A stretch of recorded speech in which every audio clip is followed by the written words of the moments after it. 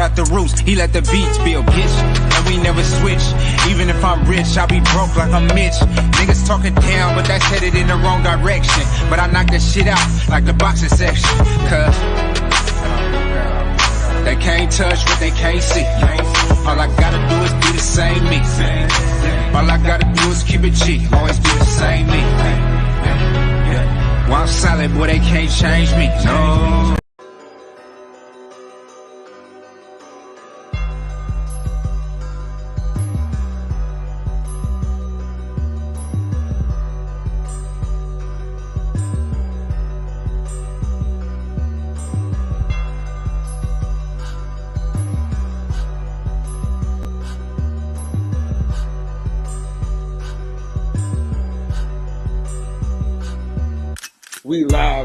We live from the boxing section, you dusty ass niggas. What's going on? We live from the boxing section, man. What's going on? Yeah, man. We got another one like the other one, same super heated. It's fight week, motherfuckers. So, we're getting closer and closer to an undisputed at 175. We're getting closer and closer, man. We got Zoto Ramirez versus Bivol. Man, tomorrow's the weigh-in. You know what I'm saying? This week is going by pretty fast. We got David Morrell getting down. Conshana, what's up, big dog? Salute to you, family. We got David Morrell finna get busy. So, we got some good boxing, man, coming up this weekend, man.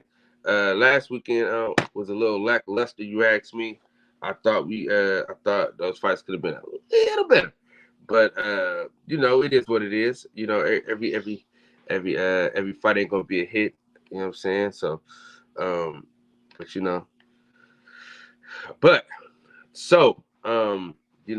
got a lot of back and forth going on right now, man. Everybody's blaming everybody, but at the end of the day, we didn't get it. Like I said, we weren't gonna get it, so we're moving on. So I have a debate next week with my boy Dub Brightside. We're gonna be debating Keyshawn Davis versus Abdullah Mason. Two great young prospects. We are definitely have a good time, man. We're gonna chop it up. I got Keyshawn Davis. He got Abdullah Mason. So we're gonna have a good time, man. We're gonna have a great fucking time. I feel like Keyshawn Davis is the best young fighter right now. I think he got the most upside, business-wise. I think he's more popular. Everything, man. I just think he's gonna be that dude. And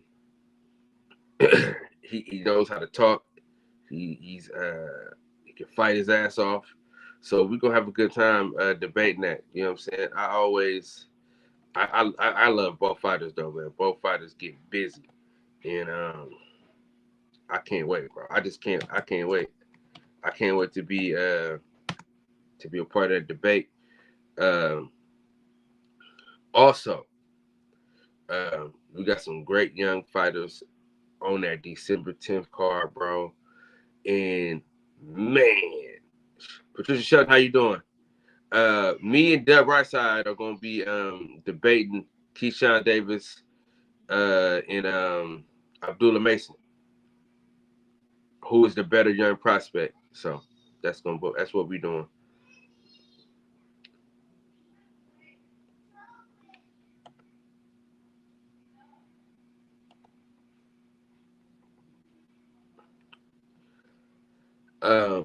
But yeah, so that's that. But so basically, they have to face off today. Mr. Pigeon, what's going on, bro? Pittsburgh T, salute to my brother. Oh, it's on the 10th, so it's next Thursday. So next Thursday, we'll be getting down.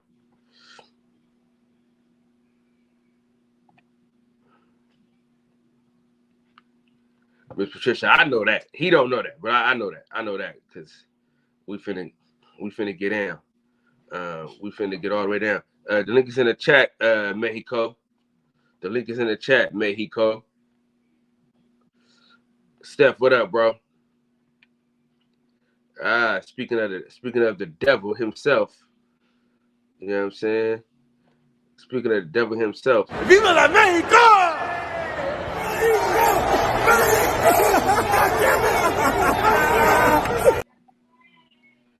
Hey, man, you need to play them things at my funeral, bro. My boy Mexico, the piece of dog shit himself. Hold on real quick. We got a very special guest in this motherfucker, man. I got warrants. What's shaking? Potato chips and bacon, goddamn. Oh shit, he got more hair on his face. Oh fuck. Afternoon. So what's up with the stash, man? You letting your beard grow too? Say what now? You got the beard in the stash or what? Just lazy. I'm definitely gonna shave. I don't like hair on my face right now, right now, man. Hey, brother, all that hair on your face is your white ancestors, man. Shut up, Max. No, what? Well, hey, you're right. Ain't no beards in Africa, right, bro. No, you're right. I know where I come from. I started in Virginia, ended up in Louisiana, East Texas, then Texas, man, where my family comes from. Hit that history hub up.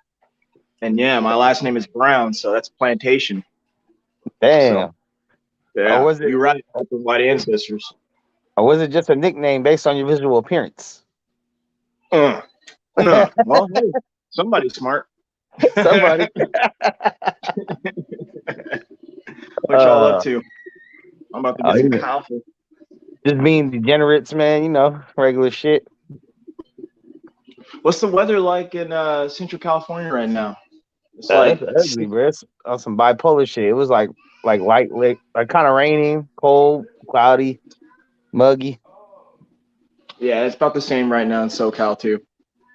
I knew it was bad because I just came from Fresno. And Visalia area, and it was like drizzling out there. So I was like, I already knew it was gonna be bad out here. Fresno, man. Damn. Doghouse Grill, baby. Yeah. Methuselah. Shout out to Methuselah in this motherfucker. Some good weed out there too. Yeah. Oh, gee. What's up, y'all? What's up, morning? It's only one thing that stood out to me out of that old tweet fest, all that bullshit they was talking about, right? The motherfucker Arrow said, I didn't have a guarantee either. Just a bigger percentage. So that means that the no guarantee was for both fighters. In the biggest fight in this era for boxing, there's no guarantee. You can get a guarantee for any other fight, but you can't get a guarantee for this. Bad business. That tells me, because Errol said that. I ain't say that. That's what Errol said. You can look it up. That tells me that the no guarantee shit was real. Bud didn't want to fight for no guarantee. Tells me that everything else he said was from his perspective. He's telling the truth. I believe Crawford. But you can't. But listen, see, this is the thing about it. This is why I blame everybody. This is why everybody gets the blame. No. And listen, man. Listen. Earl don't have a seat at the table, dog. Hey, guess what though? Guess what we're not gonna do today though? We're not talking about Terrence Crawford or Earl Spence. Oh man, it's the hottest enough of this shit. Huh? It's the hottest news in the streets, man. All you got to do, I'll leave it alone. All you got to do, Kyle, is tell me, did Errol say that or didn't?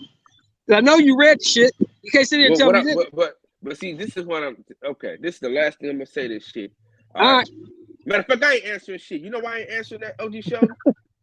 My show. Because you can't. Because you can't. This is my show. I do what the hell I want on my show. That's the fuck why. All right, goddamn it. I get it. All right, Kyle, put a shirt on, man. But that fucking that did it for me. I need to really hear that. I said put a shirt on, man. Because that canceled out all the other shit he was talking about. That canceled it out. How you gonna be on today with no shirt on, bro? That's how you feeling? I That's funny. That's a real funny joke. What's up? What's up? What's up? Hey, what's happening? Hey, what's up, Steph? Hey, Steph, I was wrong about that game. No, that's all right. What's up, KP? Hey, we know. I told y'all Cleveland was gonna win. Y'all didn't fucking listen to Kyle Davis. Hey, Joe Burrow's never beaten. Hey, Cleveland beat their ass like Michael Myers beat a chick that he about to kill, dog. But they also really needed that. They also needed that win, though, man. They needed that. Man, now those conspiracy theories sound dumb as fuck. And then, you know, like, hey, man, then, like, I was wrong, man. At least I can admit I was wrong there. Hey, you were real. That's why I fuck with you, KB, because you were a real one, man. Hey, Kyle had some dude on last night that I got on this morning when I was going to work. Man, he had Pittsburgh T and me going crazy, bro. I'm like, who the fuck is this dude? Oh, the dude that couldn't get his mic right? Yeah, and instead he talking about he felt like somebody else was disrespecting somebody else on another channel, and he bringing it over here to the boxing section because he know Cal was affiliated. Like, dude. Bro, I didn't understand anything he was talking about. That's why I got off last night, because it got hella dead. We were waiting for him to get his mic right. He couldn't get his shit right. He started talking a bunch of random shit no one was talking about. So I was like, all right, man, it's my cue. He was contradictory all over the place, dog. I appreciated the basketball talk. I enjoyed that while I was at work. Hey, man, you know, we out here, man. I was like, dang. I was like, I show like a Mexican that likes basketball. I was like, man, that. He put him on the game, bro. and that's why I say it's okay to just say that you don't know. Like, it's okay for someone to say, man, I don't watch the 60s. I don't give a fuck about that shit. I'd rather hear that than someone think that they know what they're talking about. Right. Now, Mex, you're a real one, man. You're a real Bulls fan, dog. You don't fuck around. You're a real Michael Jordan guy. Yeah, I'm a Jordan fan. He's my GOAT, but Russell's the only other person. Hey, I was sleeping though. Cleveland looking like they pretty decent now with Donovan Mitchell. Yeah, Garland and Donovan Mitchell balling right now. But I don't know if they're a playoff team though. Like the Suns. The Suns ain't really a playoff team either. They're front runners though. Yeah, I was mad when they didn't win that final against the Bucks. Wait, Max, explain that to me, because I was reading something in my Sports Illustrated, and then I saw some on Twitter, and then of course, yeah. Well, so are the Suns are they not good anymore, or what happened? What's the Suns are good. They're like, I think they're undefeated or something. They're like one of the best teams in the league. But I'm saying when it comes playoff time, those 7-game series is different, bro. That's because Paul be dominating the ball too much now, man. They need to run their offense through Booker and Aiden, bro. Yeah, but Booker's not a leader, meaning like at the point guard position, he can't delegate or dictate very well. Booker makes nobody on his team better. Right. No, he don't. I've always said that. I knew it. I like me some Devin Booker, but like I was like, he's not the leader. It's the problem. So, right on. I mean, when's the last time the Phoenix Suns won any? Damn. They never have, bro. I mean, they made the finals, so that was big. I mean, the fact they made it, but Chris Paul ain't never gonna win you a chip. I mean, he's not. He's a career underachiever with a lot of stats and accolades, but yeah, he got a lot of stats, bro. But he got more wins than T-Mac. Next, what about my hometown Dallas Mavericks? There's a lot of pressure on Luka this year to pull away with MVP and, of course, a ring. What do you think about that? They don't have the pieces for a ring yet. He ain't got no chance for no ring. He might get an MVP. By the time that time hit. Oh, he like another great white height where Dirk gets it at the end, where he gets it at the end. Well, now the league is suitable for him because you can't really touch anybody. So hey, these motherfuckers are gonna go crazy if there's 3 white MVPs in a row. I'm gonna tell you that right now. Oh, Jokic did win it. Jokic got back-to-backs already, so. Man, wait, what's your name should have won it last year though? Embiid. Yeah, Jokic got back-to-backs last year before. That's right. You know, it's a Euro player league, man. The league they changed it. Did you notice that the players did say this? Podcast about nothing. The players did say that the when they go to Euro and play over there, what's your name? Luka then was like, the game is a lot harder over there, based on the way that they changed the game in the NBA. Because it's easier to score out here. Yeah. That's Luka talking like he was playing in EuroLeague when he was like a teenager. He came to he's US playing and it was money all day, cookies. Yeah, because you can't touch him, man. You can't do nothing to him. Nothing. You Yeah, can't, but then man. Fuck not touching them. You can't even talk to your opponents no more. You can't even tell another dude he's trash, like without getting in trouble. They say it's easier over there, but come over here and don't dominate. Like, why y'all not winning chips then if it's easier? Well, you got to have more players than just him. There's better teams over here. They let what's your name go to New York? What's his name? The point guard, Brunson. Brunson went to New York, right? Yeah, he actually. Yeah, was surprised. Brunson was good coming off the bench so for much him, money. Man.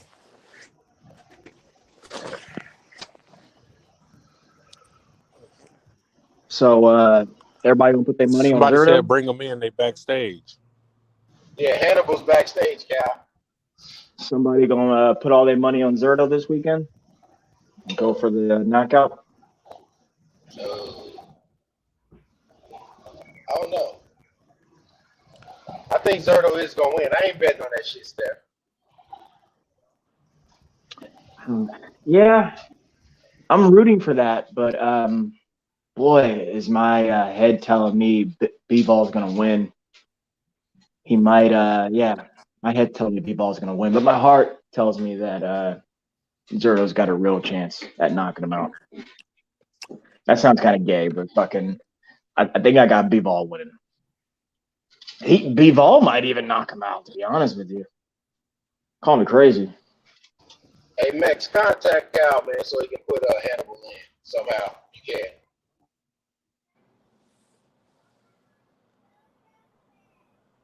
Speaking of Cavaliers, Montana Love was at the game yesterday with the IBF belt.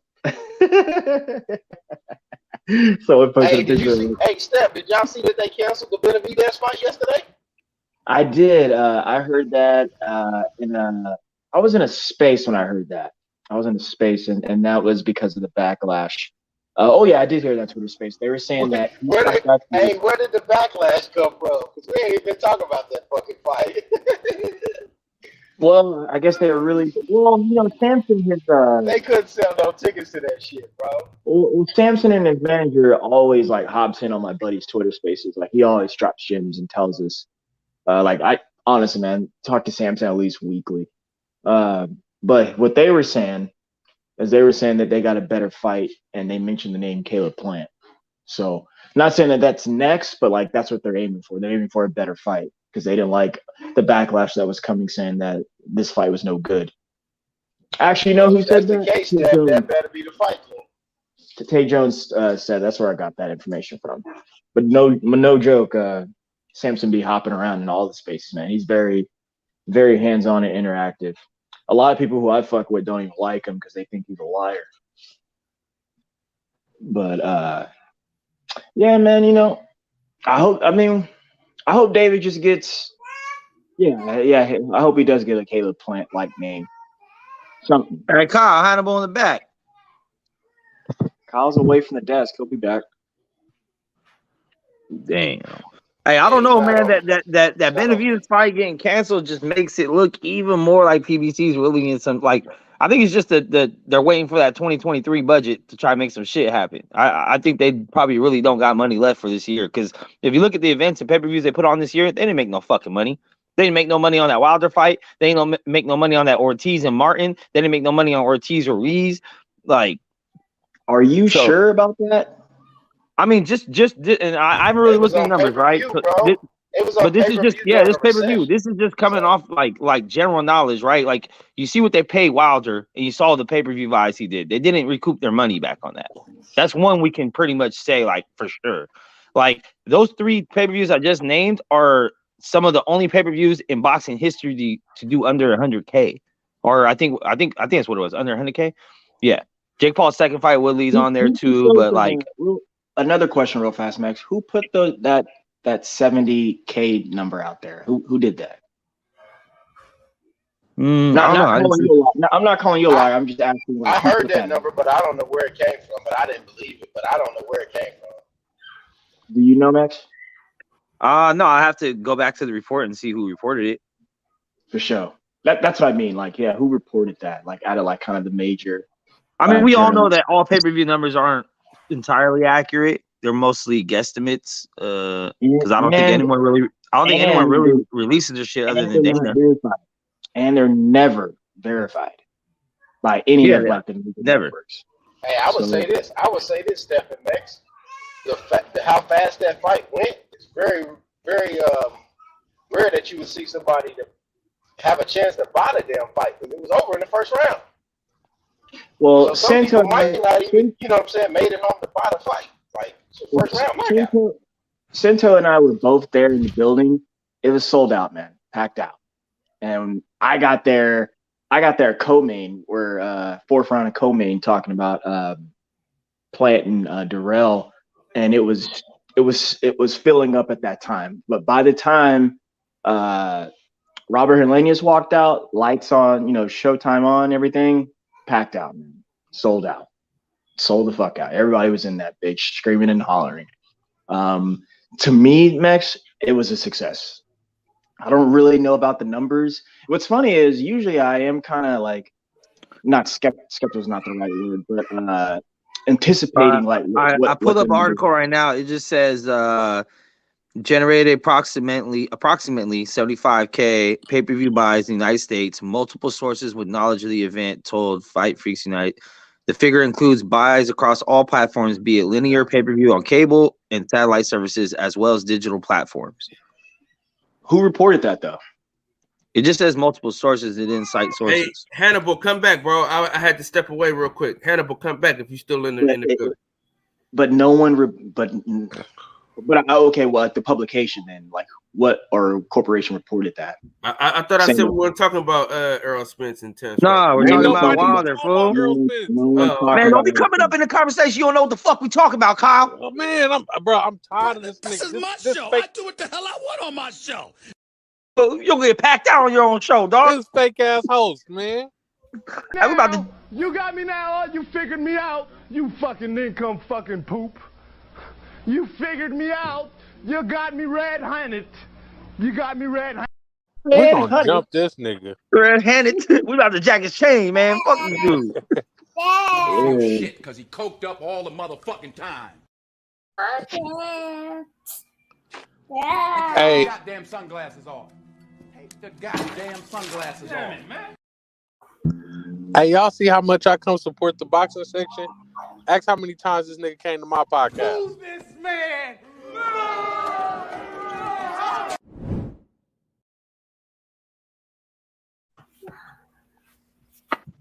I don't know. I know every time I be on the show, Kyle. Shut the fuck up, you little prick.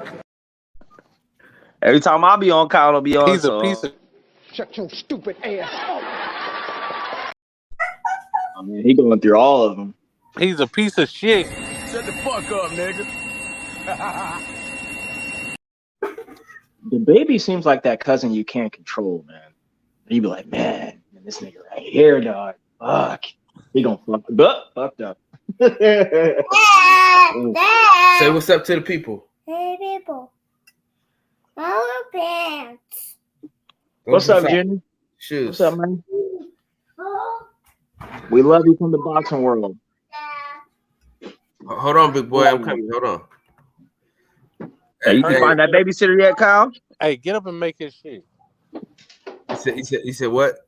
You find that babysitter yet or what? No, we locked in already. Okay. Yeah, yeah, we locked in, bro. All you gotta do is make a turkey cheese melt. Be all right. Hey, that was a once in a lifetime fuck up. That won't happen again. Y'all know that. See. By the way, I talked to Freddie for a little bit. He's doing well, man. He's busy. Yeah, I talked to Fred yesterday. See. That him a jizz shit. Yeah, I'm proud of him. Kind of back to Wilder there, man. Fuck this on. I'm saying that shit again. Hey, Steph, you know how to stream? Stream? Yeah, like I'm trying to stream the little boxing game when they come out. They doing the little new beta or whatever on them. You know how to stream from a MacBook to YouTube? No, but I know Freddie would know. I know Freddie. He's very That's what hands-on I like thought was gonna be up here. I was gonna ask him, but yeah, Box Talk definitely. You do know he's in our group chat, right? hey, fuck you. Stupid motherfucker. But real quick though, Max, kind of back to Wilder. What was so surprising, and like let's just say those numbers are correct. Talking about the 70s, whatever it was. Cool, fine. But what was more successful is that Deontay Wilder stated he was going to come back He stated that he was going to come back, have a comeback fight in early August. And then it wasn't to the end of August that he announced that he was going to fight. We didn't even know who he was going to fight. But it wasn't until the end of August that we knew that he was going to fight Robert Elenius. That he was going to fight Robert Elenius. I mean, and then he fought October 15th, which I was there. That's 1, 2, 3. That's 6 weeks later from the time that he announced the fight. So that's no major public, no major, what do you call that stuff? Promoting and all that stuff. Nah. Don't start copping please now, because all I heard was he was the king of the people. And he has the strongest support system. He's the heavyweight, all that bullshit. Brother, stop, brother. That's not even where I'm going. I'm just saying. Let me state. Cool, fine. But let me state. Get it off. No, let me state what I said at the beginning. I said, let's if those numbers are true. But more importantly, what's even more successful is that in 6 weeks' time, he announced that he was fighting somebody, and then he got it done. So these things can happen. Is my point. And then, and to conclude, I don't even believe that number. Stop. Here's what I'm saying, Steph. Let's not believe the number. We can double the number. 150 pay-per-view, 150K is still not big for what they paid him. Bro, it doesn't matter what they paid him. That's just what he commands. That's what I'm saying. When you pay a fighter, you got to recoup back somehow, some way, or else you're losing money. They don't. As I've said, I say this a million times. Showtime doesn't make their money off boxing. They could care less about pay-per-view boxing. It was on Fox, though. It was on Fox, though. It was on Fox. I'm sorry. Yeah. I'm sorry. Well, okay. Let me rephrase that. PBC. They don't make their money, or no, I don't want to say PBC. Just the networks. They don't make their money off pay-per-view boxing. 75K is really low. Or getting a risk, like risk. No, that's not how they do it. That's when numbers like that, it's pretty obvious they don't make their money off boxing. Bro. Yeah, like numbers like that.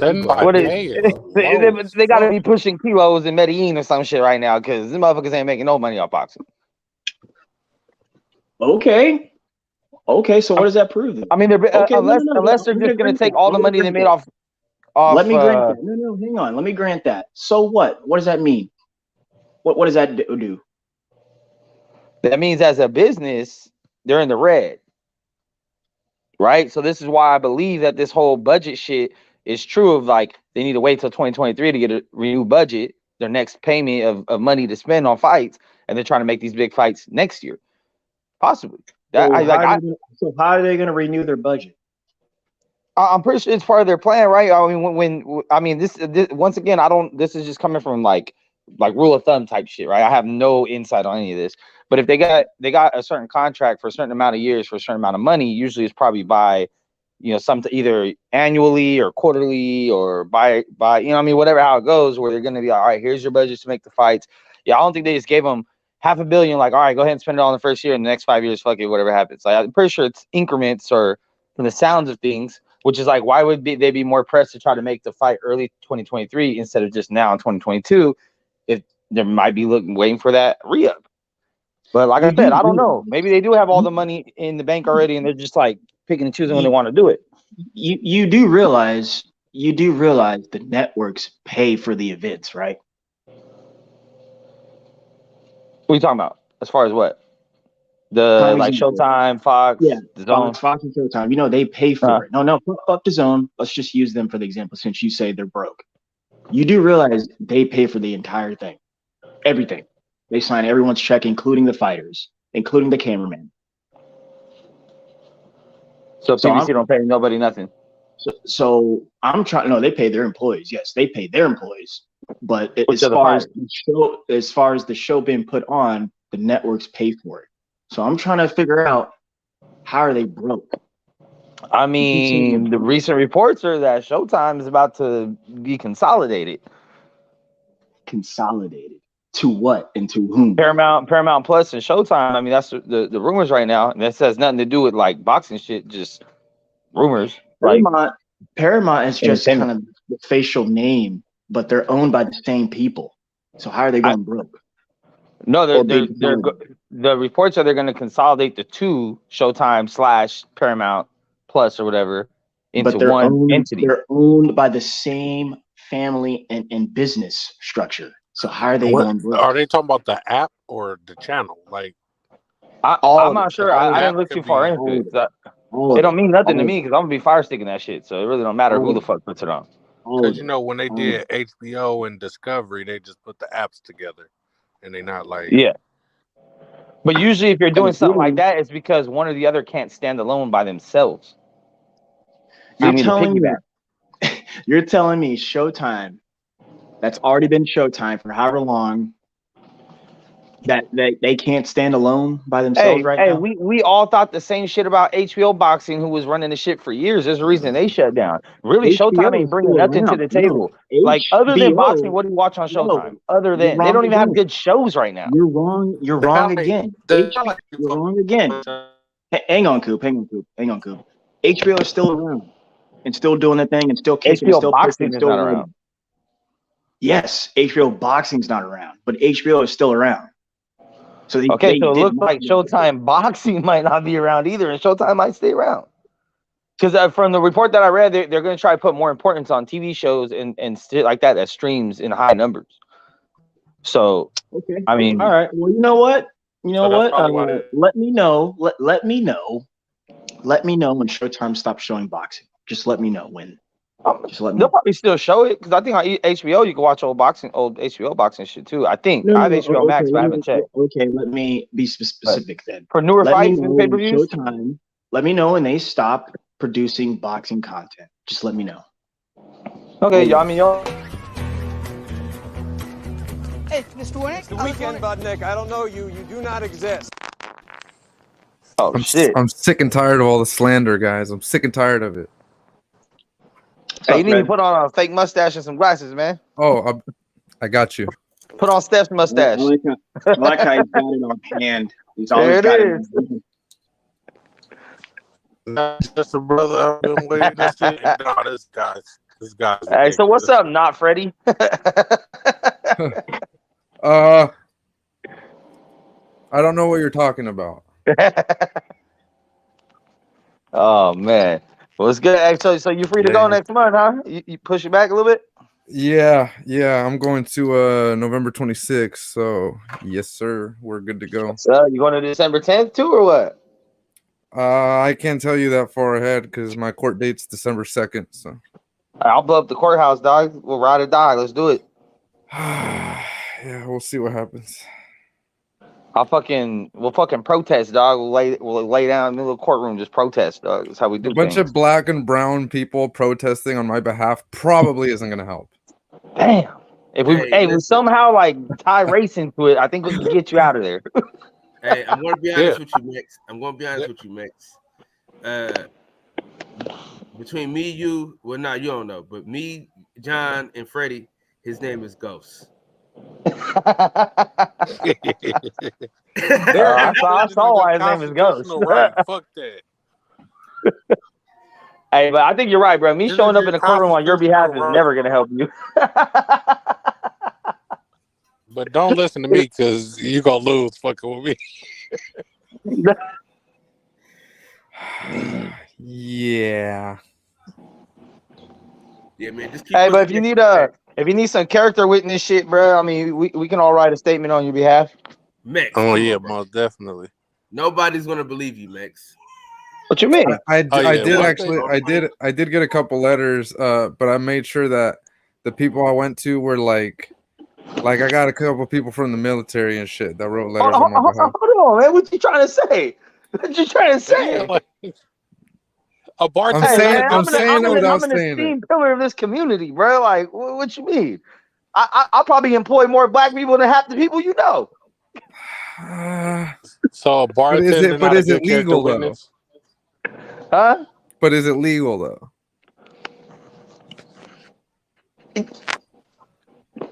I mean, I'm if just we're in playing. Portland, maybe. I'm just playing, Max. Ooh, this doghouse grill, boy. Hey, I'm telling you, if y'all don't know about Doghouse Grill in Fresno, better go pull up. What's up? Did you see my message in the gram? You sent me a message on IG?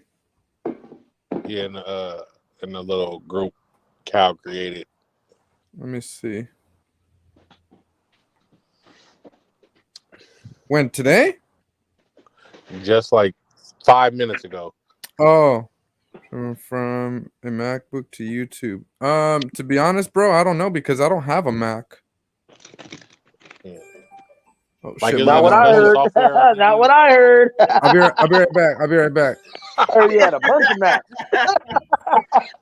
Mac 10, Mac 11, Mac. The feds is watching, man. What the fuck is you doing out there? Put Max on fucking timeout. The feds already watched his ass. Hey, Mix. Cal, did y'all see? Hold on real quick. Because Mix got to get this work before we go. He got to get this work, man. He don't feel shit because he coked up all the motherfucking time. And take them goddamn sunglasses off. Take the goddamn sunglasses off. Man. All right, I'm back. Who was talking shit? What'd you say, Max? You got to block that shit. Hey, you said you don't got Max, but I'm like, that's not what I heard. What the hell is that supposed to mean, man? Shut the fuck up, you little prick. It means nothing. It means nothing. I plead the fifth. Hey, Cal, did you say that Kanye clip? What'd you say? You say you squeezed the fifth. I plead the fifth. I know my rights. Shout the season, man.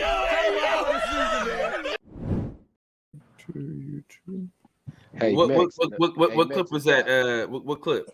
Hey, Cal. The one when he was like, "Hey, bro, I'm talking, bro." Bro, I don't know what the fuck I did with it, bro. I thought I screen recorded it, but I didn't. Can you send it back to me?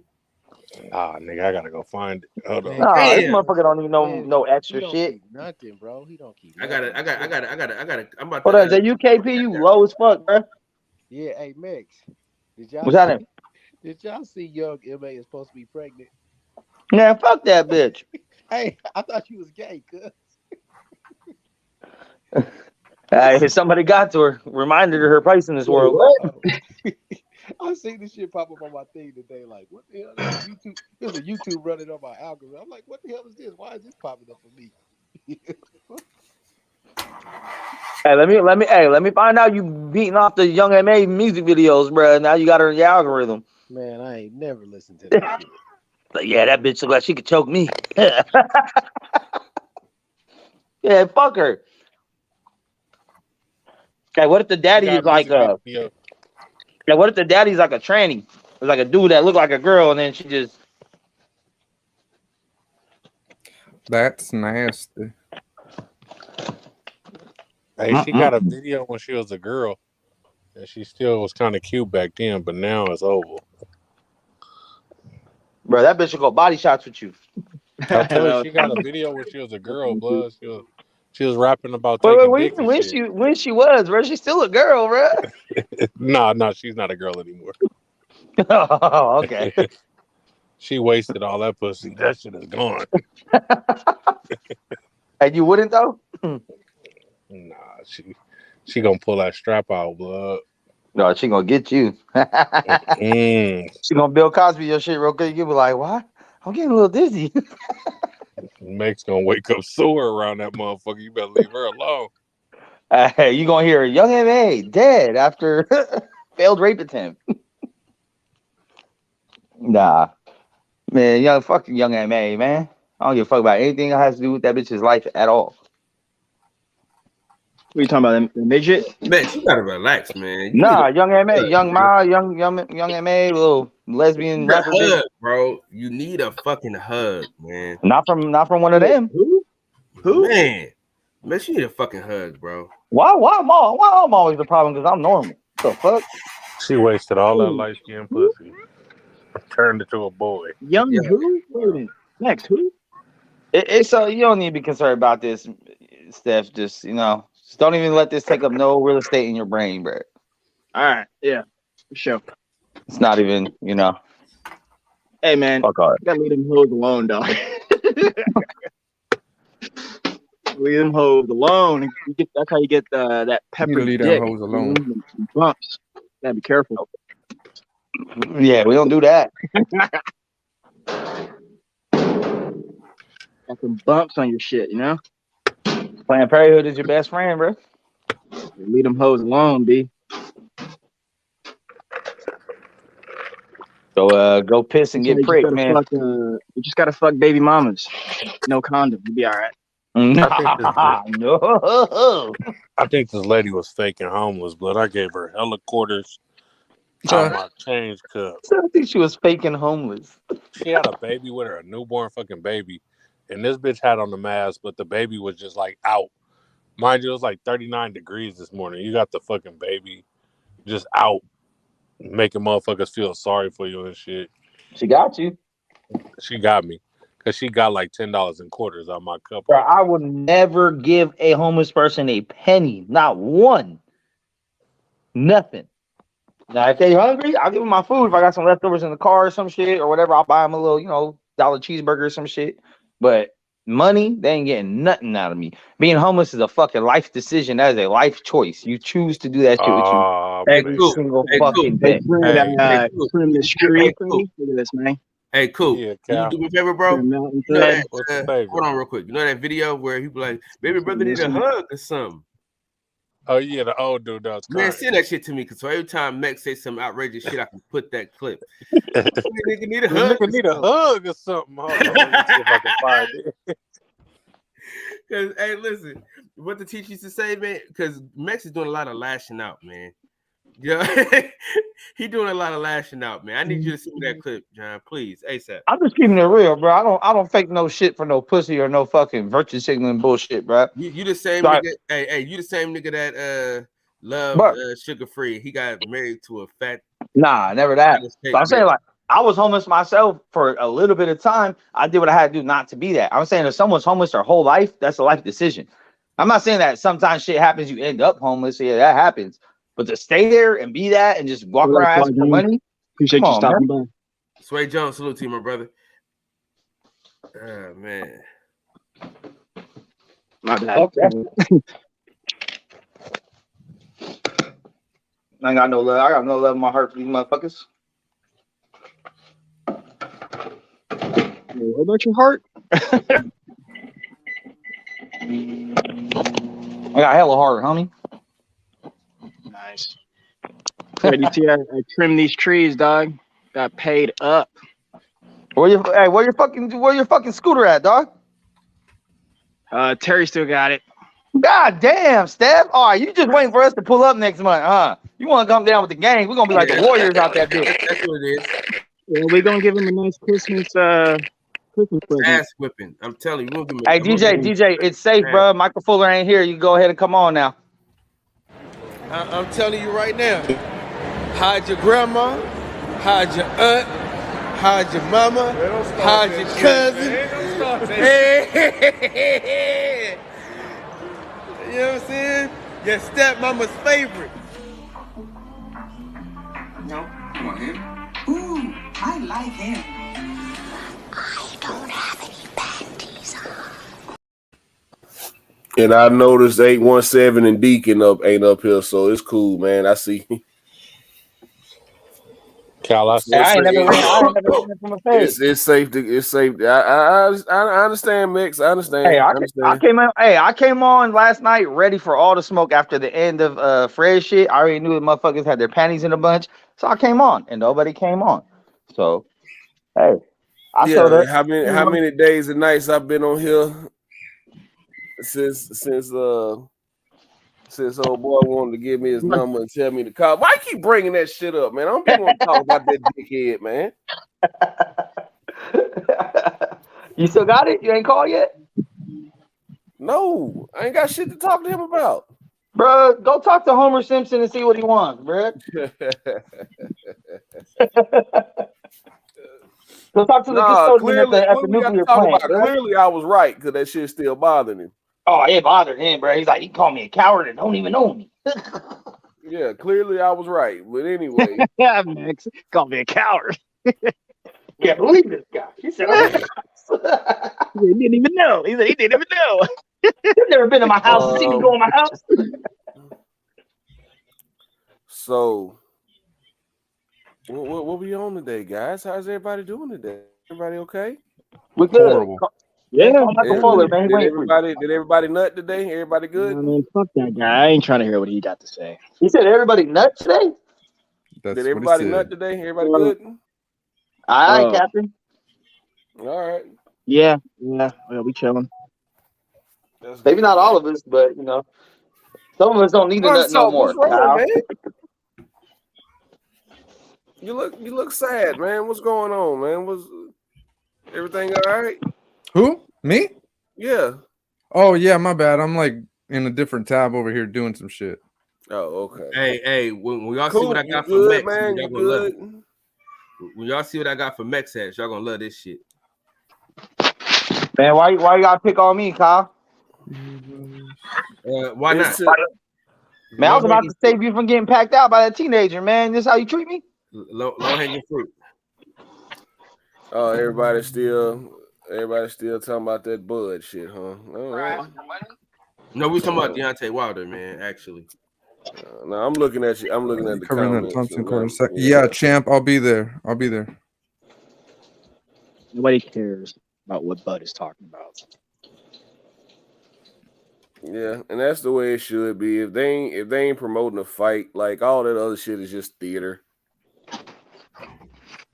And it's all good. They both having a back and forth on Twitter and shit. Like they got like. I was gonna say this, man. I think a man of Bud's stature, from what I see of how he treats his family and how he spends time with his children, when he puts something on his children, I don't think he's lying, bro. I'm just gonna say that. I'm just gonna put that out there. And Errol Spence is. I'm just saying. He said he put it on his children. Spence didn't. I'm not saying he is or isn't, because I'm saying. Oh, because he said I put it on my kids. He ain't lying. Yeah. I mean, if you put something on your kids, I believe you, because I know you don't fuck with your kids. Now you could be lying to my face, and that just makes you the biggest piece of shit ever, if that's the case.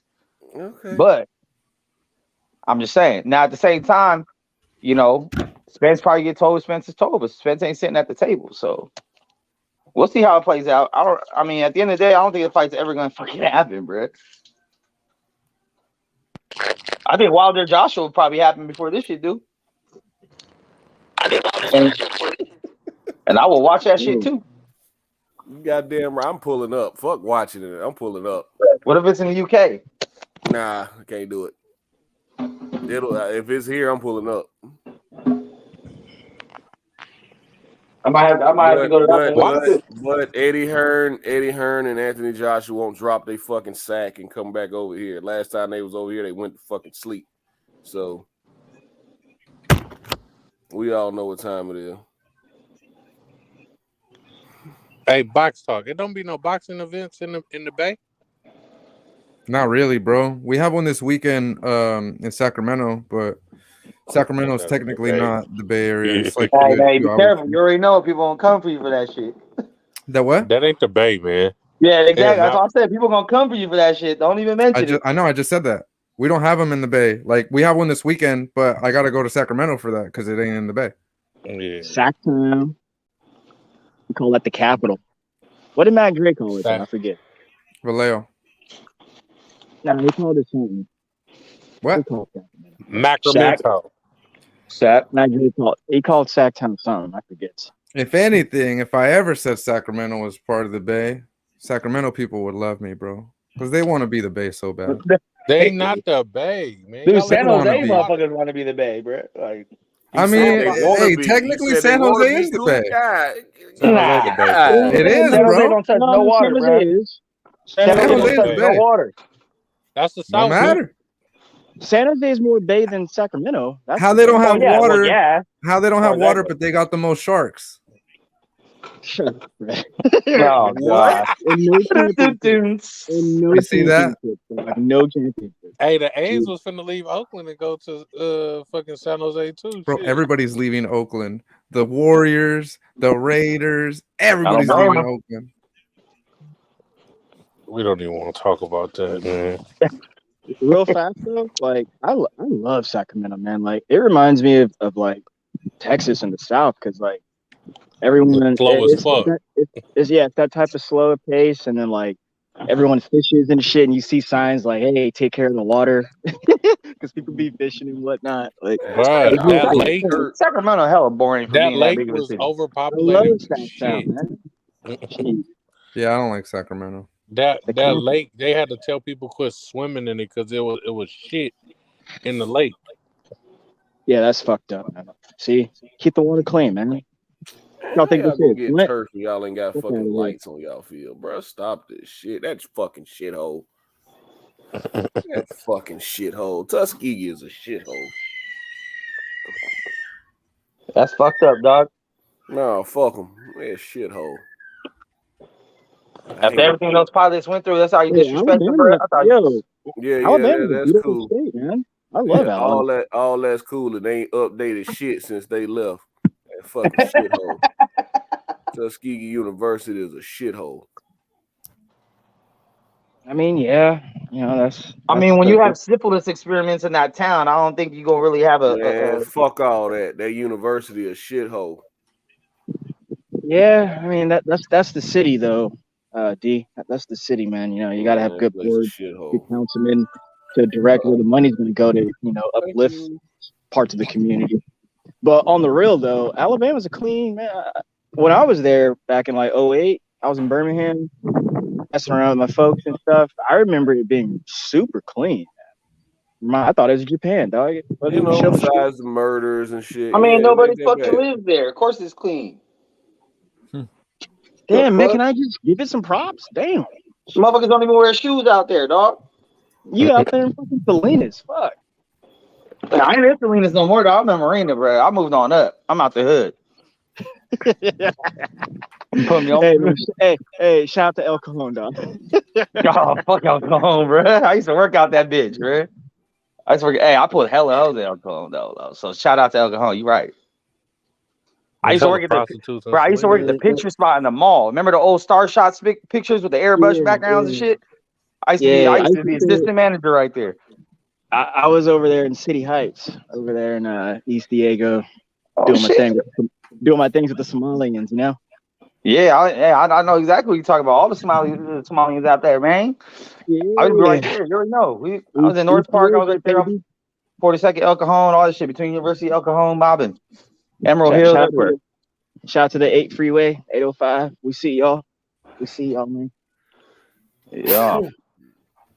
Man, I can't wait till next month though, till we link up. We out here. You know what's crazy to me is how Oscar De La Hoya is supposed to be coming out with some shit to quote unquote expose Al when all your big fighters keep leaving you. That shit's crazy to me, man. Like who? Who left? Who stayed is the question. I mean, Canelo leaving by himself is like fucking 80% of that business, so. And Canelo's never complained. Never complained. Didn't he sue Oscar? Yeah, he definitely complained. Speedy Rashidi Ellis was just like he just left him. People forget the Charlos was with him. They left. Like Wilder left. It's a bunch of people that left Oscar. The only people that still wait, Wilder used to be on Golden Boy? Yeah, yes. Wilder and Spence. And a lot of people, bro. Spence, the Charlos, bro. Oh, go back, man. Like 2015, Floyd Mayweather, 2015, something like that. They were all with Golden Boy. Yeah, all of them. Who is it? Mr. Diaz and Gomez. Those are the guys who really run it. Fucking Oscar he don't care, man. It's a little toy project for him. Talking about Golden Boy as a whole. When what's his name left, man? He's chilling. When what's his name left Oscar, his business partner, Schaefer. Yeah, I knew something with an S. When he left, a lot of them guys left, man. Well, what had happened was is that when I mean, all of them were involved, like even including Espinoza. He was one of the lawyers. And what had happened was when who was that? Mr. Heyman had signed everybody to managerial contracts because they were still being promoted by Golden Boy. They wanted, they wanted more, whatever. I'm just gonna use the word representation, but they wanted what they wanted, and Al could give it to them because he was managing them. So when those contracts ended with Golden Boy, they all left and of course formed the PBC, and it was history, man. The rest is history. That's what happened, though. He signed those guys to managerial contracts, advisory contracts, not promoting contracts, and so forth. So, again, when they left and formed PBC, everyone left, man. Everyone left. They had nothing. This is why Oscar does not like Al Heyman. He didn't even want to do business with him. I don't blame him for that, but that's why he won't fuck with him, man. He is not fucked with Al Heyman and the PBC since because of that instance. That's the real deal right there, though. And that was the smartest thing Floyd ever did, was hire Al Heyman. That was the smartest thing he ever did. Very, very good. Bro. Yeah, we're listening. Pittsburgh, wow. I just feel like bothering y'all. So DJ, the Eagles gonna blow out the Texans tonight? Absolutely. Are they in Houston? Yep.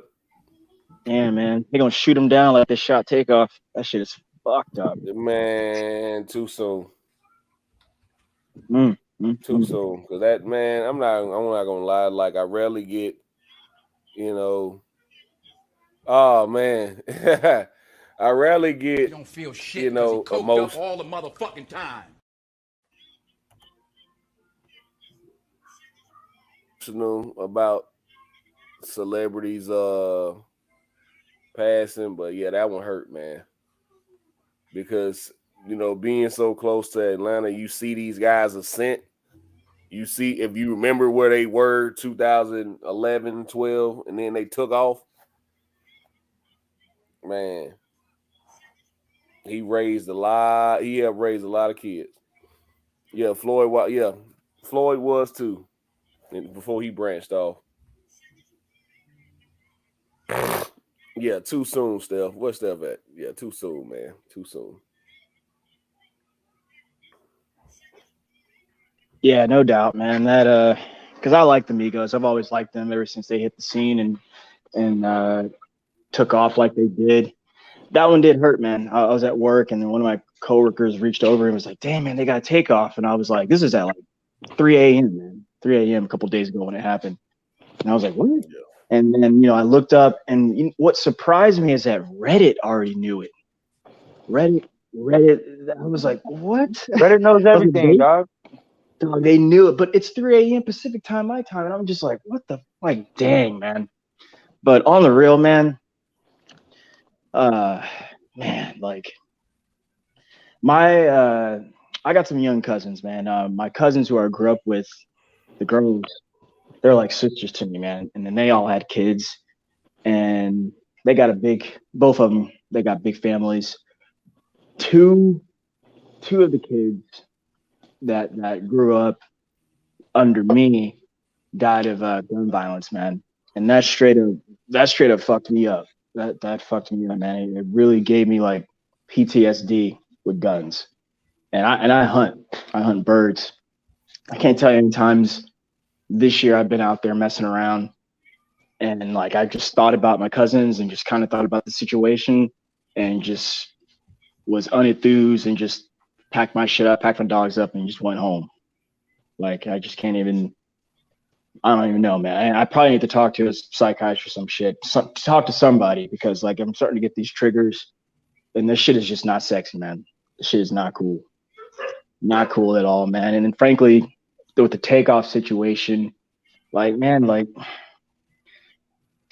you just killed somebody over what was supposedly like a dice game. Like, what the fuck are you pulling out a gun for, man?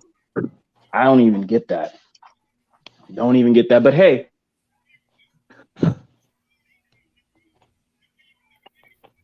man, fucking white people, man. Somehow it's just white people's fault. I know it. Somehow. Play stupid games, win stupid prizes, man. Everybody knows. Everybody in the history of dice games knows that dice games are one of the most dangerous areas to be in America. No matter what state or hood you're in, a dice game is always a dangerous environment. That's why. I mean, Big L came out with Casualties of a Dice Game like back in the 90s, bro. Motherfuckers are still thinking it's all good because they got some money now. Nah. Nope. Unfortunately, you know, Takeoff caught a stray. You know, but a couple strays. You know what I'm saying? Yeah. I don't know, man. Stay the fuck out from the environments, bro. Like, I mean, or if you do have a controlled environment with just the people you actually know, nah, bro, I don't know, you can't come in. Like, that's it. Just the homies. Everybody got an entourage. You don't even know who the fuck lurking in other people's entourages. Fuck that.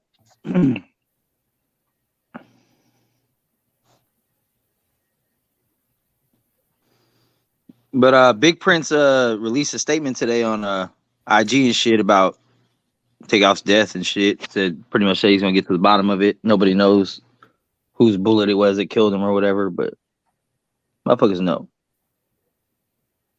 Yeah, motherfuckers know it, and he finna get burnt. They gonna handle that they damn self. Translation. Yup. Hey, Mex, this is a special drop for you, bro. None of you motherfuckers don't care enough about a brother to even just see what's going on in a nigga life. Sometimes a nigga need a hug or something, you know what I'm saying? Hey, fuck you, dog. I'm gonna sue you for defamation. Yeah, Mad Dog H. I saw Shakur was there too, man. I was like, thank God. That shit could have been bad. Yeah, I mean, you just gotta move different, man. You just gotta move different. Dude. Oh, you need to have a thing on you too. You in Texas, you can. You stand right there with an AR if you want. 2 dice. Fuck you. And Hollywood Ingram, Atlanta shoot at everybody. Atlanta's starting to turn into like a little mini LA. Atlanta shoot at everybody.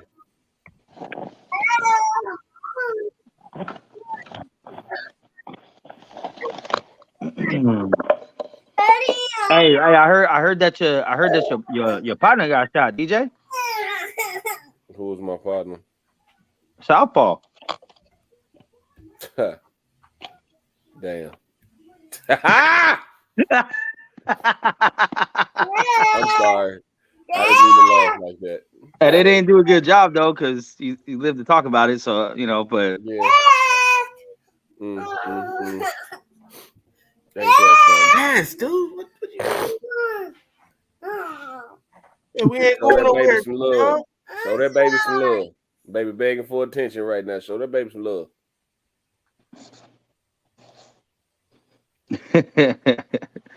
Little twin, man. So that baby some love. Hey, what's good? Is there any fights this weekend? What's the fight schedule looking like? Shit. Hell yeah, there's fights this weekend. Fucking Zerdo and Bivol, man. Oh, Zero Bivol. Okay, what else? Morel fights this weekend. Yeah, Morel fight that night. Bivol and Zerdo fight. Only thing that bothered me about Bivol and Zerdo, man, that shit being in Abu Dhabi, like, damn, man, that shit come on at like 5 o'clock my time, man, and that'll be at the tail end of the Tennessee and Georgia game. That's gonna be a good ass game. So, oh wow. What you talking about, Birdman? They could come right now. I'm not even gonna be on the show tonight. I work tonight, bro. I wish I could because I don't run for no smoke tonight on Fred. Man, ain't no saving him. He a lost fucking soul. Hey, I'm a pothead. I'm ready for all the smoke. Always. Ain't no. You know what, man? I realized months ago you can't save Mex. Just let him ride, man. Man, whatever happens. Hey, all I'm saying is, let him have it, man. All I'm saying is, was I wrong? Yeah, motherfucker, about a lot of shit. But you know what? We love you. We gonna let it ride. No. I'm talking about last night. What they mad about? Oh no, I ain't listened last night because because last night it was Delonte and some other dude. Well, first of all, it was L and Fred were going back and forth. They were, whatever, they were doing their shit. And then Delonte and other dude really started getting disrespectful with each other. Shut the fuck up. Well, all this extra shit. And they started popping shit off out of nowhere. You know what I mean? And then after everything was said and done, it was like that weird ambiance in the air where it's just kind of like, oh shit, we just, motherfuckers had guns. It's been a shootout type shit. And then they, last words. So my last words, for lack of better things to describe it, I was just like, niggas. Like, that's what it was. That's what we just witnessed. Like, that's exactly how the shit happens, bro. That's just exactly how Takeoff got shot. Two dudes talking shit to each other, don't know each other, telling each other, shut the fuck up, and all this other shit get cracking, ruin the whole vibe, and then just leave everybody decimated. Like, nah. So I was just like, boom. And as soon as I said that, you already know the usual suspects start popping up. Like, look, bro. Like, I can't explain this shit to nobody. I'm starting to realize that there's a big culture gap between us, because for even for the old heads that grew up in the hood, like the 50-year-olds and shit that did grow up in the hood, it's not the same hood, bro. You guys grew up in hoods that were pre-crack era, pre-gangs. Like, that's just a poor neighborhood. That's not violent and fucking crazy like it is now. So they don't understand. They don't get it. So if you grew up in the hood in the 60s and 70s, that ain't the same shit as today. So you can't even use your expertise. Like, yeah, well, I grew up in the hood too when I was a kid. You need to leave that dope alone. You haven't. So He need to leave that dope alone. There wasn't no dope back then. None of you motherfuckers don't care enough about a brother to even just see what's going on in a nigga life. Sometimes a nigga need a hug or something. You know what I'm saying? I hate you, Kyle. yeah, it was. Don't let them fool you. I ain't worried about none of that shit. I don't care. I grew up out here. I'm still out here, so motherfuckers can't tell me shit about nothing. I'm in the house. I'm in the house. I ain't out nowhere. I mean, I'll be in the house, but I leave my house sometimes. Regret. Hey, boy. Don't call me boy. Don't finish. I told you. Oh, don't treat me like a boy then. I'm going to finish my sentence of my idea. Hey, man. Why all these lightweights think Lomachenko food, though? Oh, man. I'm looking at all the responses, from his fight Saturday. Of course, Devin Haney gonna pop his shit. Shakur gonna pop his shit. But I'm looking at these other cats, man. You had Rolly talking shit. You had fucking, oh man, did you hear what Rolly said about Spence and Crawford? That shit was fucking hilarious. God, he can promote a fight. Yes, he can. He can promote the hell out of fight. He was like, yeah, what did he say? He was like, they both bitches. They both scared of each other, but don't nobody want to look. He was like, you know how it is when you put two dogs behind a gate and two they chihuahuas.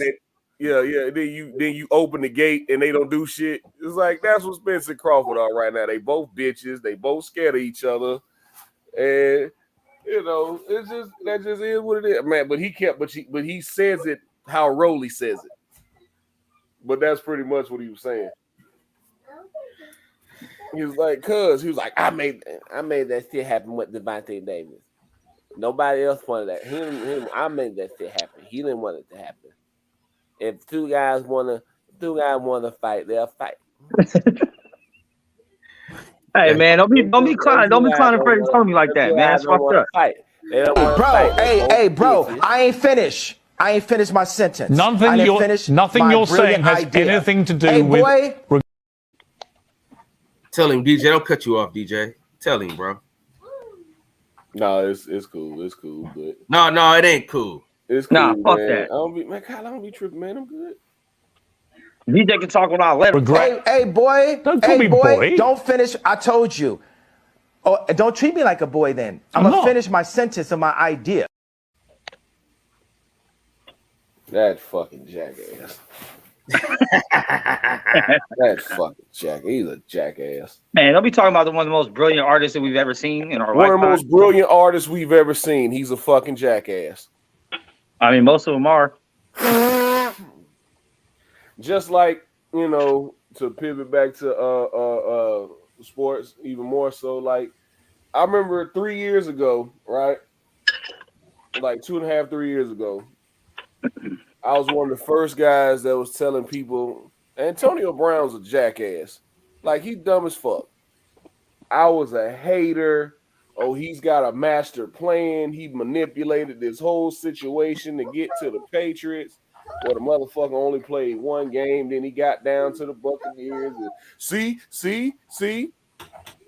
I don't see shit. I see a motherfucker who threw away an entire guaranteed contract and got kicked off 3 teams within a year for acting like a jackass. So it was like, nah, man. Like, he dumb as hell. He needs some real counseling. He needs some real help. I wanted him to get his shit together. But after so long, man, you just see when people keep hyping that shit up. Yeah, AB. Even after Kanye said the shit he said, I ain't care. I'm gonna go ahead and say, I ain't care about the little anti-Semitic shit. I'm not Jewish, so it didn't matter to me. It didn't offend me. I'm gonna treat it how they treat black people sometimes. It didn't really matter to me. I'm sorry, I didn't care. Hey, DJ. No, we not blaming CTE, man. We not doing that. We not blaming fucking CTE for Antonio Brown. That's who the fuck he is. That's who the fuck he is, man. Who said CTE? A lot of people. It was like, man, Antonio Brown before they hit against Vontaze Burfict.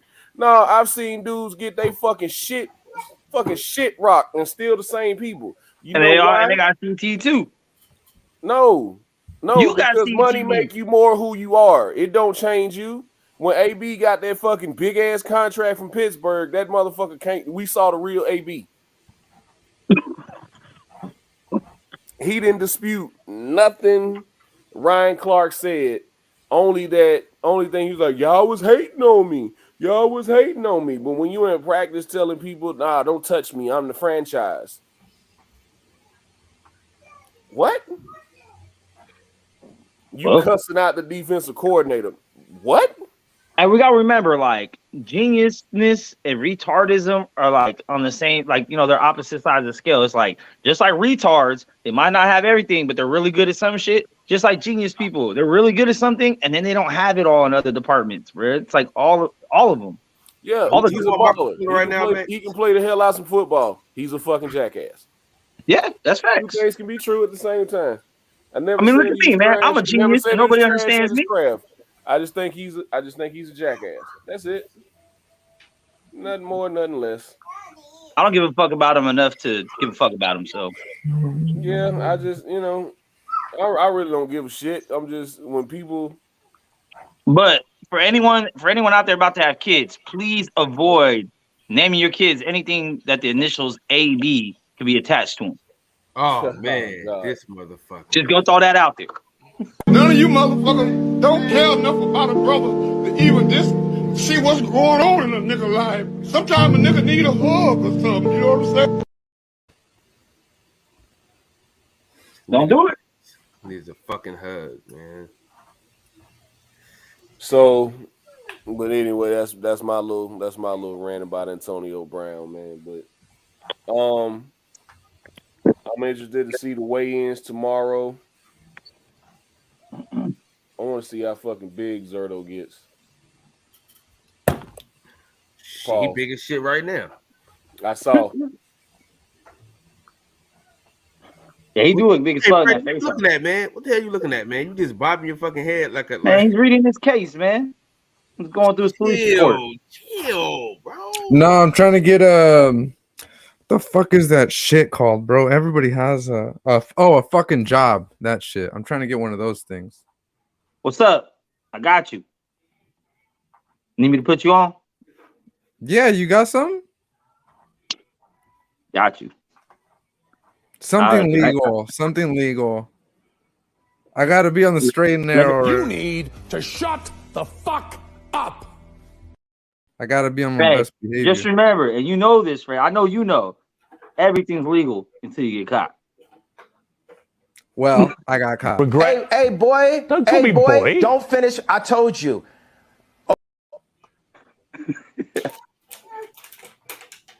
And I'll tell you, bro, bartending is easy, flexible money, tax-free money. Easy schedule. You don't have to work a full 8 hours. But I'm a felon. And I'm not. I don't fucking know. How old is your felony?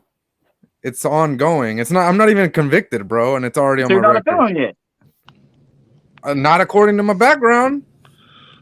Oh shit. Yeah, it's fucking annoying, bro. I'm like, yo, I ain't even convicted yet. What the fuck? Yeah, that's bullshit.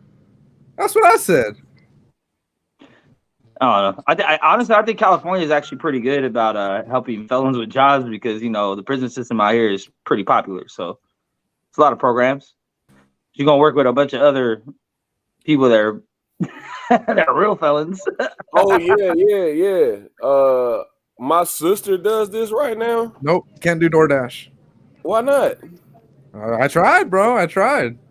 You know why I tried? I actually tried DoorDash, like right around the time that it happened, just because I was like, hey, if I do DoorDash, it won't mess with my YouTube schedule, right? Because I travel a lot on the weekends.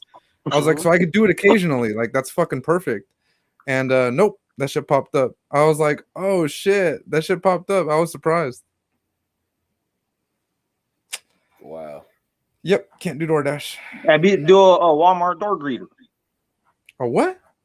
Walmart door greeter. Wait. So a felon can't drop off food? What the fuck did he go do? Steal it?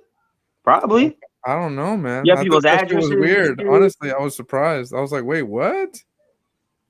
Probably think you casing their Yeah, house. That's weird. That's real weird. I don't like that. Yeah, man. That shit popped up. It's like, I didn't think it was going to pop up. So obviously, like it asks you if you got a record, and I put no, and then whatever. I think it should depend on what kind of felony you got, too. I got an email. Like money shit. But if it's violence or sexual. It's not violent. Technically, it's not violent. And yeah. Yeah, you didn't cause any violence. About it? Can you talk about it? Kind of. You could just Google my name, honestly, if you're curious. Hey, listen, Ghost. Okay. If you can't talk about it, we're not gonna talk about it. You gotta chill, Ghost. Yeah. Ghost, you gotta chill. Yeah, you still fighting it, bro. So you gotta, mum is the word for now. But once you get convicted, if you get convicted, hopefully you don't. But if you do, make an album, bro. What you mean, like? Max, what you want, man? I'm just saying. they already told me I'm looking at some jail time. It's just a matter of how long, I guess. Hold on real quick.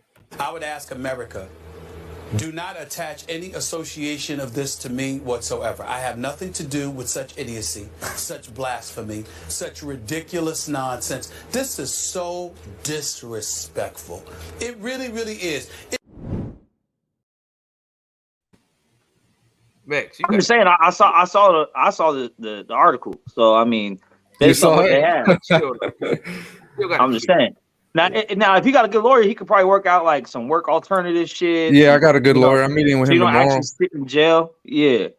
Nah, but I'm looking at time, bro. It's fucking like 9 felonies. So, whatever. But how can they, man? You have time served already, or you bailed out? Nah, I bailed out. Yeah. So whatever.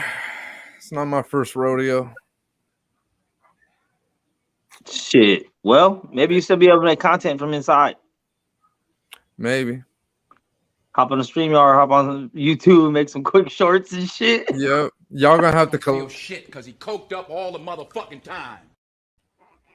I'm gonna need. He's gonna be in there with the sheets like. I'm gonna need. I saw Zerto had a nice jab. I knew he'd win. I'm gonna need Kyle to accept my collect calls. I got you, bro. So I can hop on the panel. Hey, bro, man, I only got 15 minutes. Let me say my shit and then I'm gone. Hell yeah. Hey, let me know your info, man. We drop money on your books and shit. Make sure you're eating right. At least. Yes, sir. Thank you. I appreciate it. You have to pick a side though, Freddie. You gonna do the others? You gonna be with the Oh yeah, what you running, Freddie? It's different over here, bro. I kind of you know what? I don't know where they're gonna put me. Huh? Yeah, I think you probably run with the Bisons most likely. I don't know. It's less politics. I just be with the others, bro. So I'll just be out the way. Because I used to be involved when I was younger, right? Oh, and so like last time I went in, but I'm cool with everybody. Like I'm here where I'm from, bro. I'm cool. Like I get along with this. Yeah. Well, yeah, but I know people in there too. So like when they try to like, because they in intake they ask you, you know, and obviously they got your tattoos and shit too. So like they kind of know, and so they asked me, they're like, oh hey, so you're still active, so we're gonna throw you in there with the actives, right? And I was like, I'm not active, but you could throw me in there. Yeah, that's fine. And they're like, wait, you're not active? I was like, no, I haven't been active for years. Like that shit is hella old. But if you want, you could throw me in there. That's fine. And they're like, well, we don't want to throw you in there if you're gonna get in trouble, you know? I was like, no, I'll be fine. You could throw me in there, or you could throw me with the opposite side. Like I'm fine wherever you want to put me in. And when I said that, they were hella confused. They were like, wait, you're down to go with the Southerners or the Northerners? Like what the fuck? So they like isolated me. They put me like in a I don't know what the fuck you call it. Like I was by myself. Yeah. So yeah, I think they just didn't really know what the fuck to do. That's the same shit happened with me last time. Not last time. The first time I went in the county, I was in holding for like 3 days because they didn't know where to fucking house me. Because they're like, well, you're not a Northerner, you're not a Southerner, you have no tattoos, you're not a Paisa, you don't even know Spanish. We kind of know where to put you and all this other shit. And I didn't even know that shit happened in jail like that. So I was like, wait, like what the fuck? Why can't I just go be like my friends? Yeah, but I don't know. I mean, I'm gonna tell them the same thing. Like, bro, honestly, wherever you guys want to put me, I'm gonna be fine. Like, I'm not even worried about it. So, whatever. That's here though, because they already told me I'm not going to like prison. I'm gonna be in county. So, which is better, I think, because county's 2 to 1, right? I think. Yeah, it's 2 to 1. So like, and then like I said, like here where I'm from, like I'm fine. If I go to like prison or something, that might be a little different because people don't know me like that, you know. Yeah. But like here where I'm from, I'm good. Yeah. But you gonna come out a triad. The fuck is that? One of them Japanese gangsters. Oh. Nah, we don't really got Asians like that out here. You don't got Asians over there in the Bay? Not like that. Man, they all they're all in San Francisco. They're all in San Francisco. Yeah. Anywhere the computers.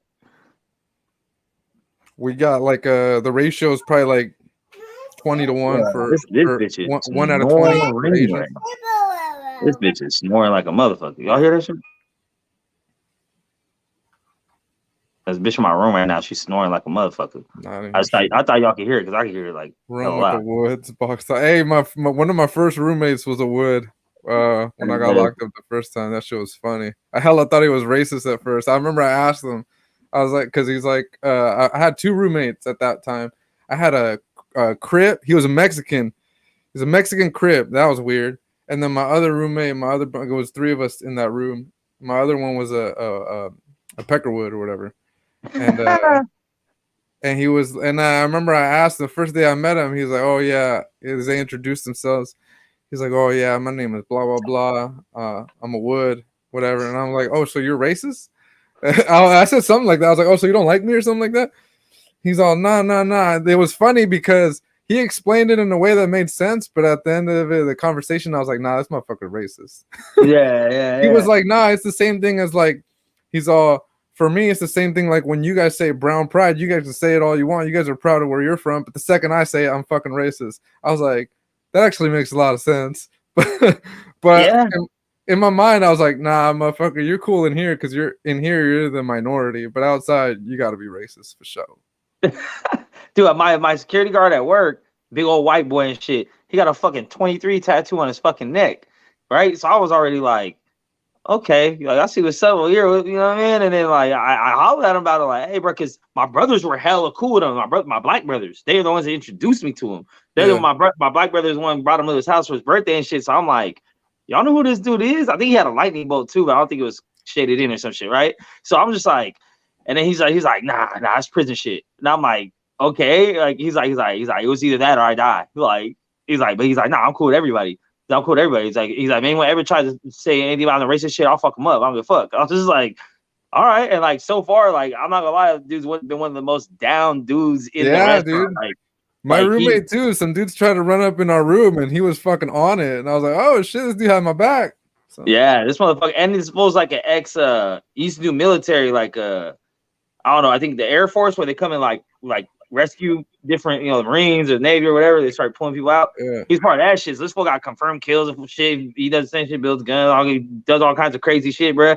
But this was like the coolest dude. But this motherfucker's a low though. Already we had an incident at our work with our owner, and it was like some dude, and the dude was there. The kids carry the little fucking satchels and shit now, right? Yeah. So some dude and his son, the dude was getting into it with the owner. So the owner's pretty much like, you got to get out of here. And he's like, and then so one of our coworkers stood next to him and says, like, oh, you want to bring people? I'll call my son over here. And dude, the homie, the one I was talking about, the white boy, that fool was in the kitchen with a lion on him already, like ready to rock. Like before the son even got there, he was already had his shit out from the kitchen and had a clear view. He's like, I got a clear shot. Like, I was like, this nigga's crazy, bro. Like, chill out, bro. We can just pack him out. He's like, nah, he's not. I didn't wear them satchels for no reason. I'm not taking no chances. I was like, shit, I feel it, bro. Fuck it. He's on everything moving, but that's the homie. But that's why sometimes like that prison shit, like that's when people talk about racism and shit. I was like, if you really want to start with it, why don't you start in the prison system? Because that's literally, you're forced into that shit. Like, if you get in there, you're housed by race. You're supposed to ride with these random strangers you never met because of race and shit. Like, that is the most racist place in America on earth, is the jail systems. And it's the one place people don't want to talk about, or they won't talk about, because half these niggas don't know what the fuck they're talking about. I think people want to talk about race when they haven't lived that, right? So they don't know. Yeah. Like they're out on the streets and that, or I guess what you would call the real world. Yeah. And that's all they know, bro. But it's like, yo, just go in there for like a week, bro. Figure it out. It's crazy. Because the other thing too is like, if I'm out here at a park or some shit cracks off, I can grab my block and do my shit and I can dip. There ain't no dipping in jail, bro. You can't go nowhere. Every interaction you have to face head up, bro. There's no getting around it. You can try to sleep it out for as long as possible and just pretend you're asleep or try to avoid another person. But when you're housed in that tight and there's an issue, bro, there's no running from it. Like, so it's like it's crazy shit, and that's why I be right away I'm just like, okay, if you really want to stop, you gotta start with the jails, bro, because then the jails, they start bleeding out, where you have these people that coming home and they're so institutionalized, they start spreading it to little homies. Then the little homies are like, oh, the homie just got done doing 15 years, so that's my idol now. So now they just start picking up on everything that motherfucker's dropping down, and then he's dropping jail politics in the real world, and it just starts. They get the black and brown shit, and the Mexicans and blacks beefing on shit, and they're all live in the same neighborhood. Like, oh, that's just crazy, bro. That's why I say in California, at least, it's more Mexican and black shit. You have like Mexican blacks that rock hella tough, like hella tough, and then you have the ones that just don't fuck with each other at all. It's just it's insane. And sometimes people from the same family, you know what I mean? It's different brothers, and some brothers push a hard line, the other ones are like, hey, this is my homie, he's cool, and it's crazy, man. I see it all the time. Yeah, but fuck all that shit. Yeah, you just gotta be cool, be smooth, bro. Like, I'm pretty sure you don't got no problems, bro. Nah, I'm sure I'll be fine. I'm not really worried about it. I just play spades all fucking day for noodles. I know, I haven't played spades in hell long. Bro, I've been dying to play spades. I cannot about time I start playing spades again. Bruh. Like, bro, as long as I get my pack of cards, some books, I'm fine, bro. I'm chilling. Yeah. Not really worried about it. The only thing I haven't decided is, because now, like, it's different from when I was younger, because, like, I'm a dad now, right? So I'm like, shit, do I or do I not let my kids visit me, you know? Bro, I had the same fucking problem, because I was only down 4 months, though, right? But still, I was like, I talk to my daughter every day. I still talk to her on the phone every day. She knew I was in jail and shit. Mm-hmm. But that whole thing, like, do I want her to see me like this? Like, cuffed up, shackled, in the stripes. You know, yeah, you might have got a haircut, but that, you know what I mean? That don't mean shit. You know what I'm saying? It's like, I didn't have mine visit me because I knew I had an out date, but fuck, yeah, see, if I get something like that, I'll just 4 months. I'll tell him I'm going on vacation. Well, I can't tell my oldest because he already kind of knows. He overheard me on the phone the other day. But yeah, I don't know. If it's like 4 months, I'll fucking wait it out. And that's really the worst punishment, bro, because if you're a person that can get by in jail smoothly, it's not that bad. Like, once you get acclimated to it, it's not that bad. Yeah, as long as you don't have problems, you can kind of skate through and just enjoy your day, kind of thing. You don't have to worry about nothing else, really. But if not, that whole other side of shit is just, bro, it sucks. Yeah, because there was times I wanted to tell my BM, you know, can you just bring her this weekend? Like, I fucking miss her like a motherfucker. I miss her so much. Like, I just want to give her a hug, but then I'm like, I don't ever want her to have the memory in her head of seeing me like that. Ever. Yeah. Even if she knows I went, she didn't have to see me there, bro. Like, I think maybe my oldest, I'll let him go just because he knows. Yeah. My other 2 kids, they're too young, so I don't think they're ready for all that. Yeah, fuck all that. Dude, because my daughter, I don't know about it. My daughter's 13, bro. She would still be telling me shit when she was like 3. Like, Dad, remember this one time we went to the store and it was like your friend? And I'm like, this is like a random memory, bro. I'm like, hell no, there's no way I can remember this. Like, it's like, and then you said I couldn't have nerds, but I really wanted some. I'm like, what the fuck are you talking about? How the fuck you remember that? Yeah, so I'm like, you're definitely gonna remember me coming up cuffed out, like, oh baby, I love you. Like, what the rest gonna be trauma. But at the same time, it's like, fuck, it kind of sucks not being able to see them. Yeah, that's a tough one, bro. Because you're looking at some time, so I don't know. Yeah, I don't know, man. It could be different with the long stretches. You might just need it where you just say, hey, this is life for a little bit, you know? There ain't no lying about it. Ain't no getting through. Yep. That sucks, Doug. Fuck it. But until that moment, bro, we turning the fuck up, bro. So what's up? You about to be my turn up buddy in LA or what? What we doing, dog? We're gonna fucking go to Zepeda fucking Progre. Hey, I'm just saying, bro. Look, Kyle's my dog. He's a married man. He's light skinned. He's getting older. He ain't really built for these late night adventures. You feel me? And that's fine. I respect his decisions. You feel me? But that's what I'm basing my trip off of. If we're gonna be on some old man shit where everybody's just chilling after the fight, we all get something to eat, go home, and just kind of hang out, like type shit, I can bring my kid with me for that. But if we about to just go out, or we about to like go do maybe to be honest, something, or at least a possibility, like, because Kyle knows some motherfuckers. I know he know. I know you know some motherfuckers. So we end up at like an after party. You know what I mean? Sparring with niggas in the fucking living room or some shit. Then shit. I don't know what we're gonna do. I'm down for whatever. I mean, I'm not. Yeah, like I said, I'm gonna drive.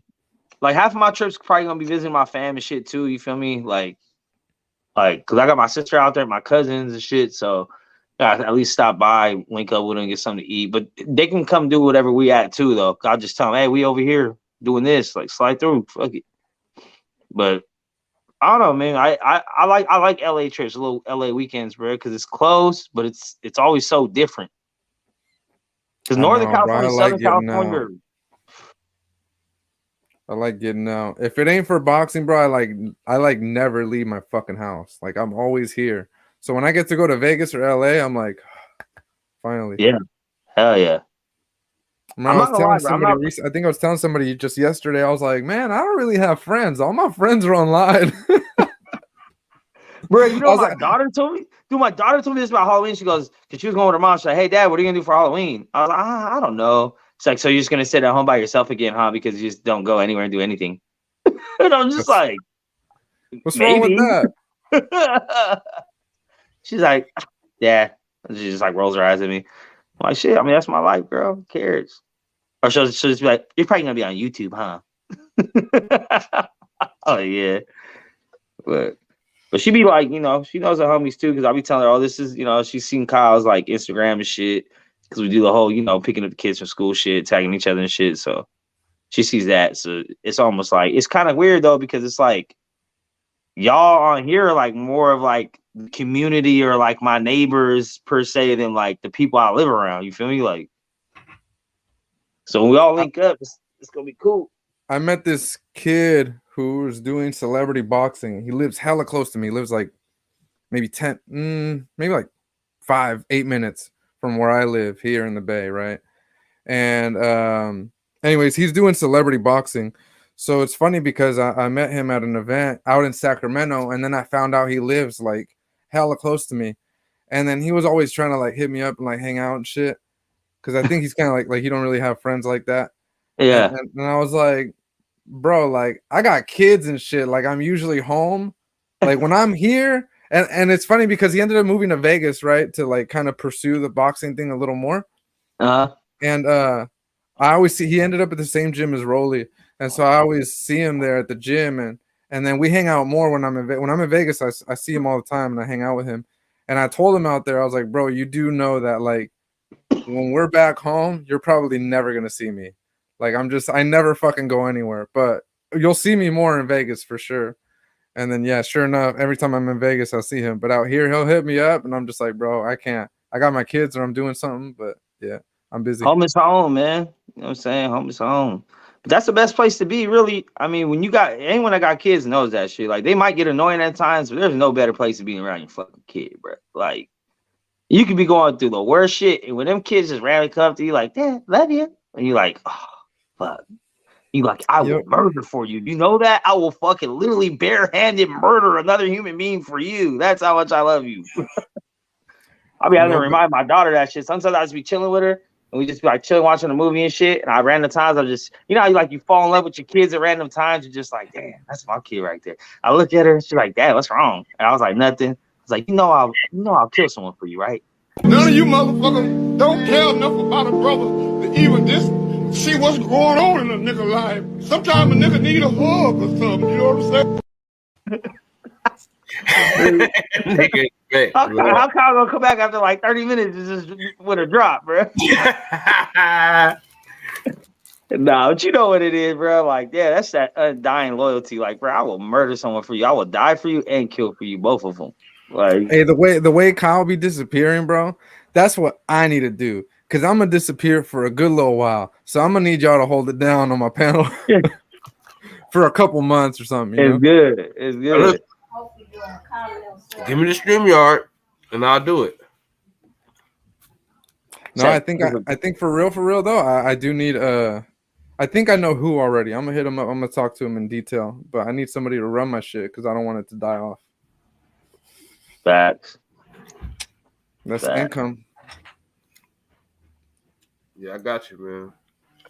If I knew what to do, I would do it. But you got your shit down pat, bro. And I'd probably fuck it up if anything. So yeah, all I can do is run your live streams, dog. That's it. Hey, the first time I'm gonna say some shit on this channel, gonna get this shit shut down immediately. It's all right. It ain't nothing I haven't gotten done on my own. I gotten my shit shut down on my own too. Yeah. YouTube's that's crazy, bro. I know. Fucking YouTube. On, man. Bitch ass. Someone needs to create a truly free platform, like freedom of whatever, but you got to be an adult. There is one. It's Rumble. You show whatever you want on there? You show whatever you want. You talk about whatever you want, all that shit? Talk about whatever you want. Politics, religion, anything, whatever the fuck you want. Fuck. But it's obviously not as big as YouTube. Oh, of course not. Yeah, YouTube's a giant in the game. They're the OGs. But I think it's getting to the point people are starting getting pissed off. Like, bro, I can, bro. I'm telling you, on Facebook, bro. I got hit with a jail time for just typing the word pussy, and that was my whole fucking comment.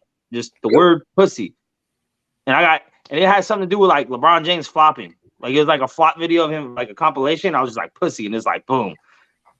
A week. I was like, what the fuck? And then there was another one where it was like a discussion on, because it's Facebook, so you got to put it in a comment, and it was a discussion on like the WNBA, why don't get paid as much as men? Like, why don't WNBA? And I just said, because women are trash. And then boom. That's funny. I'm like, yo, it's crazy. So I just stopped going on Facebook altogether. I don't even go on there. I use the Messenger still, and my story from Instagram posts on Facebook, which I still get hit sometimes, where Instagram lets it go and Facebook is like, this is against our shit. But I got one, okay, so the memes they were doing with the costumes from Spirit, and everyone had a different one. Yeah. Right, it was like my dad, and there was nothing there, and there was like, so they had one that was like a Hunter Biden one with like the diaper, the scarf, like a crack pipe and shit, and it was like a costume, and I posted that shit, and it was like for bullying harassment. Took it down. Facebook or Instagram? Both. Wow. That's so lame, bro. I'm surprised I haven't got. I mean, I don't know if I really talk shit like that, but see, that's what I'm saying. I didn't even I shared it, so it's out there on Instagram somewhere else. I shared it. I didn't post it, and it flagged me for sharing it. But I'm like, then how is it shareable? Like, what about the original page that it's on? Like, I don't know. That's just so weird. And they just don't like you, dog. Yeah, maybe they just don't like you. Hey, join the club, bro. I don't even know if I could go live. Every time I try to go live, I'm always banned from going live. I don't even do nothing. Well, I've showed a couple fights. You know what I've noticed? When I show pay-per-view fights, if I have this shit on mute, I never get flagged, bro. For real? I swear. I'll put that shit on mute. I put that shit on mute, and then between the rounds, I'll take it off mute and talk to people like in the chat and shit. And then when it's going the round back on, I put the shit back on mute. And I've gone through a whole fight like that. But if I play like a whole however many of the audio, I get flagged every time. I notice as soon as I get to like too many viewers, they start taking my shit down. Yeah, because I think my shit's never more than like 15 at most. Yeah, I remember one time I had Ryan Garcia, Luke Campbell. I was watching that, and that was on DAZN at the time. That was still free or whatever, right? Yeah, fuck DAZN. It's always DAZN, huh? Anyways, yeah, they were fighting, and I had that shit on. T-shirts, bro. Fuck DAZN T-shirts. I know. I'm gonna put it right under where it says Box Talk. I'm putting little ass letters. Fuck DAZN. No, you gotta make it. Fuck DAZN. Yeah, I had like 5 right now. Really, shit. I got up to like 500 viewers or something like that on my live, and then fucking boom, shut it down. Fuck. Yeah, shit was whack. I think that's the only time I signed up for a free trial on DAZN to watch that fight. Ryan Garcia, Luke Campbell. My little brother, he fucks with Ryan Garcia because he knew about tanking Ryan Garcia. My little brother's 10 years younger than me. He's 26. So I've been putting him up on Devin Haney, Shakur. I put him up on Keyshawn because about the Vegas shit. So he's like, well, which one's he? So like, he just fought recently. So I was at work and I called him. I said, hey, put that shit on ESPN right now. That dude Keyshawn's fighting and Shakur's fighting tonight. He's like, oh, for real? No, I'm gonna watch this shit. Or Troy, like people like that. But also he's a super, super, super casual. I had to put him up on Boots. I had to put him up on Virgil Ortiz. I had to put him up on Spence and Bud. This is why I'm telling you that casuals don't know Spence and Bud. Casuals, the ones that don't watch boxing. Like, people think casual fans of the sport, even if you're tiptoeing in the sport, you only maybe for a fighter or two, like a Canelo or a Wilder, you like them and you start learning shit. And but casuals make up a majority of the people that tune in to watch boxing. Yeah, that's why I said the sport moves as the casuals move it, bro. If you want to make money in this game, you have to be known to people that don't watch boxing. That's why Jake Paul's the face of boxing. Yeah. I'm telling you. Hey, listen. He's at least top 3. There's no way I lost that fucking debate. The more I think about it, the more pissed off I get, bro. Just saying. So his estimated numbers, I believe, were at 300K, and they're saying that that's a flop. It's 300K. Maybe for him. For him. Terrence Crawford would fucking pray to God he gets those kind of buys. Yeah. Dude, he ain't getting those. No. Why you think? Why, man? How the fuck? Nobody's doing Jake Paul numbers. I mean, maybe like what? Canelo? Maybe Canelo. See, and then it's like the numbers are one thing, only one part of the equation. Jake Paul's his own promoter, so he's getting all that money. Whatever his split is 100% his, bro, in every way. About it, though. He sold out a fucking arena too. No, but not only his, like the fighters on the undercard too. And everyone gets cashed out. Yeah, so you could look at whatever his purse is, because here's the thing: is his purse is usually pretty low, compared to. Yeah, because he just takes all the back end. Yeah, compared to other people doing the same type of numbers, right? I remember for his first fight, he got 500,000, and he thought that was a lot of money, and that is a lot of money. But I mean, for somebody doing those type of numbers, you pay those people millions, not 500,000. You know what I mean? So yeah, the networks are making a lot of money. He's happy with what he's getting, and he's not requesting too much money. And those profits can be split through other people on the undercard, which is why they usually make career high paydays, because they're on a fucking good card where the headliner isn't taking a majority of the pop.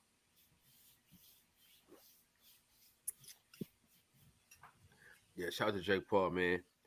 I mean, that's Pee-wee Herman and Spence, Diamond Facts. Whoo. I don't know about Pee-wee Herman, big dog. I don't know about Pee-wee, dog. Pew might jack off in front of him. He might get scared. Yeah, that's what I'm saying, man. If I just pull that thing out, you know what I mean? What's gonna happen then? I ain't fighting no man with his thing out. Grab my food. I'll be right back. You got him a little piece in the oven, huh?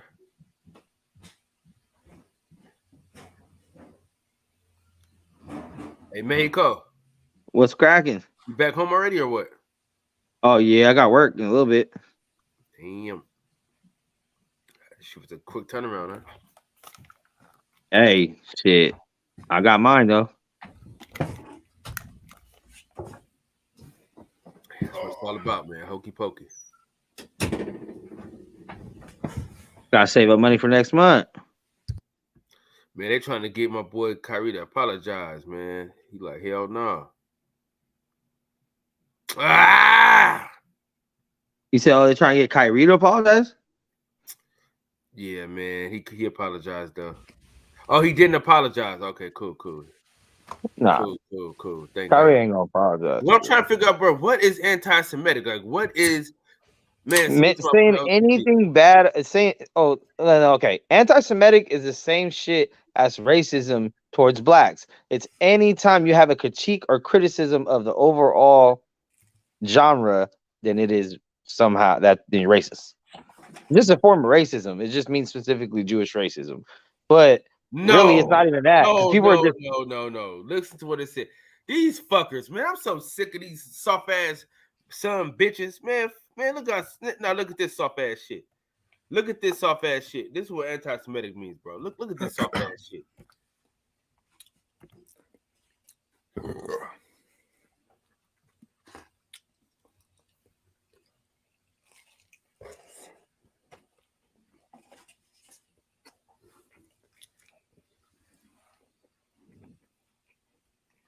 That's anti-Semitic, bro. wait. Hold on. I'm not even on my screen. What's it? I'm sorry, President. Hostile. Oh shit! Just being hostile. Well, I mean, it's the same kind of shit. People hate on Jews. That's what I'm saying. It's like, why do people hate on Jews? Bro. That's come on, dog. Like, dog. Really? That's what anti-Semitic is, bro. Really? If y'all don't get the fuck out of my face with that soft ass shit, bro. Fuck out of here. It ain't man. Kyle's channel shut down in 3, 2. I don't give a fuck, man. Man, fuck all that, bro. Fuck that shit they talking about, bro. Bro, they talk about black folks and all the shit. And bro, that's some soft shit. Mix.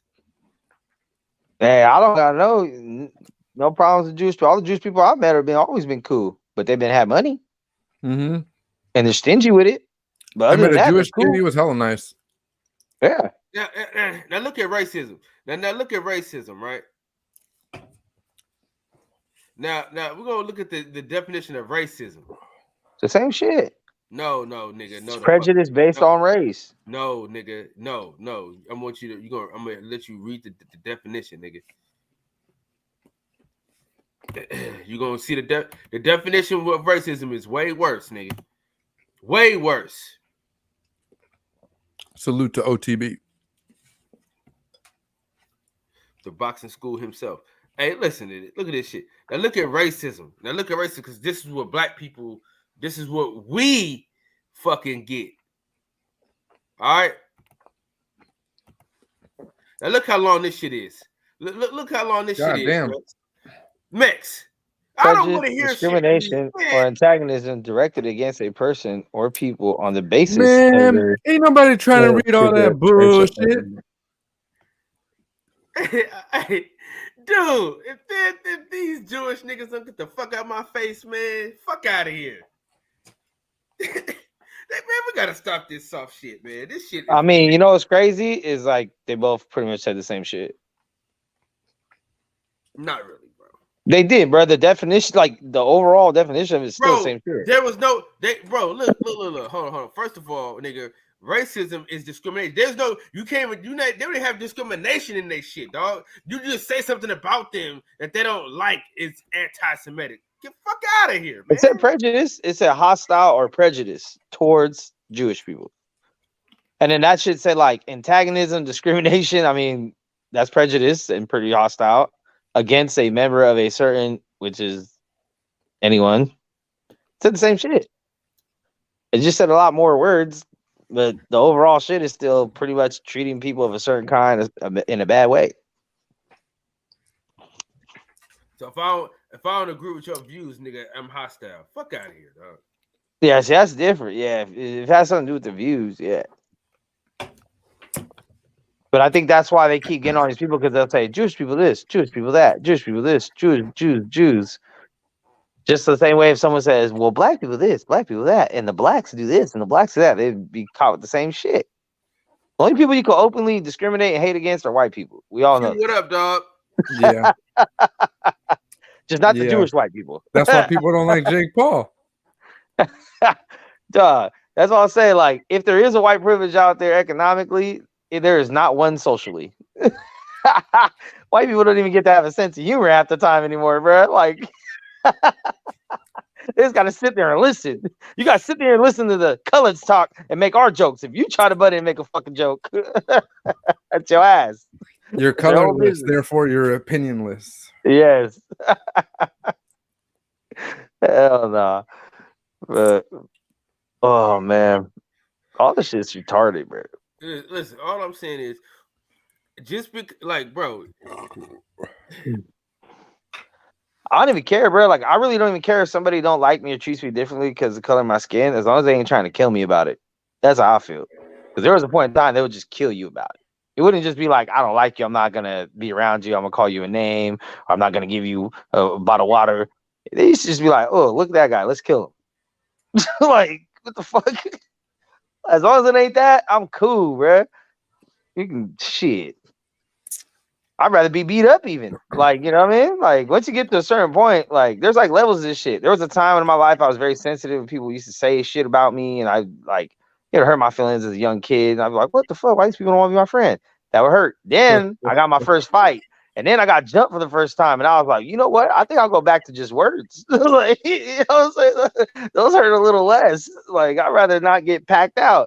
And then after getting packed out, and then you start getting shot at and different things like that happen. And you're like, you know what? I just want to go back to fights. So there's levels of this shit. And as long as it's not death for me, I'm good with everything underneath that. Fuck that. Half these motherfuckers on these panels be racist as fuck. A lot of these older. I think I deal better. I would deal better with taking an ass whooping, to be honest with you, than like the negativity, I guess. Or yeah, the words. You rather just get packed out? I think so, bro. There was fucking one time where like I fucking was at Rollies for like a week. And I don't remember what the hell we were talking about, but he did a live. Well, I did a live on his phone with him. Obviously, I'm on the live. I'm talking. And fucking people were just talking so much shit, bro. Rolly gets so much shit. And like, he's used to it, right? But I'm not used to it. So just fucking seeing people like like Fight Hype and Fight Hub and all these other people that screen recorded the live and then put it up on YouTube, and all these fucking negative comments talking shit. And, oh, the dude in the fucking dude recording sounds like he's fat and this and that. I'm like, bro, what the fuck? All the shit that I had to respond to, and I was like, damn, bro. Like, I told really straight, I was like, bro, I don't know how you deal with this shit. I can't deal with this shit. All these fucking nobodies talking shit. And then he's like, yeah, you get used to it. That's why he can do it, because they're fucking nobodies, man. See, he's used to it though. I'm not used to it, bro. See, to me, words only hurt when they come from people whose opinion matters to me. Like if it's like your family member or a close friend and they saying some shit, that's gonna hurt my feelings. But it's a random ass person just like, you're a piece of shit. I don't think it's that. I think it's the fact that I want to respond to all of them, but there's so many, bro. There's so many, and that was my problem. It's like, fuck, I can't. You know what I mean? Hey, Mex. I've been used to this for a long time, buddy. Hey, Mex. Although we made this for you, let's play this. We're gonna play some fresh. None of you motherfuckers don't care enough about a brother to even see what's going on in a nigga life. Sometimes a nigga need a hug or something. You know what I'm saying?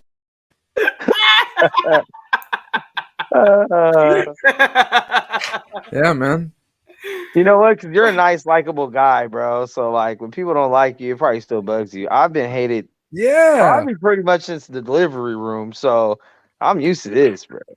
I ain't gonna lie, man. I kind of consider myself to be somewhat of like a chameleon. Like I could pretty much get along with anybody, bro. Like some of the biggest assholes in the world, and I'm friends with them.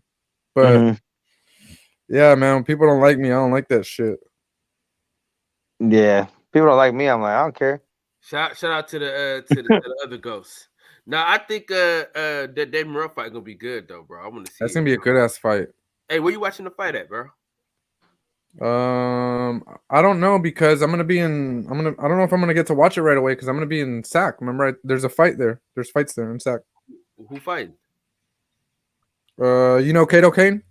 Oh shit, he fighting is already? Damn. Yeah, he's fighting. I got a couple other people. I gotta see about my stepmom can watch my kids for a little bit there. Yeah, how far are you from SAC? Too fucking far. In 2 hours, probably.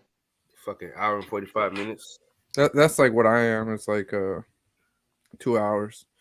Dave Morrell gonna body it. Like where can we meet in the middle? I don't think I go that way. Here, let me see.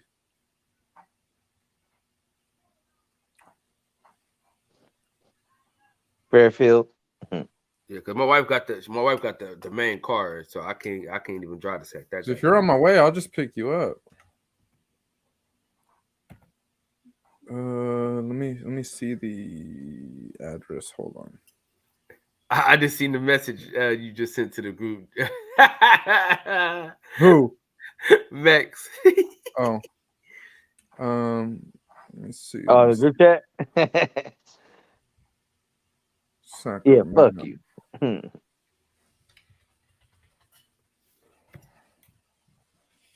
Let's see. Hey, Box Talk, I need you to follow me back on Twitter, bro. You got me on Twitter? Yeah. I go through Vallejo. So where are you at? Oakland or Hayward? I'm in Hayward. I could probably get to Oakland though. Damn, yeah, you far. Yeah, you're hella far. Damn, you're farther than me, I think. Let me see. How much would it be from Hayward to SAC?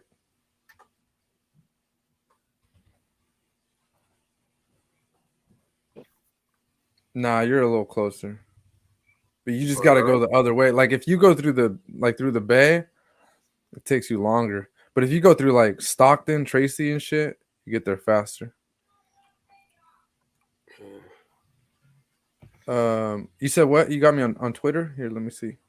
On Box Talk or my personal one? Shit. Probably Box Talk. I don't fucking know. I didn't know you had more than one. Who the fuck has more than one Twitter?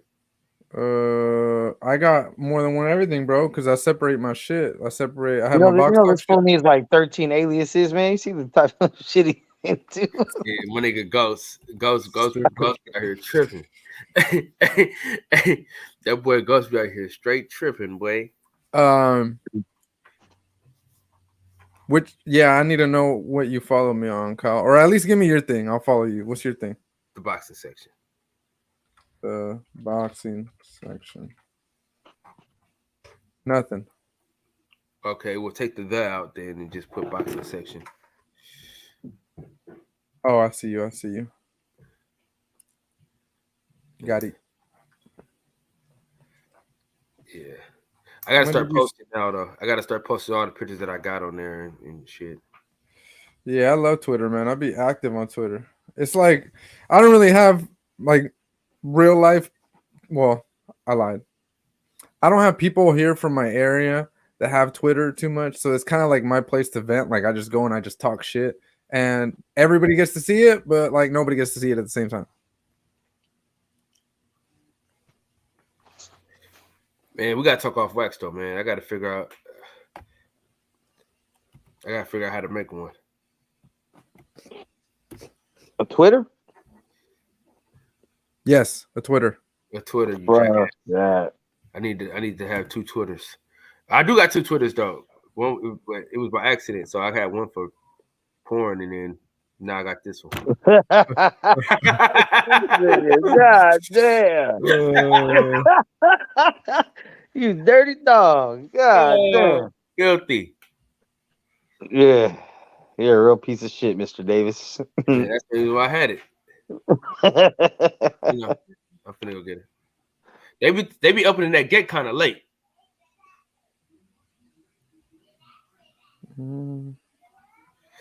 Hey, man, I really want to see these women fight for 3 minutes, though. I'm not gonna lie.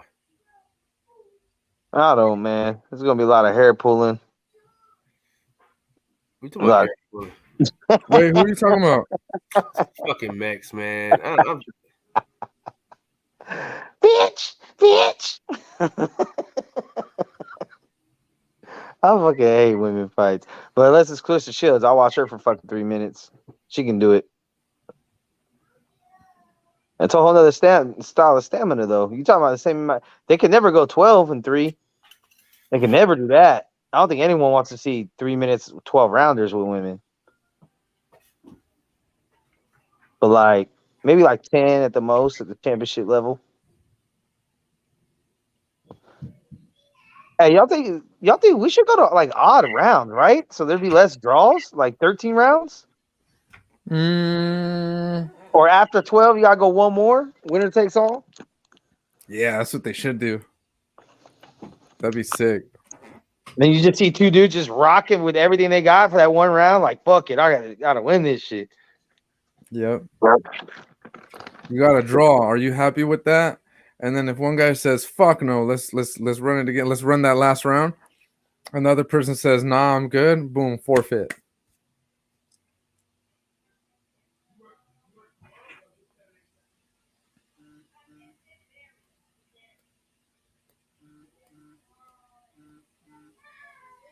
My bad, dog. I had to tell a girl bye and shit. But yeah, they should do odd round, man. That would be the easiest solution. Plus, motherfuckers used to fight 15s, so like 13 ain't that bad. Nah, but they're not used to it though. Well, step their fucking game up. Floyd could do that shit in his sleep. Fucking what do they call the people that are from this era? Are millennials? Are they called millennials, or what are they called? Oh, I don't know, man. I mean, I guess I would be a millennial. I'm not really sure. I don't know what you call it, but I have no idea about those generation shits, bro. I don't pay attention to that shit. I don't know nothing about Zodiac shit. I don't know nothing about no weird shit that does the nothing. only generation I know is D-Generation X. That's right. We got two words for you. Oh, yeah. that was a fucking one. If you ain't down with that, yeah, 2 words for you. You already know, dude. He would. Man, I miss that old. I might have to just go ahead and buy that whatever that streaming thing. Just watch all the old shit, like WrestleMania 1 all the way through, bro. Just like binge it up until I left. But I know they don't got everything because there was some shit on there, bro. There's no way they got that shit. Like, you remember when I think it was Triple H was like fucking Kane's like dead wife or some shit, or some shit, or vice versa. The coffin thing, yeah, the Katie stuff. I don't think they would have that on there. Nah, I highly doubt they got that one on there. They definitely don't have their own Hart shit. Probably don't got some of them bra and panty matches. Damn. To think that we were children raised on that shit, I totally see why we all right? I know. I totally see why we all are the way we are. Man. Blame it on and that's shit that people used to watch as a family, like the fathers and sons would sit down and watch that shit together. That was a bonding moment. My mom used to always try to play her, man. She tried to make us go to bed hella early and shit. We'd all just take turns going to the bathroom and coming back and reporting what happened and shit. And then I don't know if y'all knew this shit, but there was a website back in the day. It's the early days of the internet, still wrestling days, that told you how all the fights were gonna end and who was going to win. And that shit was like 80% accurate, bro. Like it would tell you like Stone Cold disqualification, but it wouldn't tell you like how, and then like later on it'd be like someone comes in the ring or some shit. It's like they had the whole script, bro. I don't know if this shit was getting leaked from inside or some shit, but I don't know. I remember one time I found all the wrestling shit. I don't know if it was like WrestleMania or what it was. There was a pay-per-view event, I remember. And the odds were on Bovada for every match. And I was like, yeah, I was like, oh shit, I wish I knew what they fucking were, because I know it's already like, what do you call it? It's already whatever. Yeah, scripted. Yeah, so I'm like, dude, somebody could fucking make a killing right now if they just fucking bet on all this shit. I wasn't up to date at the time. I wasn't paying attention to wrestling at the time, so I didn't know what was gonna happen.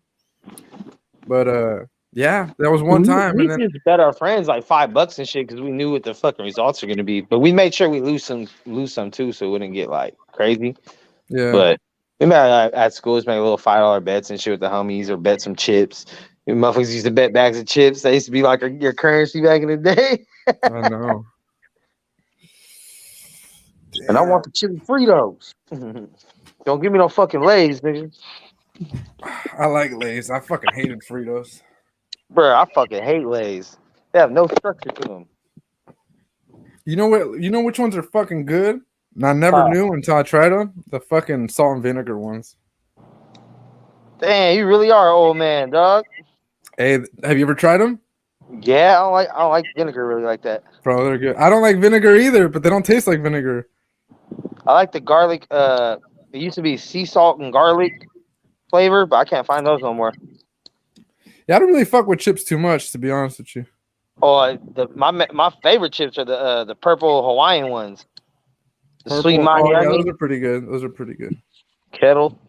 Bro, the best chips are the they taste like they like the purple bag of Doritos, bro.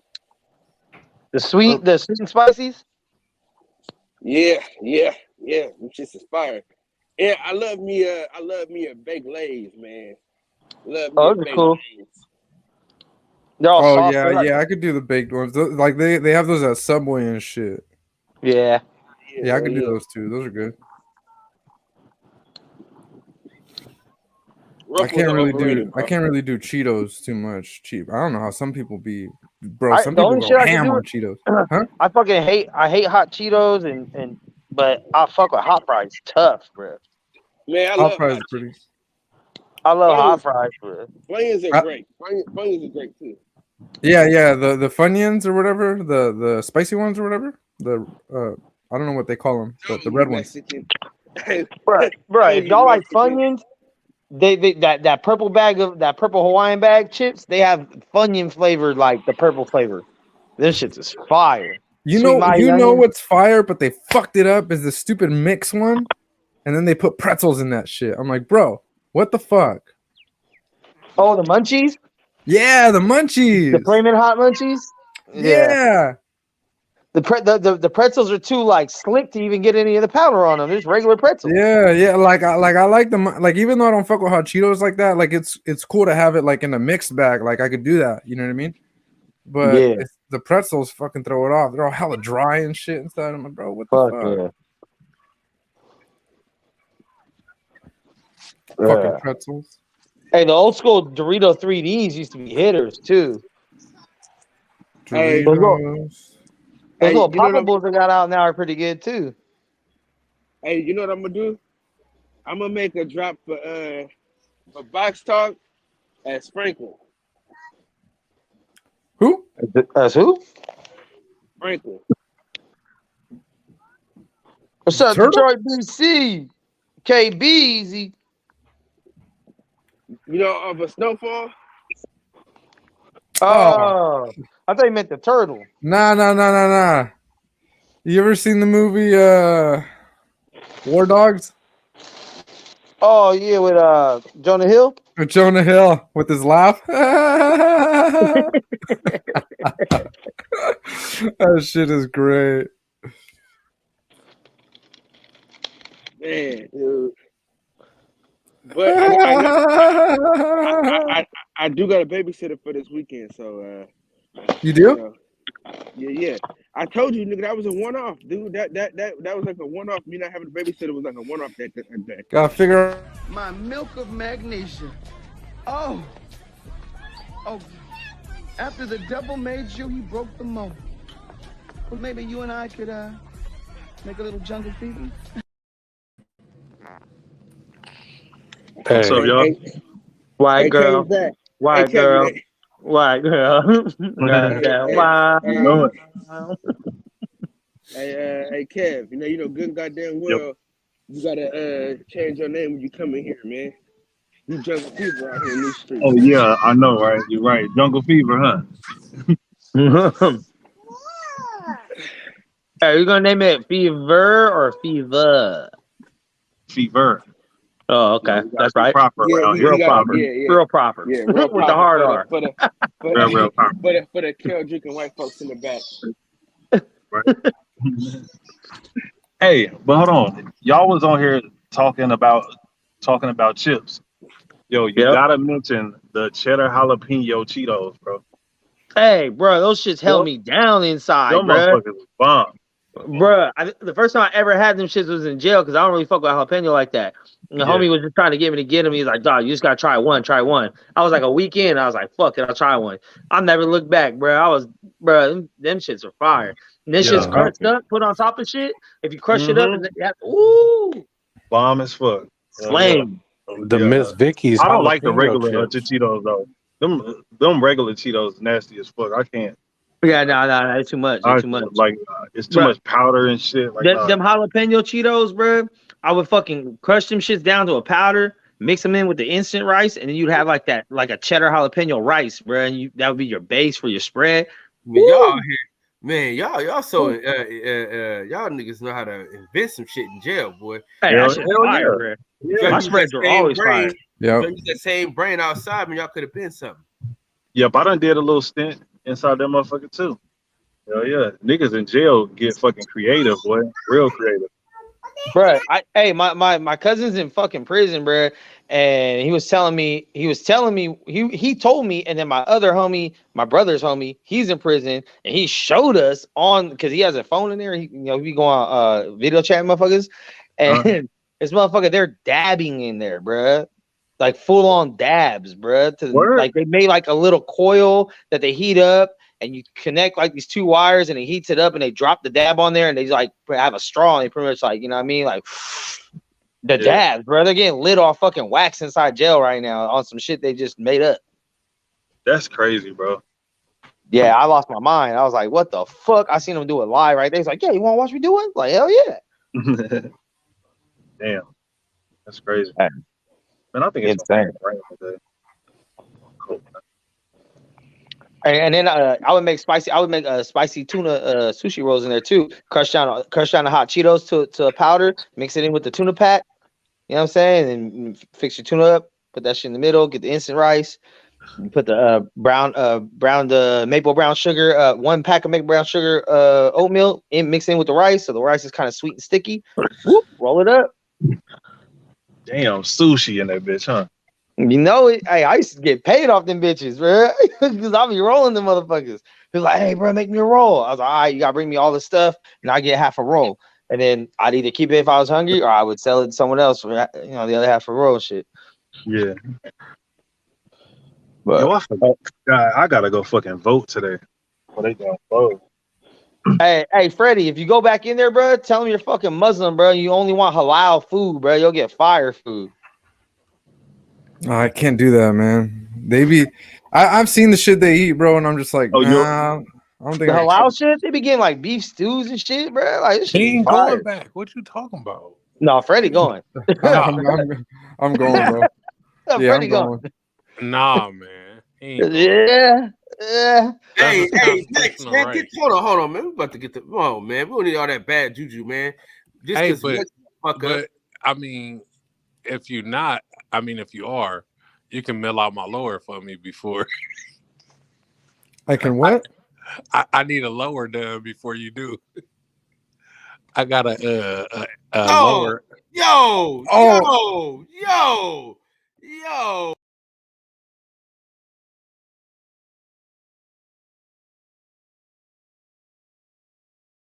I would ask America, do not attach any association of this to me whatsoever. I have nothing to do with such idiocy, such blasphemy, such ridiculous nonsense. This is so disrespectful. It really, really is. I know that ain't who I think it is.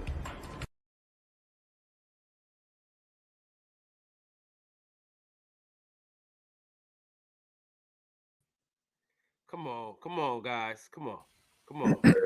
So, anyways, where's Steph? We need to get the football picks in, man. Man, we fell off like 8 weeks already and shit. What the fuck that got to do with me? Fucking Coop, man.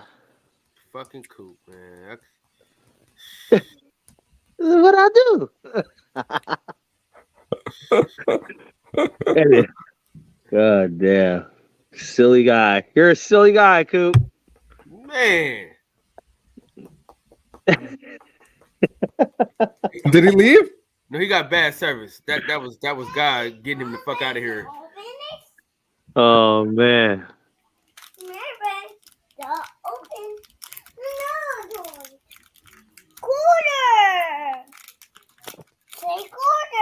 Quarter. Give me quarter.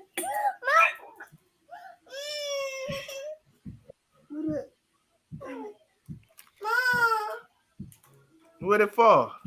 Green. Where'd it go? Right there. Where? Oh, your daughter over there dropping down, dropping quarters? Pinata. All right, go ahead, big boy. Close the door. Thank you. What are you guys starting to like less and less the older you get? People. No, I was gonna say the same thing. People suck. Yeah. Yeah, no, I really don't like people either, though. I don't know, man. I don't know, bro. Listen, I'm not gonna lie to y'all, bro. I'm gonna tell y'all some honest shit. I'm almost to stay off my grass age, I think. Listen, Facts, bro. Cal is that kid at the playground that if he can't play, he's taking his ball. Y'all need to fucking take the Oh, controls you a from Michael him. Fuller dog? No. Michael Fuller ass nigga. God damn, Kyle. Little baby Fuller up there. No, I don't think that Cal is like that though. I don't know. Nigga, I know no him. good He goddamn- is. Listen. This motherfucker is one of my closest friends, right? This motherfucker know good goddamn well I'm the best friend he got around this motherfucker. You know, so I keep that nigga warm and safe at night, nigga. Hold on, pause. How you keeping him warm? How you keeping him warm, man? Hold on. Hey, cause you know he timid. He on the podcast. Hey, what Craig tell that? I keep you warm. Damn. Hey, I keep you warm and tight. Who said I've been on the show more than you? You said what? Mace has been on Who my said podcast. I've been on the show more than Cal. you? You're on the slide. That nigga's a liar from the pit of hell.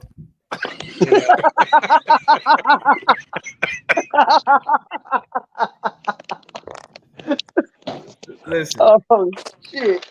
Listen, this fucking Coop, right? This motherfucker.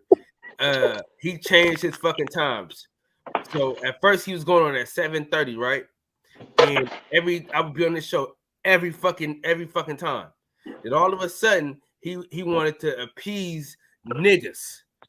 Well, I'll start getting off work at 7. He wanted to appease niggas, so he changed his time so niggas can feel like they can come on. That's what happened. Well, He you said- get on he said, get on my show "God, at 7:30 and listen, stay for 10 minutes.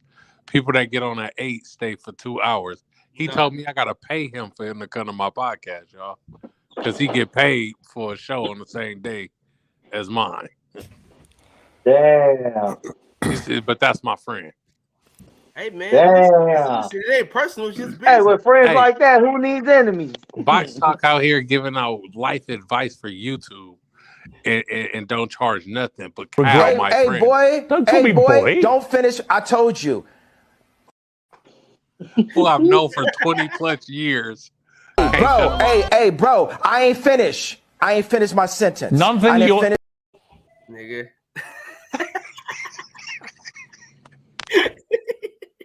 Damn. Damn. Nigga. Say something else I don't like, nigga. Say something else I don't like. 20 plus year Hey, friendship. boy. Can't cut Bro, it. bro, I ain't finished. I ain't finished my sentence. Nothing I didn't you'll- finish nothing my you'll say- brief- This is my show. I do what the hell I want my show. Man, that's my favorite one, bro. That's my favorite one, dog. That's fucked up. That's fucked up, Kyle. Why you do Cook like that? That boy said, "Hey boy, I ain't finished my sentence." Fuck, it's cold. Man, listen, man. I just want to know what exactly Kanye West said that was anti-Semitic. That's all I want to know. That Jewish people own all the property in the world, and that's anti-Semitic.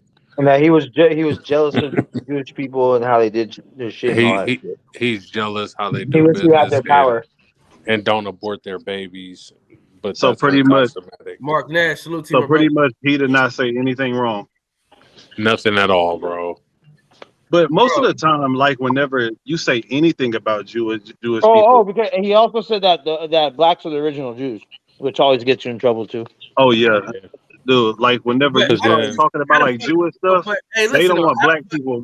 But how can they prove that we're not though? That's the thing about it. How's that? So because I think I'm the original Jew, I'm anti-Semitic. Man, fuck y'all. Because then that's the Hebrew Israelites, and they be tripping on Jews and shit. So these people are sensitive. Great job yesterday too, by the way.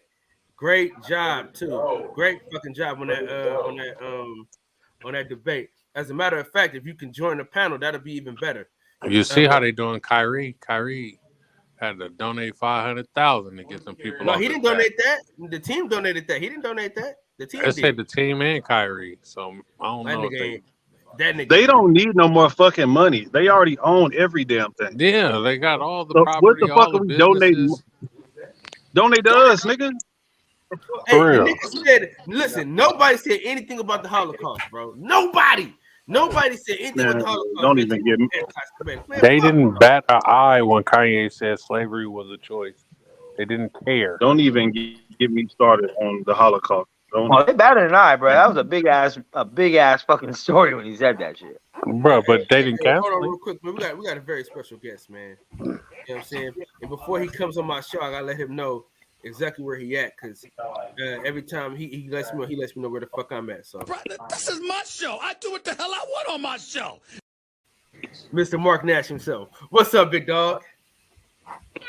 What's up, my G? How you feel? What's the deal? Man, congratulations, man, on that win yesterday, man.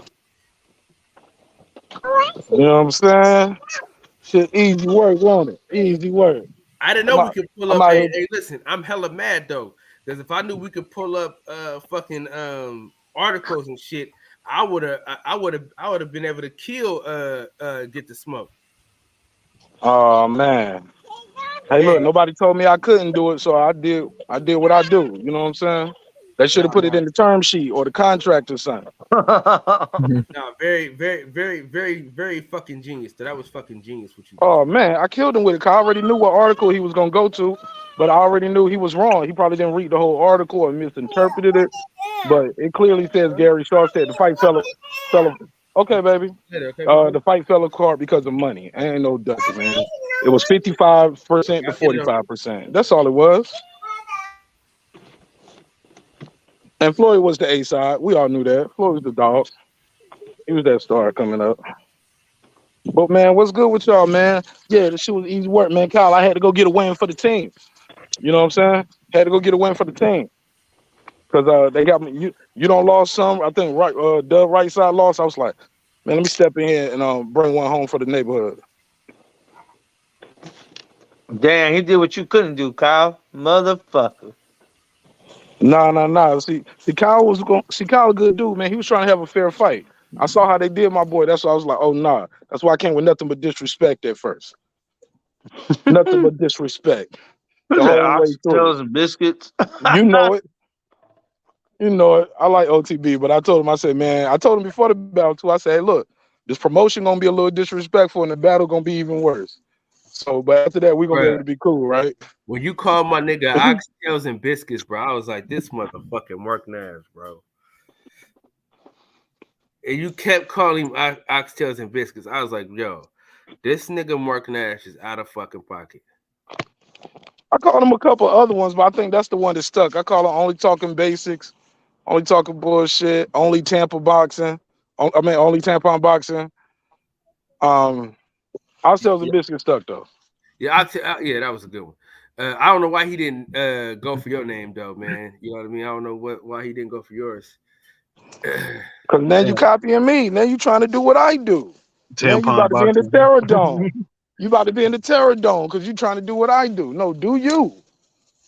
You know what I'm saying? But yeah, he tried a couple times. At the end, I was like, he started doing his vocal inflection. I said, this shit is hilarious. Look at round 3. This nigga is trying to sound like me, dog. Like, versus me. I was like, he don't turn this whole style around. I was like, okay. He even ended his shit with putting the case on y'all. I was like, oh shit, my boy. But it's he gonna win tonight probably though. I think he might have a good one coming up, but he got a monster in front of him who know how to be even more at him like that. He got to go against 817 tonight, so that shit gonna be entertaining. Oh, that shit gonna be good. Hey, quick question, bro. I gotta ask you. Hey, do you use the drop from Snowfall where he say I built this shit by brick? Oh yeah, I've been using that for months on months. Kyle, I close the show every night with that. Okay, question though. Do you use the part where he say, and I'll be damned if I let you tear it down? I use the whole part, Kyle. Leave it alone. Yeah, I built this shit. Me, brick by brick. And I'll be damned if I let you tear it down just because you don't like the way another nigga talk. And then at the end, I end the show, I say, drive, motherfucker. And then I run the outro. Kyle, every night, dog. Every night, Kyle. Come on, man. Stop biting, Kyle. Don't do Kyle's that. Don't do that to me. Kyle's a thief. Hey, how you doing? Good. Yeah, man. Kyle, don't do that to me. I'm a nice guy. I'm over here. Got nice, polite neighbors, but I'll come find you, dog. Don't bite my shit, son. Don't bite my shit, son. Nah, I'm fucking with you, Kyle. But seriously, though, don't do that. That's why I asked you, nigga. That's why I asked you. So if you do that, next time you pull up on my show, you're gonna be hearing, let the beat build, bitch. He never switch. Even if I'm broke, I'll be fronting like a rich. Even when it's gone, niggas moving in the wrong direction. So I knock that ass out. Like the boxer said. Bro, you gonna hear that shit on my show. You gonna like, hey. Yeah, my show is the boxing section, dude. Hey, listen. You know, niggas are known for stealing from us. You know what I mean? Niggas have been known to steal from us. That's why I always ask you, did you do that? Because I know I heard it, but I didn't know if you used the whole entire thing. I know I heard you use the brick by brick part. Wait for me. Yeah, cause I always say, man, we be arguing on the show and the shit can go.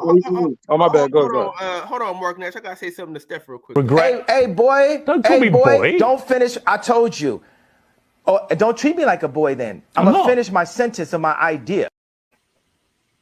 Yeah, Steph. Bro, I ain't see that version of the Kanye interview. I need to see that one. I'm sorry. Bro, hey, bro, I ain't finished. I ain't finished my sentence. Nothing you're saying has anything to do with...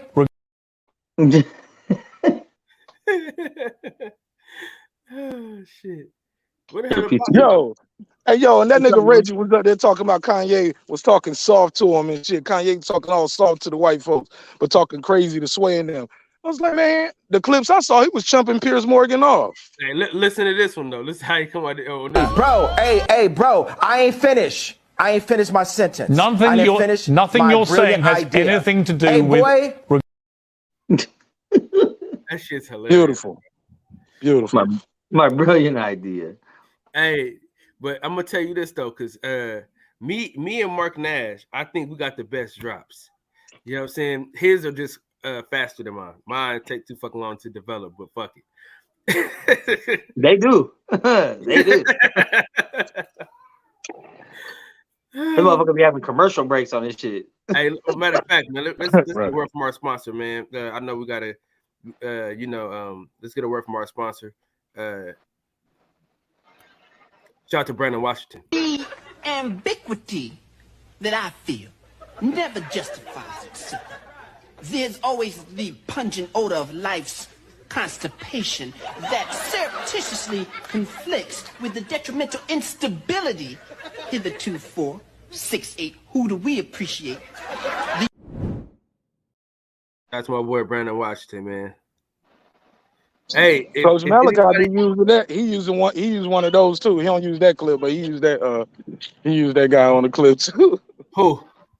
Coach Malachi uses that character from, but he uses a different part. Oh shit, I don't even. I don't Yeah. ever. It's crazy, but it's all good. I like the drops, man. I got a board too, so I be taking clips from people on the show and putting them shits on. Put that shit as a button. Now listen, my favorite drop though. This probably like, this is a fan favorite. This is probably the best one though. This is my favorite. I know this is Steph's favorite. This is my favorite. Need to leave that dope alone. You haven't. So He need to leave that dope alone. That's my favorite one. I like that. That's funny. Straight And to the point. that works a lot in debates and conversations when you got Mex on the panel. He gonna say crazy shit. Come on. You probably bother Mex with that shit just because. No, nigga, we got one for Mex. This is for Mex right here, and you gonna love this one. None of you motherfuckers don't care enough about a brother to even see what's going on in a nigga life. Sometimes a nigga need a hug or something. You know what I'm saying? That's mean. Yeah, piece of shit. That's mean. See, man, I use good stuff for people, man. When I use somebody for the show, I use good stuff. Like that Dr. Mark Stern, when he was talking about 78 Sports, he said, subscribe. I don't care how many subscribers he got, support him. He made all this possible. I'd be like, no, Dr. Mark, God made all this possible. Shit. Yo, but the niggas trying to say I was cheating in the you see that niggas in the chat, some people like, oh, Mark is cheating. Motherfucker was like, oh, this nigga, I told y'all special effects. I told y'all it was gonna be a little different. I came in with the articles. I made nigga had the drops. Oh man, I had the nicknames. Yeah, man. I was like, oh man, this shit gonna be easy. I was like, but y'all pay attention. You only gonna see it once, and I'm gonna change the standard. And watch what happens after this. You're gonna see everybody doing drops and trying to have presentations on the screen. No, I ain't gonna do it. And audio from the fighter ducking. You know what I'm saying? No. I ain't saying no. It's good though. It adds something to it. No. Me and you. Hey, look, I look at it. Listen, me and you, we know better. It's gonna be dope though. It's gonna. Me and you. Listen, no, I'm saying me and you. You and I. Mark Nash. You and I. Me and you, we know better than to do some shit. I'm not doing it because I know better than to do it because I already know what lies ahead if I do it. See, no, nigga, no, that's your shit. You started. No, Mark's talking about in the debate, motherfucker. Nigga, I know that, nigga. And why would you not use some shit in a debate? Why would you not use proof or audio clips or articles in a debate? As like, I mean, it's pretty much like a trial, bro. Why would you not bring more evidence to the table? Because that's his swag, bro. You gotta win on your own merit. That's his swag. Okay, but an article is an article. Nigga. That's his swag. His swag is what he says after the shit. Kyle Davis ain't in the stealing business. I'm not into. All right, well, you're gonna lose a lot of debates then. Listen, Kyle Davis ain't borrowing shit. You know what I'm saying? No. You're gonna lose a lot of debates, Kyle. No. See, y'all don't understand. See, me and Mark Nash, we talk often. Bro, I'm gonna tell you, no, it's Kyle, most people are visual people. So they watching the podcast, they listening to it, but I strategically did everything. Even when I decided to cut my camera on, I didn't want them to be like trying to critique this, the red hat, the red room. Is here blood? What's going on with this? And all this, you know what I'm saying? Just wanted them to focus on the words, focus on the entertainment, but also focus on what's gonna be on the screen, you know, and you can read along with me from the article. And I'll tell you where the article is from, who wrote the article, what year it was from. People are Googling at the time. Get your box rate ready, because we're gonna go to Winky, go to Floyd. We're going to 2005. You know what I'm saying? If I had more time, I would have had all of that shit on the screen side by side. But that's how I'm gonna go into any debate, homie. Like, you get the whole package. When Jordan get on the court, he gonna dunk. Don't be telling me we can't dunk in the game no more. You never heard of a slam dunk before? What year is this? Shit, I'm going there, homie. So, but it was fun though, man. I really enjoyed it, bro. I had a good time. I was dying. Look, I watched the playback. Watching the singing OG had me laughing. Just watching his reactions to the shit we was doing. Yeah. Hey, did you get to see me and Smokes debate? I watched that one. Yeah, I did. Who you think won that shit? I got to go back and watch it again. I would have gave But it to you I because thought you could have did better, and I thought Smoke could have did better. Because Smoke was saying some shit that I didn't think was on point. yeah, Smoke But kind of went. it was going unchecked. It was like people he spoke with confidence, but it wasn't like it was all over the place. Yeah, because he went first up, because I went first, it's different. When you get to go second, it's different. So basically, I went first, right? I did my battle rap shit. I went first. You know what I'm saying? And so I couldn't, when he says, so when he had to rebuttal, I couldn't rebuttal again. You get what I'm saying? So did you win? But he 3-0'd you though. No. What round you get? No. You got the second round, right? The fans spoke for real, bro. Well, I me think and you gonna talk, and me and you gonna talk off wax too. I said you got 3-0. He was like, no, the fans spoke for real. No.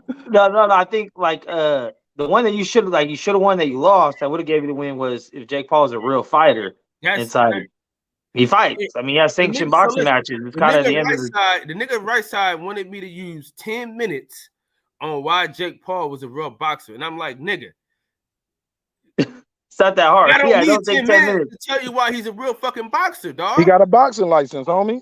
He's more of a boxer than everybody on the panel right there. He's fought, and then listen, I even brought up, dog, the simple fact that I brought up Tyron Woodley being able to beat everybody on most of your favorite top 5 your favorite fighters, top 5 fighters, should have gave me the win. Should have gave me that round from the. Yeah, this dude muted himself, but No. I was talking to my mother-in-law. I gotta go pick up my daughter and shit. But what I'm saying is that first round, it spoke for itself. Certain shit is self-explanatory. I should have to use the whole 10 minutes to tell you that Jake Paul is a real fucking boxer when you seen a motherfucker box in real boxing matches. Yeah, that was like an easy question. Like when that was the question, I was like, oh, this is a giveaway. This is like a giveaway. Like, what do you mean is he a real boxer? Right. What does real mean? Like professional? Yeah, he is. Yeah, man. But I told all right, go ahead, people. Okay. I told Naka I didn't even want Dev right side to judge it because I knew that type of shit was gonna happen, bro. I knew it already. You heard him say that, and I told y'all the last round after I cooked Smoke. I told y'all, I said they're not gonna give me this round, but I'm gonna cook this nigga anyway. My best round was the third round. They gave it to a nigga that got off topic 6 times. So off him getting off topic 6 times, that should have gave me the win. But you know, it is what it is. Nah, it's good. You know one thing I do like about that debate shit?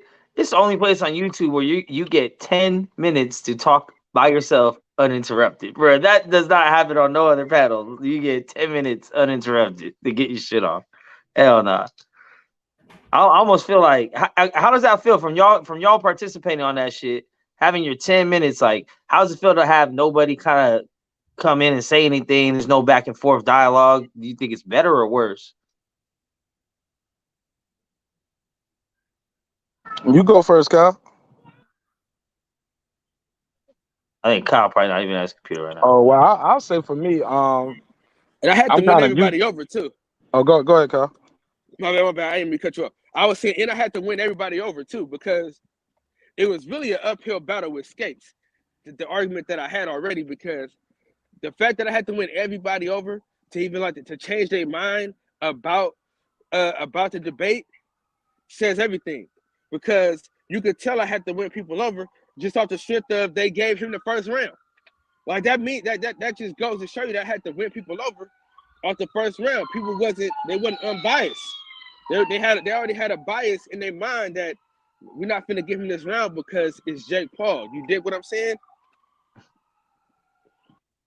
Hey, you knew the fight you're getting yourself into. Now I had asked Mark a question, Kyle. I said, how does it feel to have 10 minutes uninterrupted by yourself? Like, is that a long time to go on because you used to like getting rebuttals and kind of have a dialogue going back and forth? Or is it peaceful and be like, okay, I get to plan and map this shit out for this 10 minutes and use all my time? No, I don't like it because you got 10 minutes, right? And it's like, dog, I don't need 10 minutes to whoop his ass. I only need 2. You know what I'm saying? Like, I don't need this long to get this point out. See, that 10-minute shit that be for people that gotta babble on a long time. You know what I'm saying? Like my shit, I'm hitting niggas with heavy shots. I'm hitting niggas with Deontay Wilder punches. A lot of people they use that whole 10 minutes to talk about nothing. You know what I'm saying?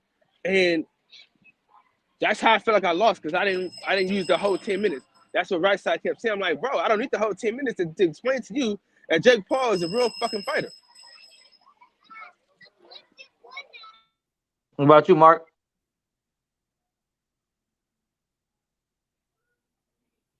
Shit, nah.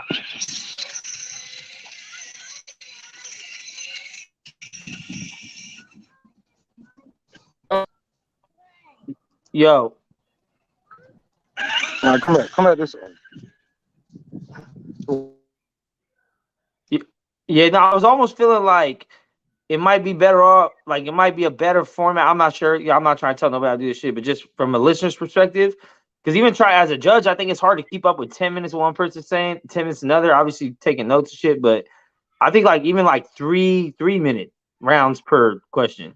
Because it's like that would be 9 minutes a person. It's one less minute, but you get 3 minutes and the other person gets 3 minutes. So it's like more rebuttaling each other with more of a dialogue, and then in the same time period. You know what I mean? I don't know. Because sometimes 10 minutes, like, motherfuckers do be going on rants, bro. Like, they be talking about some other shit, bro. And this too, though. I like the rebuttal rounds more. I like them 5 minute rounds. What up, everybody? You gotta be real witty to get through them rounds. You know what I'm saying? When them 5 minute rounds, you gotta be witty. You gotta have shit on the draw. With that 10 minutes, dog, I mean, you could just ramble and people will like what you're saying. You ain't even gotta make it make sense or have facts behind it. It's just some shit that people like to hear. You know what I'm saying? Like, people just want to hear it. But like I said, like, you gotta win over a whole crowd of people that just hate Jake Paul and hate that he even in boxing, and then you're arguing that he's the face of boxing. Your first 2 rounds, you're gonna have to try to win the crowd over. What's up, Brandon Washington? Hold on real quick, man. We got the homie in here, man. Hold on real quick, man.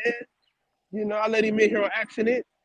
Hold on real on quick, accident, man. damn. Right, Nah, exactly. I gotta give him his drop. Okay, see, all you doing right now is flatulating your liquor. Because I believe it was Homo erectus that said to expose the hemorrhoidal ramification would merely delineate the colonic orifice, thereby separating the gluteus from the maximus. Homo was the ambiguity that I feel never justifies itself. There's always the pungent odor of life's constipation that surreptitiously conflicts with the detrimental instability hitherto 4, 6, 8. Who do we appreciate?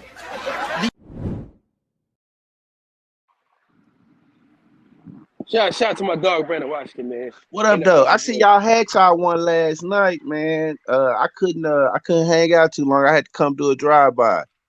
What up, Steph? I don't know how y'all did it last night. What happened? Yeah, they had a new dude on. I left shortly after he got on because I don't know what the fuck was going on with him. Yeah, I don't know. I fell asleep on the nigga, to be honest with you. Yeah, I don't know how he found your channel. I'm like, what the fuck? I'm trying to figure out how did he get over here, and then the shit that he's talking about. Like, I don't know if he was trying to shame y'all or trying to tell y'all I'm better than y'all because I'm this kind of person, and I listen to Malcolm X. Hey, can I say this though? Can I say What's this? that? You know a nigga pissed somebody off when he made Brandon Washington take up for Fred. When I seen that, I said, Brandon Washington is sick of this nigga. What? The nigga took Fred's side. I said, oh shit. I said, you got to be a fucked up person for Brandon Washington to be forced to take Fred's side. I was shocked. That happened by default. I wasn't trying to take Fred's side. Dude just pissed me off. What I don't like is we don't need. I got to say this. This the midday, and I'm just gonna hit this. I'm just gonna say it and leave it alone. I don't like to listen to us be talked down to people. If you're gonna talk and beat us down and tell us what we don't know, in the next breath, you should be building us right back up. You know what I mean? Don't get on here condescending, talking about the great and grand person you are, what you know, and how you this kind of way. But you really not. You just talking.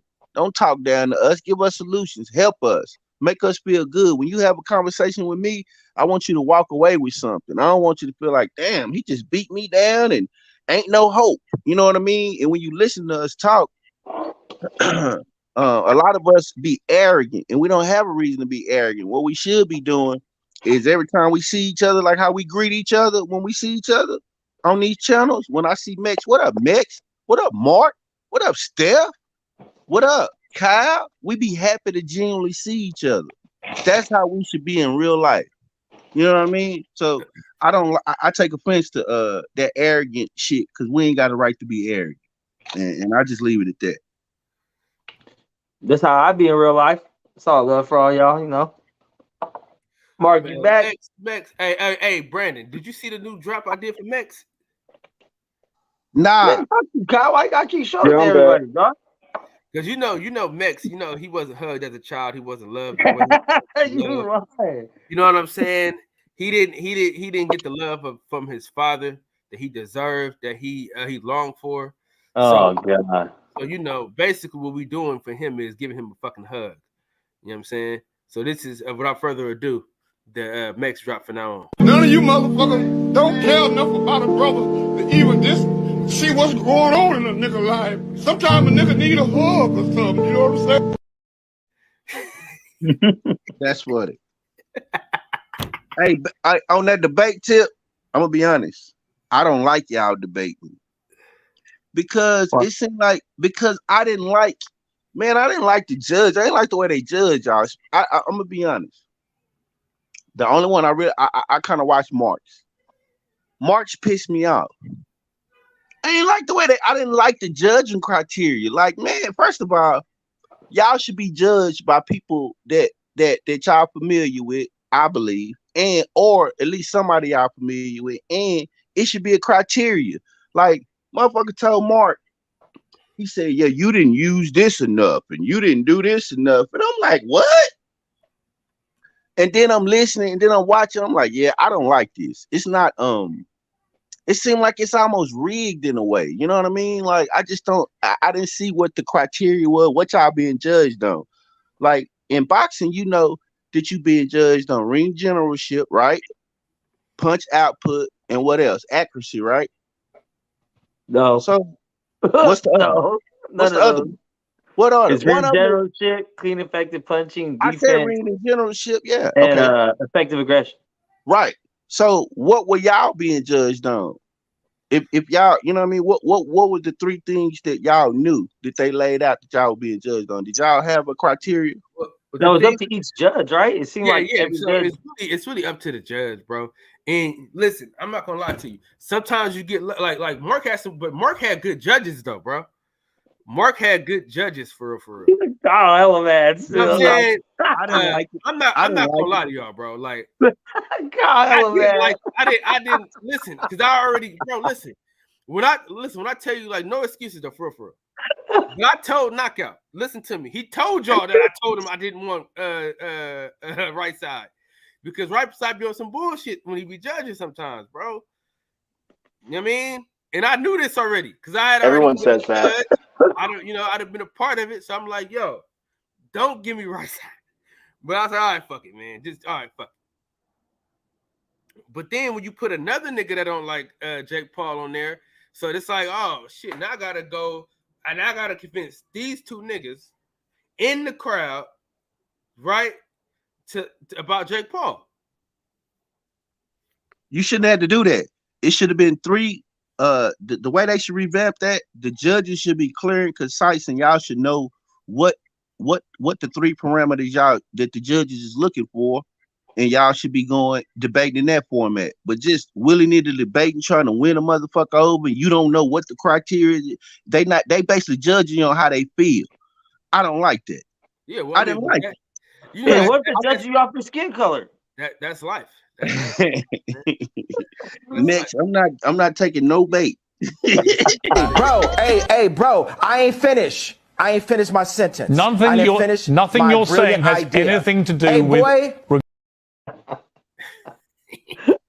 I love you, Brandon. I love you, Hey, dog. Kanye call that man a boy. That man lost his goddamn mind. Hey, Kanye, boy. he said a Hey, boy. hey, I'm not a boy. Why did you call me a boy? I am not a boy. Yeah, Damn. hey, boy. Oh But, man. What's up, Brand? But listen, this Hey, is but my if it was the other way around, Hey, Steph, you out here famous in the YouTube streets, man. I gotta start telling people I know you. Ain't that something? Damn. Is that right? That's funny. That's funny. I'd be like, yeah. It used to be like, I thought I had a little name. I'd be like, yeah, I know Steph.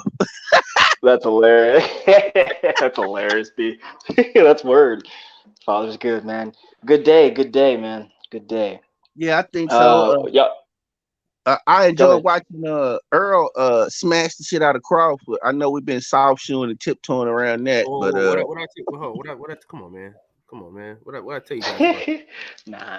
Come on, man. What I say about that, man? Come on, Brandon. Damn. Brandon. This is my show. I do what the hell I want on my show. Nice Stetson Kyle, cowboy. I I like that. bro. I know, Brand. I know, man. It's Brandon. Hey, Brandon. You say you keep forgetting? I did. Yesterday. What the fuck that got to do with me? Man, that movie's one of the best movies. Hey man, why we can't talk about current events in boxing over here, man? What's the deal? Hey, didn't I just play do I gotta play it again for you? One more time. This is my show. I do what the hell I want on my show. Hey, Kyle said not until we see the first press conference. Man, shit, I'm telling you, I don't listen. Because I was so adamant of telling y'all this shit wasn't gonna happen. I lost friends for this. I lost friends because this fight didn't happen. All right, Straight I up. lost friendships. Straight up. Because of this fucking Straight fight. up, man. I lost a lot. You lost friendships. Nah, you lost friendships because you over there hanging out with the Al Heyman demon hater. Listen, True man. that. True that shit. God damn. I mean, is he gonna run out of Al Heyman title? Hey, listen, I had to do this for Max, but I'm gonna get this one to you. I'm gonna get this. This ain't for you, Max. This is for Brandon. None of you motherfuckers don't care enough about a brother to even see what's going on in a nigga life. Sometimes a nigga need a hug or something. You know what I'm saying? By the way, Max, I like that bucket hat. That bucket hat's dope, bro. What's up? Oh, the triangle? I got just like your style. Just your style with the bucket hat. Yeah, That's you dope. can't even. And then the crazy part, I can't even Google Al Heyman name no more. This black ass motherfucker keep popping up. That's what it's all about, man. Every time I look, you know what, Brand? Real fast. Like, yeah, man. Like, I ran into a lot of that too, man. Where I'm like, I've just heard too much conversation and too much quality hate on Al Heyman. See what? Come on. Oh, you know, I can't take that. You say Al Heyman. I can't I'll take let you that. stop with Al Heyman. I'll let you stop with Al Heyman. I'll let you stop with Al Heyman. But listen, everybody's at fault. Everybody got to get this fucking work. Okay, this is the last time I'm gonna talk about this. All right, listen. You remember when something happened at your grandmama's house, like y'all knocked over the vase or something like that? Y'all broke something in the house, and nobody wanted to say nothing, and everybody got an ass whooping. I mean, yeah. That's what this is. Everybody getting a whooping. Everybody get a goddamn whooping. You know why? You know why everybody get a whooping, Steph? Why? Because we don't know who's at fault. Because we don't know who. do. Yes, we do. Yes, we do. Yes, we do. Okay. Hang on. No, listen. It's because it's really all speculation. Because really, it's all about how you feel. I've been saying that. Listen. It's really how you feel about a person and if you believe them or not, right? That's what it comes down to. But I don't listen. I don't know. Listen to me though. Like my dad used to tell me all the time. Like my dad used to tell me before he whooped our ass. I don't know who did this for show, and I don't know who lying. So everybody getting their ass whooped. Turn around. That's what this is. Because I don't know who the fuck lying. I don't know who's lying. Oh, okay. Let me just get this in. Bro. One of y'all, I mean, if not all y'all know who did what they did to deserve, I mean, to not, get that ass whooping. So y'all some liars. If y'all even want to step up and tell the truth on that, all y'all are lying. So yeah, get that ass whooping. But y'all know who did what they did to warrant the ass whooping. That's all I'm saying. Everybody finna taste that leather. Am I right, Brandon? Watch it. Can we say that? What's that? Kyle missed it. One more game. I said everybody get that leather. You know, when you was at your grandmama's house and somebody broke something, and they ain't know. Yeah, but at the end of the day, after too many times of getting that leather, I told it. I'm like, hey man, I'm not gonna keep catching no ass whooping behind one, and then it was the cousin that was always roguish and shit. So after a while, you got to tell it like it is. Like I'm gonna tell you why Earl Spence said in that conversation that leaked. He was like, man, I'm catching it on social media. So he like, man, we need to get this shit done so I can get these people off my back. After a while, Earl was cool with taking the ass whooping with turns. What's taking so long to get this fight done? What's taking so long? Everybody speculating and wondering. Earl like, man, they killing me on social media. Like, what's going on? I told me, don't worry. He gonna get the fight done. He gonna take care of my interest. Turns gonna get his interest. That's exactly what he said. Al Heyman said.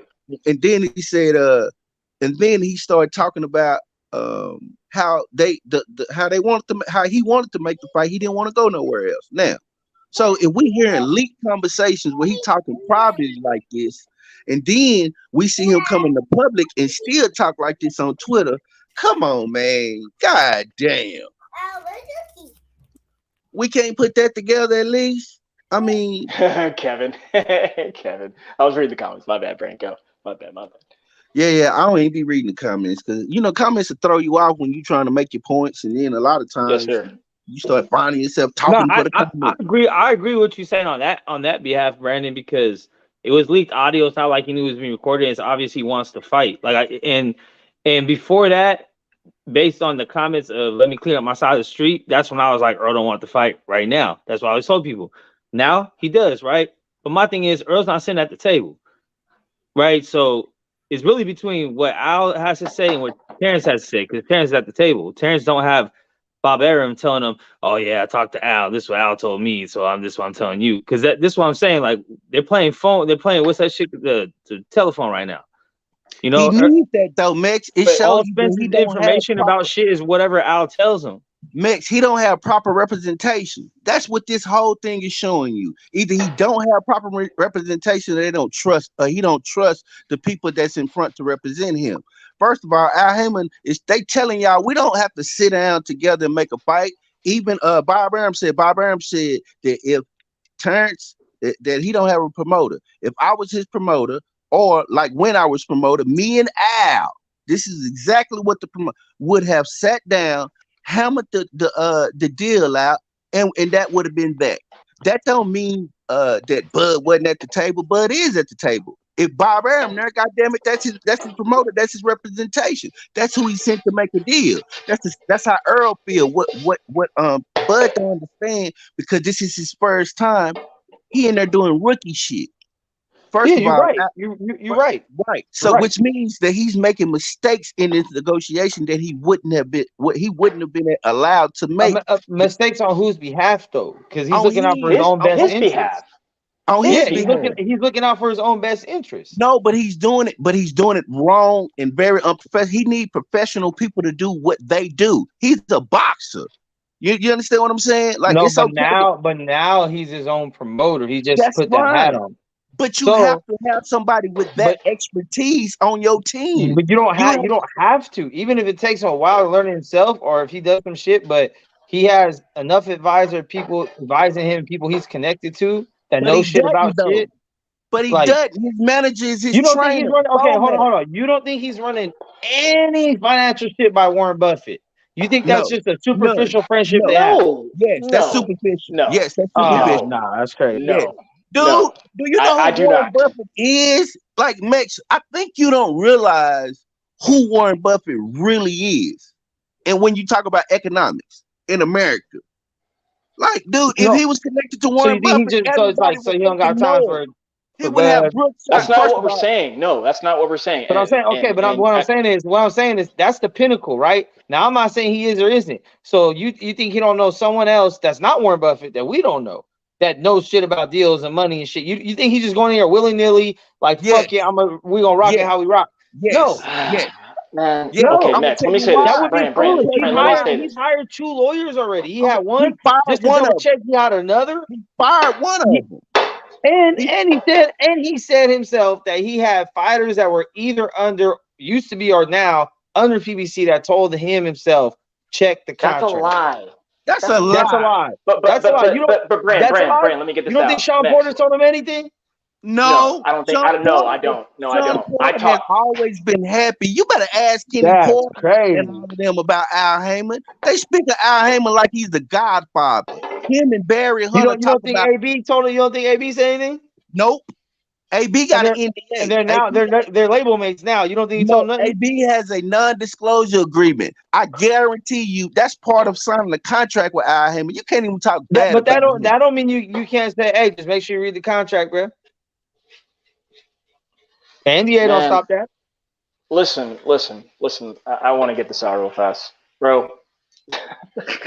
That shit is not like above the realms of believing that he knows some fighters. Because I'm not saying even superstars. It could be these B-level fighters and B-side fighters on PBC. They're just kind of like, yo, bro, like, so make sure you watch the contract. You never know who it is. That doesn't sound like, oh, that's a lie that he has boxing friends that told him no. Like, that's crazy. Cool. But listen, man, like, I really don't even want to get swooned into this because, like, I don't even care. I don't care. And when I say I don't care, like, for me, there has been nothing new ever since Mike Coppinger came out and reported that he was going to be fighting David Avanesian. I stopped caring about the situation. And since then, there's been no new information. For me, there's been no new information, nothing, including all the stuff that's coming out. Perhaps on Errol's part, but like, there's been no new information for me. So, like, man, I don't even give a shit. But kind of back to, I want to just rewind back to the Al Heyman stuff bothered me because, man, just like how we're speculating now, all that stuff is false, man. And then not only that, if you just wanted to ask for proof, right, you would ask for it, and there's no proof. Like no one who deals with this guy says he's difficult, or he doesn't even, he doesn't have a pattern of that type of behavior. So that's what bothers me about it. As far as Terrence Crawford goes, man, look, like, that dude did what he did, man. He signed over BLK. He's fighting Dave Avanesian. He's getting paid. Great. Yes, I feel robbed, but he's doing something else. Errol's going to be going somewhere else. Shit. He talking about all that money, man. I'll stand on this today. It was never about the money. It's never about the money, man. It was never about the money. This guy, I mean, he whatever he approached Earl about that stupid, hedge fund crap, bro. I think that's a lie too, because someone with that type of money wouldn't approach him. They would approach Al Heyman.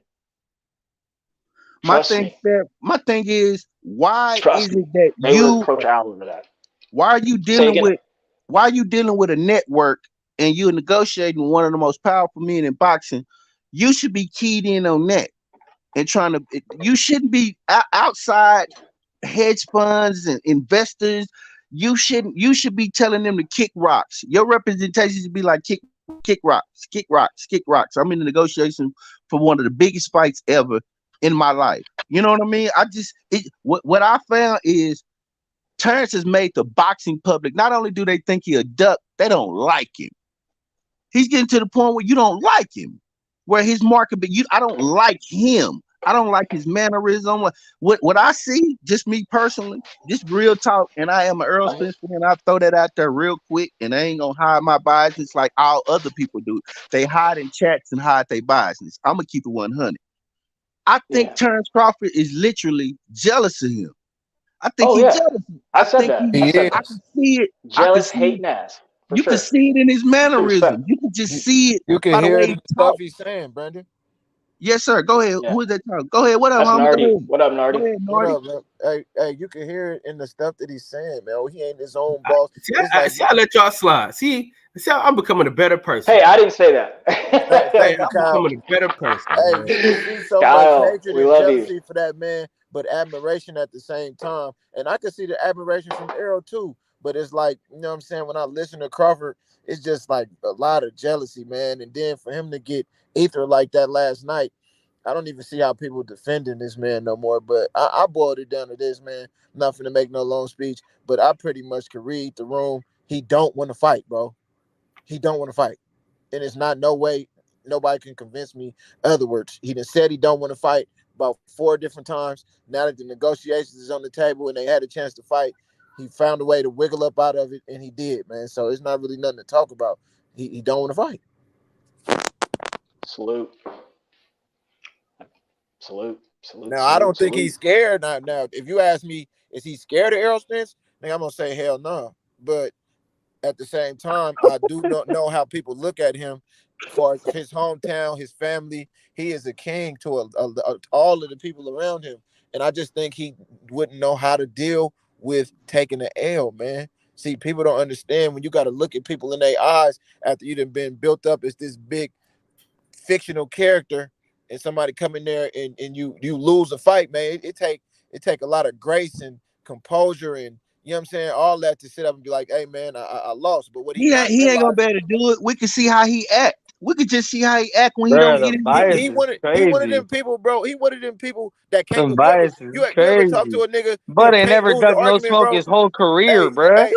Bud already accomplished what Earl's trying to accomplish, bro. What do you mean? Brandon, have you ever talked to a nigga that just couldn't lose the argument? Yep. It don't matter, nigga. It don't matter if a nigga lay the facts right out there in your face, cuz he gonna steal argument for the sake of arguing because he just can't fathom it. The fact that he might lose the argument. You know what I'm saying? That's and it go hand in hand with a lot of shit if you just pay attention. And then you hear what Bud said. Hold on, man. Let me talk. You've been on here the whole time, bro. Let me get this off and then you can go on. Already, y'all got him going. Hey, boy, don't finish. I told you. Oh, don't treat me like a boy then. I'm going to finish my sentence of my idea. Like, bro, you can't throw it 60 yards, bro. It's okay. But it's go hand in hand with how he is, bro. He can't take L's, bro. And what he's not understanding is, certain L's, depending on how you go out, will get you more respect than a W, man. You know what I mean? But bottom line is the nigga don't want to fight, bro. He does not want to fight. Yeah, he kept hollering. At the end of his Instagram. Yeah, they trying to fuck me. Like, come on, bro. They're trying to hold him, bro. Man, his mannerisms in that video, if you're a grown ass man, bro, and you know how to read men, bro, his mannerisms in that video told you everything you needed to know. That wasn't crazy. Crawford. Bud ran down on Earl, but he don't want to fight. Earl said, "Give me a couple years to clean out this side of the street," and Bud don't want to fight. Say they want to fight. That's crazy. They really don't. You must ain't lived Spence said go get a belt, but Bud don't want to fight. Nardi, don't argue it. There's nothing. They lived enough life. No, Nardi, there's nothing to argue, bro. Like you said. He don't want to fight. There's nothing to argue. For the biggest fight of your career, we ain't going to guarantee. Hey, Steph, have you ever went to school with a nigga that wanted to be the bully so bad, but in reality, he just didn't want to get beat up? That's crazy, bro. That's who he is, man. Hey, do y'all even know what the previous splits for Earl's fights were? He went 50 with Mikey. Mikey got $3 million guaranteed. He went 65 with Sean. Sean got $2 million. Danny Garcia got $5 million. And Ugas got $1 million with 40%. Nardi, hang on. Your boy said none of that mattered. Exactly. None of it matters. Who cares? Like, who cares? I don't care about what they made in the past. I do not care. The thing that he said did matter was the transparency, right? Max, we don't care. Right? Seriously, we don't care. I don't care that you don't care. I don't care that you don't care. Like, that's for you to deal with. But how does that help the situation? How does that help the situation? He does. Hey, listen, guys. Listen, and this is what I try to tell you guys, man. This is a waste of time. See, that's what I've been trying to tell y'all, man. Y'all don't listen to Kyle Davis, man. This is why we need to Kyle, I tried to stop it a million times. I just right then and there, I tried to stop it a million times. Hey, boy, don't finish. I told you. Oh, don't treat me like a boy then. I'm gonna finish my sentence of my idea. Bro, bro, I ain't finished. I don't even like finished my sentence. Nothing you're saying has anything to do with. Bro, bro, I ain't finished. I ain't finished my sentence. Nothing you're saying has anything to do with. I don't like this drop, dog. I told him he's disrespectful. Man, don't nobody like that drop. Hey, I don't like that. That drop sucks. I love my boy Kyle, but when it comes to Crawford, cuz he gonna try to save him every time. He gonna send a life jacket, a motherfucking floaty. He gonna send a motherfucking boat. That's pathetic. Who put you up to this? Who put you up? It's not surprising me. It's cool, Nardi. It's cool, man. Like I said, like he did what he did. I'm cool. Let that dude go. I don't even care, man. I really don't. let him go get his money, fight who he fight. Great. Now I'm gonna be selfish. Just keep Errol's name out your fucking mouth. Right. That's the only thing I demand. Right. Just keep fucking Earl's name out your fucking mouth, dog. That's all I gotta Weirdo. say. Nigga, a weirdo, blood, and a hater. Yeah, I agree. I agree with you on that, Steph. I do think Bud should not mention Earl again. I think both of them should just leave it alone.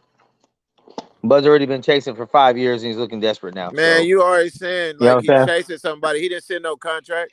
He didn't Nardi, say don't get swooned in. Hey, Nardi, shit. don't get swooned in, man. Don't get swooned in. It's cool. Nah, Like I said, bro, for real, bro. it's cool. Hey, Man. revision this history, the motherfucker. It's cool. How nigga gonna bring up some shit where a nigga The didn't even the take internet's the steps to make undefeated, it bro. happen? Video don't But lie. let me debunk that right now, Nardi. The reason why, because I keep saying none of that matters now. The way they could have fought now and it didn't happen. So whatever with all of that shit, whatever. It does. All of that 5 years or whatever he keeps mentioning didn't even help now. So whatever. He did the same thing with Manny. And look what happened to Manny. Manny went on and retired at 42 and is 1,000 times a better fighter than Terrence Crawford. So whatever. You're crazy. And then whatever. Crazy. Whatever. Go they try to argue with someone who disagrees. They were saving Manny from Bud. We all know that Bob blocked that fight. We all know Bob blocked that fight. Please. That was food. Please. Manny signed Oh, you if Ugas can beat Manny Pacquiao, that Bud can't whoop his ass? He did. Crazy. He Bud did. didn't sign the contract to fight. That's crazy. Man, Manny signed the contract. All right, you know think what? Ugas is a better fighter than Bud too?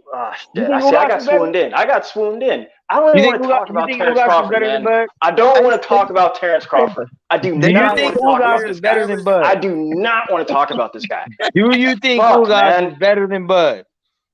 No, I don't care. I don't want to talk about this guy. All right, that's it. That's all I want to know. Don't want to talk about this. Bud don't even want to fight him. I just want to see if you're that crazy. Bud I doesn't just want to fight him. Was that strong. Mex. Bud doesn't even want to fight him. Bud doesn't even want to fight Ugas. He doesn't. It's on record. He ain't earned no rights and shit. He's Ugas, bro. You already got like 6 M's, bro. Go sit down. All right, let's move on. I do not want to talk about this guy. There's only one person that motherfucker been wanting to fight this whole time. But this is why I said though, I'm not putting this shit on Earl. I've been said that. I put on these are tough times in boxing, gentlemen. These are tough times. So people think I'm going after Earl. Earl has nothing to do with this, bro. These are tough times. Steph, we don't have no meat on no bone nowhere in boxing right now. This is tough times. This is the only meat on the bone. I've said this for the past 2-3 years. It's PBC. Man, you weren't saying because shit. They didn't want no fights. Shit. They didn't want no fights with Danny Garcia. You They didn't want no fights with Keith Thurman and Bud. They didn't want to feed. Mikey Garcia fought better competition than this motherfucker. Man, whatever, dog. Like, man. See, my boxing mood's gone down. God, talk about this dude. Your boxing boner went down. Yes. Yes, man, because this, for whatever reason, when he walked away, trying to say motherfuckers, but what's the issue? Gosh, man. Man, Kyle don't be trying to say nobody. Kyle sit on a goddamn PBC/Al Heyman hate channel every night and listen to the same Al Heyman crybaby shit every night. So he should be used to it. Yo, look at Mark in the comments. Mark. Oh, yeah, that's where you need to be. Hey, Mark, stand in comments. That's where you need to be, ducking and hiding. Stand in comments, ducking and hiding. Get on this panel for that smoke or stay with them Twitter fingers, because that's what it looked like he doing, Twitter fingers. I can't read the comments, but I bet he out there Twitter fingering. Mark was on just right before he came on.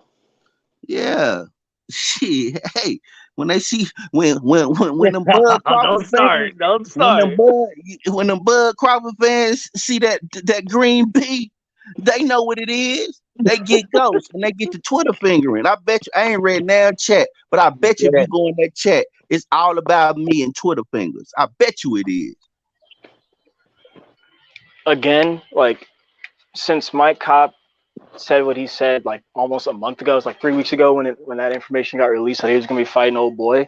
I've heard the craziest the craziest lines, man. The craziest I don't need to takes. cam up. You don't need to see me. Just see this smoke. I'm blowing. Straight up. For the craziest shit, man. Stuff that had like just crazy stuff, man. Other men want to see other men on camera. Cam up. What you want to see me for? You can hear me. Ain't that good enough? This is my thought. This is my spirit. Weirdos. They want to see you. They want to look. I want to look at you. Why? I just want to make sure you black, Brandon. Shit, if I don't sound like it, then hey, I'm doing a hell of an impersonation job. I don't know. Hey, sometimes you really don't. I don't. Damn. I can picture you being like a country white boy, like a fucking old lineman. Yeah. Mm-hmm. Max, let me ask you something. Oh, you said shit, something there. you done fucked up, man. Let me ask you something. So what is a black person supposed to sound like? Well, not like you. No, that's not what I asked you. I'm used to. That's not what I asked you. I asked you what is a black person supposed to sound like? It can't sound like a color. Well, you just said, because Brandon Washington is black, that he don't sound like a black person. So I'm asking you, what is a black person supposed to sound like? Because you know Brandon Washington is black. So no, I'm asking I don't actually. I don't. I never met him. Okay. All right. Okay. All right. But yeah, I do because the people I trust say he is. So again, are you going to answer the question or not? Probably not. Okay. All right. Well, hold since on, you know me, Earl got you in your feelings like that. You overanalyzing jokes? No. You overanalyzing jokes now? God, brother. Hey, Brother. No, hang on. Go ahead, Kyle. I know that ain't who I think it is. Dr. Michael Fuller in the fucking house, man. Naughty Nard, back on. All right, go ahead. How do hell Welcome does in, Michael. not sound Welcome like in. a black person? No, hang on, Nardy. No, hang on, Nardy. Hang on. No, Max. The thing is, Max, are you listening? Max. Yeah, here. Yes, sir. The thing is, man, I don't play with color, brother. And when people say things like that, what you said, I do all the time. No, listen here, though. Listen here. I'm telling you why I went where I went and asked you those questions. I don't play with color, brother, because hang on, Michael, hang on, sir. So when people, want to relegate black folks to second-class citizens, or say they can't, be what they are, that's what you're doing. You're putting them on some type of What pole. are you talking about, bro?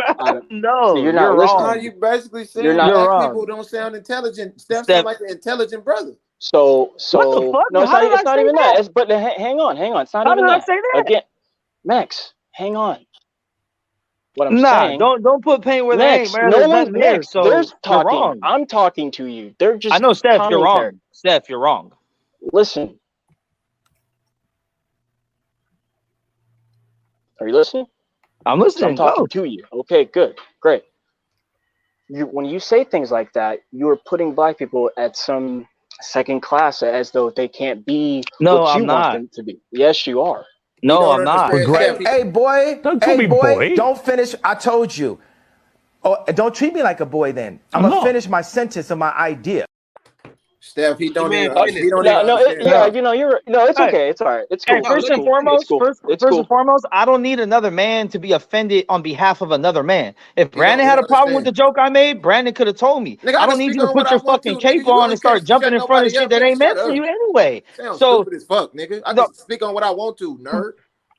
Fine, do that. You could be a captain if you want, bro. But I wasn't even talking to you either. I was talking to you either. So if you want to play Batman and jump in front of shit that ain't meant for you, then do that. That's cool. That's on you. So like I said, if Brandon had a problem with the joke I made, then Brandon could have told me, and he has no problem telling anybody if he feels a certain way. So I don't need his I don't need the peanut gallery to come over here and chime in about shit. Shit. Little kid ass nigga. Do something. Are y'all finished or you'll get punished, fuck. Do something. Do something. And then this is my show. I do what the hell I want on my show. And then what? I'm gonna get punched, and then what? I ain't even finna do nothing. It ain't gonna change shit. Internet war with you. Hey, you can knock me the fuck out. It ain't gonna change shit. Do whatever you want. You the It one ain't gonna saying change stuff, it. nigga. All right, all right. You just said It ain't All gonna right, change wait, it. Hey, listen, Nardi. It's cool. The This is fuck? hold on. This is what happens when y'all talk about Earl Spence and This Bud. is what happens. This is how it all starts, and this is That's why. your excuse? Damn. That's where it came from. Y'all That's motherfuckers where got it aggressive started. off a joke that wasn't even said to you. We So were what do you mean? kumbaya until this moment happened. All right, we was kumbaya. I step away for 1 minute to take care of my kids. I come back, y'all arguing. You know what I'm saying? Y'all ready to? I ain't arguing with nobody, man. What was the joke? What was the joke he said about Brandon Washington? I just said he didn't sound like I just said because Mark was telling him to cam up. It was going back and forth about camming up. I said, yeah, I just want you to cam up so I know if you black or not. He's like, I don't sound black. I was like, not really. You sound like a big country old lineman, like a big old white boy. And then this, what does sounding black sound like? See, when you're talking about that, you putting this down like, no. Fuck out of here. It's called a fucking joke. Guys, is that come on, bro? Is that what That's what this is. These niggas weird, bro. Run it back. Run the tape back. Now motherfuckers in their feelings about a joke I said to Brandon, and if Brandon was offended by it, he would tell me. No, so I think that's it. My spidey sense went off that you was in here getting out of line, Max. Nah, I ain't never out of line. See, in regards to these racial issues. Yeah, race. He always ain't no racial issues, bro. Fucking weirdo. Ain't no racial issues. I think the issue was the inference there was that if you're black, you have to sound ignorant. Exactly. Not at all. Steph, he don't understand that part. Not at all. That's what you're getting out of it. That's how it came. I never said anything about sounding ignorant. I never said nothing about using slang. I never said nothing about an accent. And we never said you did. We never said you did. No, hang on. We never said you said any of that shit. I just asked you a question. And then you're deflecting and going all this other shit. We didn't say any of that shit. I didn't deflect. I just even Michael, no, shut up. Even Michael just came in here and just said what it was. I don't give a fuck what Michael says. Forget it. Hey, bro, I ain't finished. I ain't finished my sentence. Nothing you're saying has anything to. So if Daddy Fuller signs off on it, then you man, good on shut it too, up, bro. man. You need another man to validate you too, dog. Let's talk about something else. Fuck out of here. Let's talk about something. Man, shut up, dog. You're weird. None of you motherfuckers don't care enough about fucking brother. always talking about shit you can't handle is what the fuck it is. Sometimes a nigga need a hug or something. You know what I'm saying? I'm not the one mad about a joke, bro. No, man. So what you need to do, what you need to do is just stop talking about black folks. That's all you got to stop doing. I don't have to stop talking about anything I don't want to stop talking about. No, I'm just talking about nothing. Hey, let me help you out. Let me help you out. Nah, just stop talking about black folks, brother. For you because you probably got in a lot in your life and you sound white on the phone and shit, so now you're offended. You got your own fucking trauma about it. Then you just hang on to that. You're saying I am, but I'm not. You're saying I am, but I'm not. Let me help you out again. Just stop talking about black folks, brother. That's all you got to do. I don't have to stop doing nothing. I can joke about whatever I want with whoever I want. Okay, let me get in on this. Like I said, if Brandon had a problem with it, Kyle, you don't have to. Brandon, you got a problem with the joke I made? I'm just helping out next, man. Hold on. Brandon, you got a problem with the joke I made? Hold on. Kyle Davis is talking.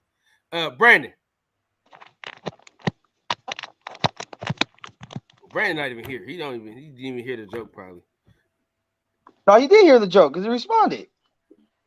Dog, it's not even and he wasn't responding. He didn't respond. It's not even about no joke. I asked you a question not off of a joke. That was you just can't. And not only that, you didn't even answer the question, and you did all this tripping and yelling, all this shit. I told you can't shut up, man, and quit talking about black folks. Let me just help you out. Quit. Nah. How about I don't? Man, you niggas is getting emotional over nothing, bro. Thank you. Over absolutely nothing. Kevin, what are we getting emotional about? Every day. Kevin, what are we getting emotional about, though? Go do some push-ups. Max did not say anything disrespectful at all. I never said he did. Kevin, Kevin sound white too. See, that's disrespectful. That's disrespectful. See, Max, Kevin, no, Brandon, hang on, Kevin. He's saying I never said any of the stuff he said he's saying. I asked him a question. That was pretty funny. And then when he didn't want to answer the question, I said, you know what, brother? See, this is why I don't play with color. Hey, Kyle. And then all of that came of all that. Yeah, and I said I do. Kyle. Yo. It's the race section. And then I told you to stop talking about black folks, man. Then you'll stop running into all these arguments. Race has no importance in my life. So hey, you know what, man? Great. You know what? You know what I'm gonna do? Whenever Nardi come on the channel, that's what I'm gonna do. Cause I think I need to. I gotta do some more black drops. Because when Nardi come on, he is to turn this shit into the race section. Look, I noticed that about you, Nardi. No, I don't. I ain't even say nothing. No, just Nardi don't play that shit. Just Nardi don't play the shit. Nardi don't play the shit. I didn't make a joke with Nardi, so I didn't even say that. It's not about a joke. No one cares about a joke. That's what no, it's not. No, it is Brandon, not. Brandon, did I offend you with the joke, bro? Brandon, tell him you're not offended. So he can shut up about it. He can speak for himself. He can speak for himself. Let me say this about the joke. Was I offended because of me and your history? No. If it had been anybody else, I don't play like that. But because I know how you is, that's the way you get off, you don't bother me. But I can see how other black people listening, when you should have said me instead of said black people. You know what I mean? If you'd have been like, you don't sound, a certain way. But when you say black, that's what triggered other black people, because other black people go through that. They have people judge them based on what they sound like. And it's not fair, because it makes it seem like that you are implying that we should sound another way that your ears are used to. And what we think that is the entertainment class, or what they put on TV, on the radio. And that's not how we all sound. And that's offensive. So it's deeper than what you know. So it's deeper too. I mean, usually if you go. No, I agree with everything you said, Brandon. If you want to look into it that deep, you definitely can, as well as everything else. But like I said it to you. I didn't say it to no one else, because once again, the same shit you said. Me and you have a history. I feel like we could joke about it. I'm not being racist to you. Now, I didn't say that to Nardi. I don't even know Nardi enough well to make that same joke to him, even if I felt that way. Here's the thing. I know who the fuck I'm talking to. So I don't need someone else to talk on someone else's behalf. And if you really had a problem with me when I said it, if I was like, hey, Max, hey, okay, I respect it. And man to man. But I don't need someone else to dive in front of you. I'll save you, Brandon. What do you mean by that joke? Like, what the fuck, bro? I ain't even say all that. Come on, man. That's all I'm saying. No. And Kyle, you can't give me the race section jacket, nigga. I didn't say nothing. I just came on and they was having the race talk. That had nothing to do with me. I definitely take the race section. I would definitely take the race section jacket. Hey, Nardi. Nardi, you know why I'm blaming you, Nardi? Why did I even do nothing? Hey, you know why I'm blaming you though, Nardi? Why? Brother, this is my show. Brother, this is my show. I do it. Brother, this is my show. I do what the hell I want on my show. Damn. Hey, here's what I got out of that, guys. Basically, to make that type of inference, it supports a stereotype, right? And the stereotype, I mean, it doesn't really matter whether you're looking at entertainment, you're looking at the news. Usually, if there's if you guys watch your local news, I know every city I've ever lived in. I've lived in a lot of different cities. If there's something that happens in the black community and there's a quote unquote African American witness or witnesses, they'll go find the most ignorant African American they can find with maybe 2 or 3 teeth in their mouth, and ask them what happened and interview them.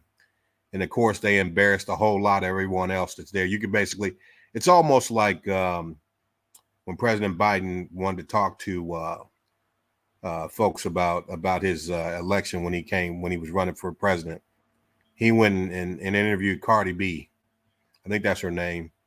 When there's so many other different professionals out there, just hardworking people, they can. That's a fact. I was offended.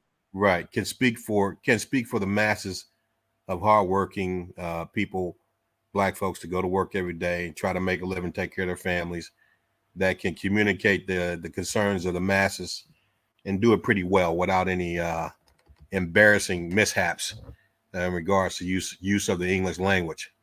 So when we hear someone say you don't sound black, then that's an insult.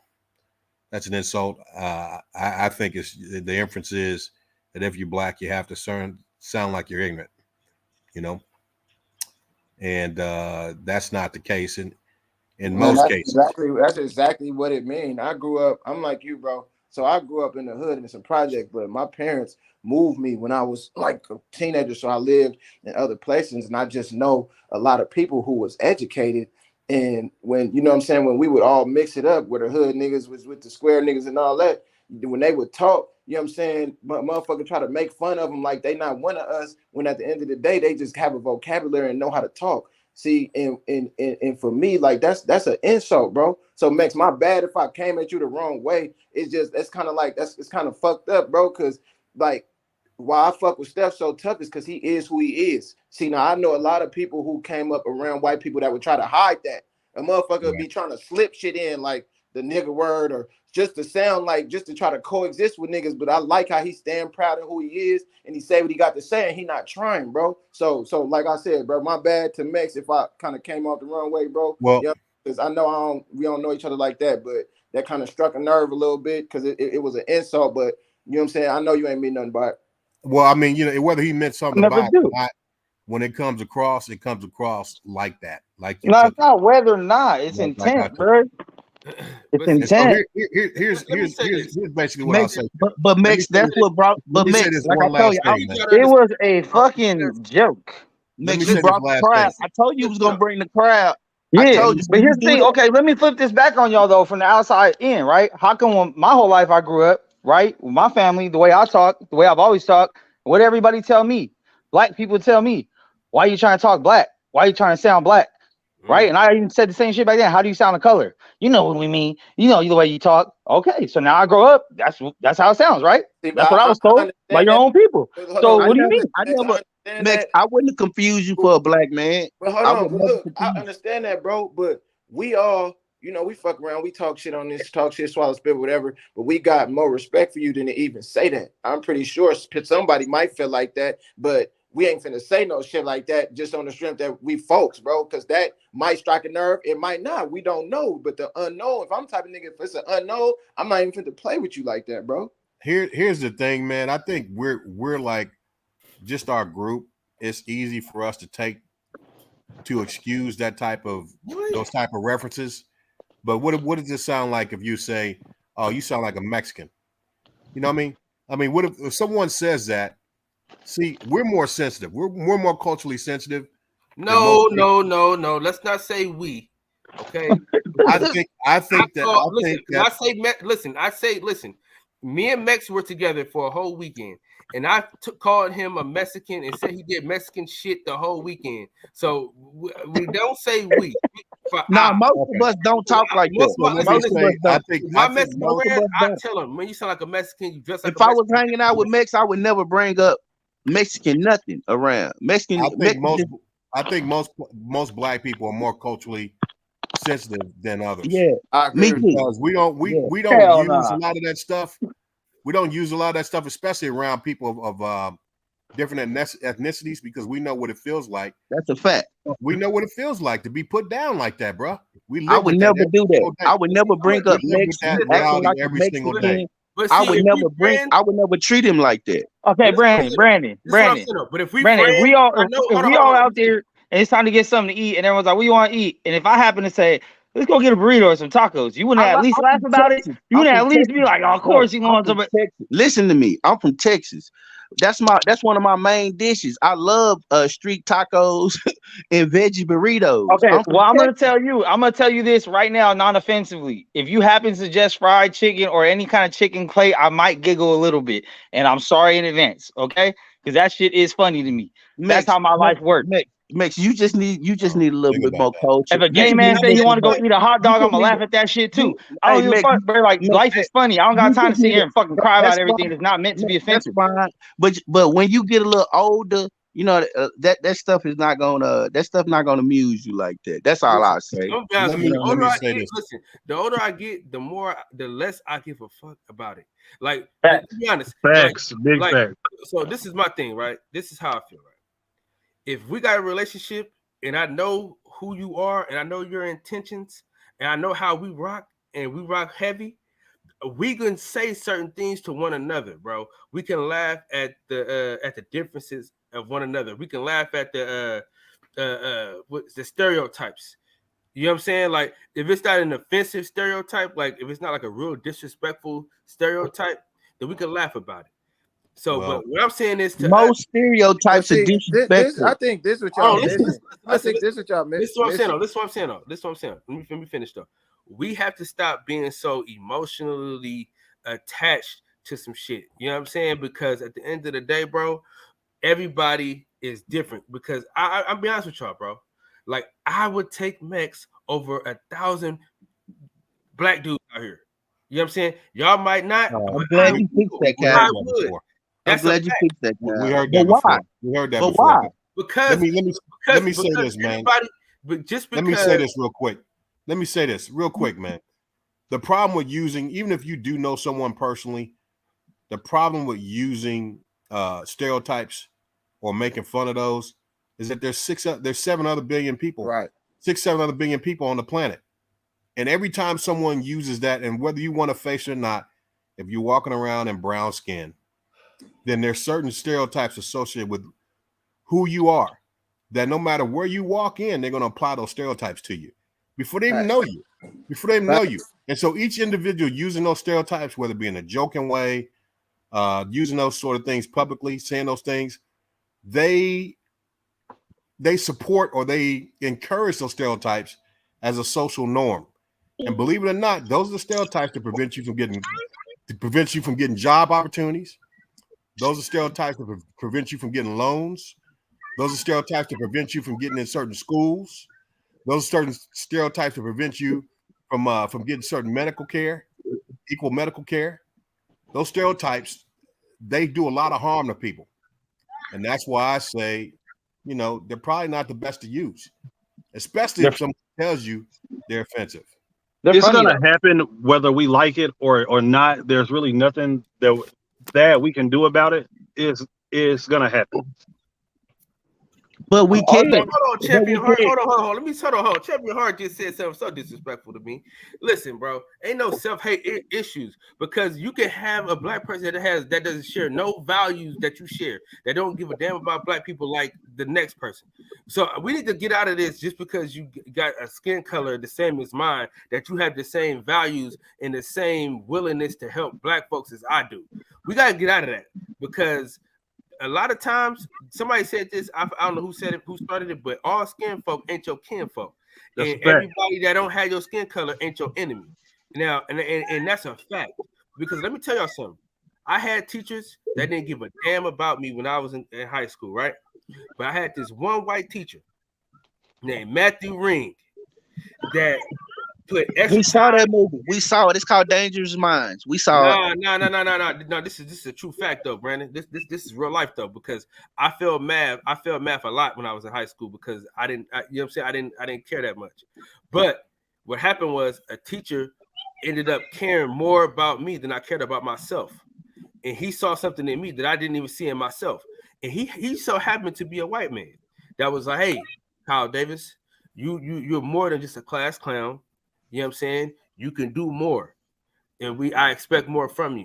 You know what I'm saying? And he believed in me. I had 1,000 black teachers that just saw, man, fuck it, it's Kyle, fuck it. You know what I'm saying? Yeah. But he believed. So for me to so for people to just be like, oh man, well, skin color. No, man, everybody, just because he ain't the same color, don't mean he ain't got my best interest. And that's a fact. But see, wait, Mike and Nardi. That's a true statement. Wait, yes, sir. Let me just get this out really, really quick. I'll be quick. Max, you there, brother? Yeah, it was good. For sure. Let me try again, man. Let me try again with you. And this is just directly from me to you. Listen, man, first off, what is it really? I think there's like 4 of us on the panel at first. Dude, I don't care about what anybody is talking about right now. I don't. That's first off. Second off, I was trying to turn that joke into a teaching moment. You did not offend me. You didn't, none of that. I was not triggered, none of that, sir. In fact, I didn't say any of that stuff. I didn't say anything about your joke. Listen to me. I didn't say anything about your joke. I didn't say it was disrespectful. I didn't say any of that. I asked you a question. I asked you a simple question. We're still yet to get an answer from that question, but I just asked you a question. So I was not triggered any of that stuff. I don't even care about this conversation. I was just trying to turn your joke into a teaching moment. Why?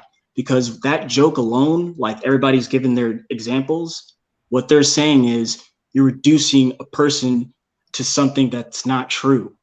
That's all I was trying to teach you. I don't give a shit about any of this shit. Yeah, but I don't need to be taught a lesson over a joke.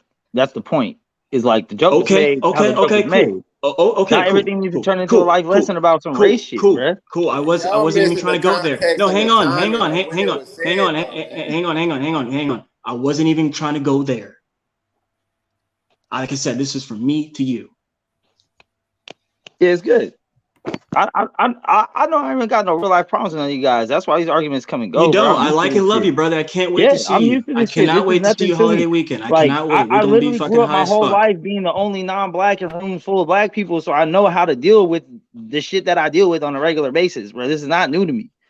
But at the same time, it is what it is. That's why I said I refuse to answer it, because my real life belief is you can't sound the color, period. If we want to get into it, my real life, that's how I live my life. You can't sound white, you can't sound black. You sound like wherever you was raised, what type of environment, your demographic, all that shit. So, but for a joke's sake, yes, I'm going to use stereotypes for joke's sakes, period.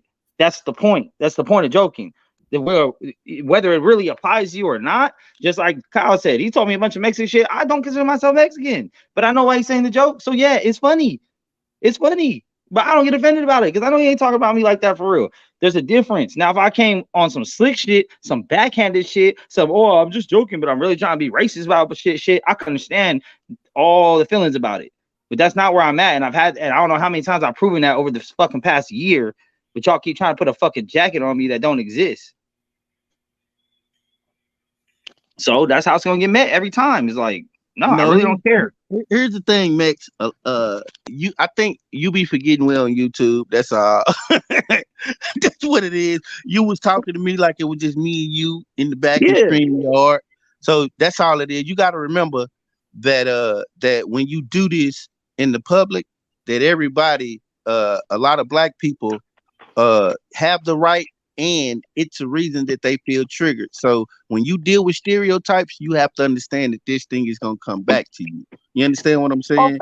Facts. No, everyone has the right to feel however they want to feel about comments I make or viewpoints I have. That's fine. But that's a personal issue within yourself that you got to deal with. I don't got to deal with that shit. So when they come on and they telling you about their experiences and they telling you why that when they heard that go out over the airwaves, that's offensive, it is. You know what I mean? That's fine. And by the same token, when I tell them that I don't give a fuck about what they're talking about, it is. I really don't care. Mix. You can't say that when you making black stereotype jokes, when black people telling you when they come on, you can't say you don't give a fuck because you want to. I really don't. Like, go ahead and get off. Like, get off where you mad at. Go ahead and get on your rant and tell me all this and that. And then when I go to sleep tonight, I guarantee it's not on my mind. And that's the thing. When you in other people's company, you want to treat them with respect. That's why I told you if I was around you, I wouldn't be making Mexican jokes. That's who does that? I don't make white people. Let me say this. I gotta go and put this out there. If somebody put raisins and potato salad, you ain't gonna be like, man, that's some white people shit. When I'm in the privacy of my home, or when I'm talking to my son, or when I'm driving in my car, I don't make racial jokes. So I don't know no race jokes. I don't have nicknames for other. I don't do that. I just believe that it's a waste of time. And why would I put down other people when I watch my people be put down every day? So I don't have the heart to go out here. I don't make jokes about other people. I don't even know derogatory names. That's just not something. That's why we say it's a certain class of black people that you used to dealing with, but you're not dealing with the real class. And I just leave it like that. And I'm just gonna put it like that. Oh, don't tell me.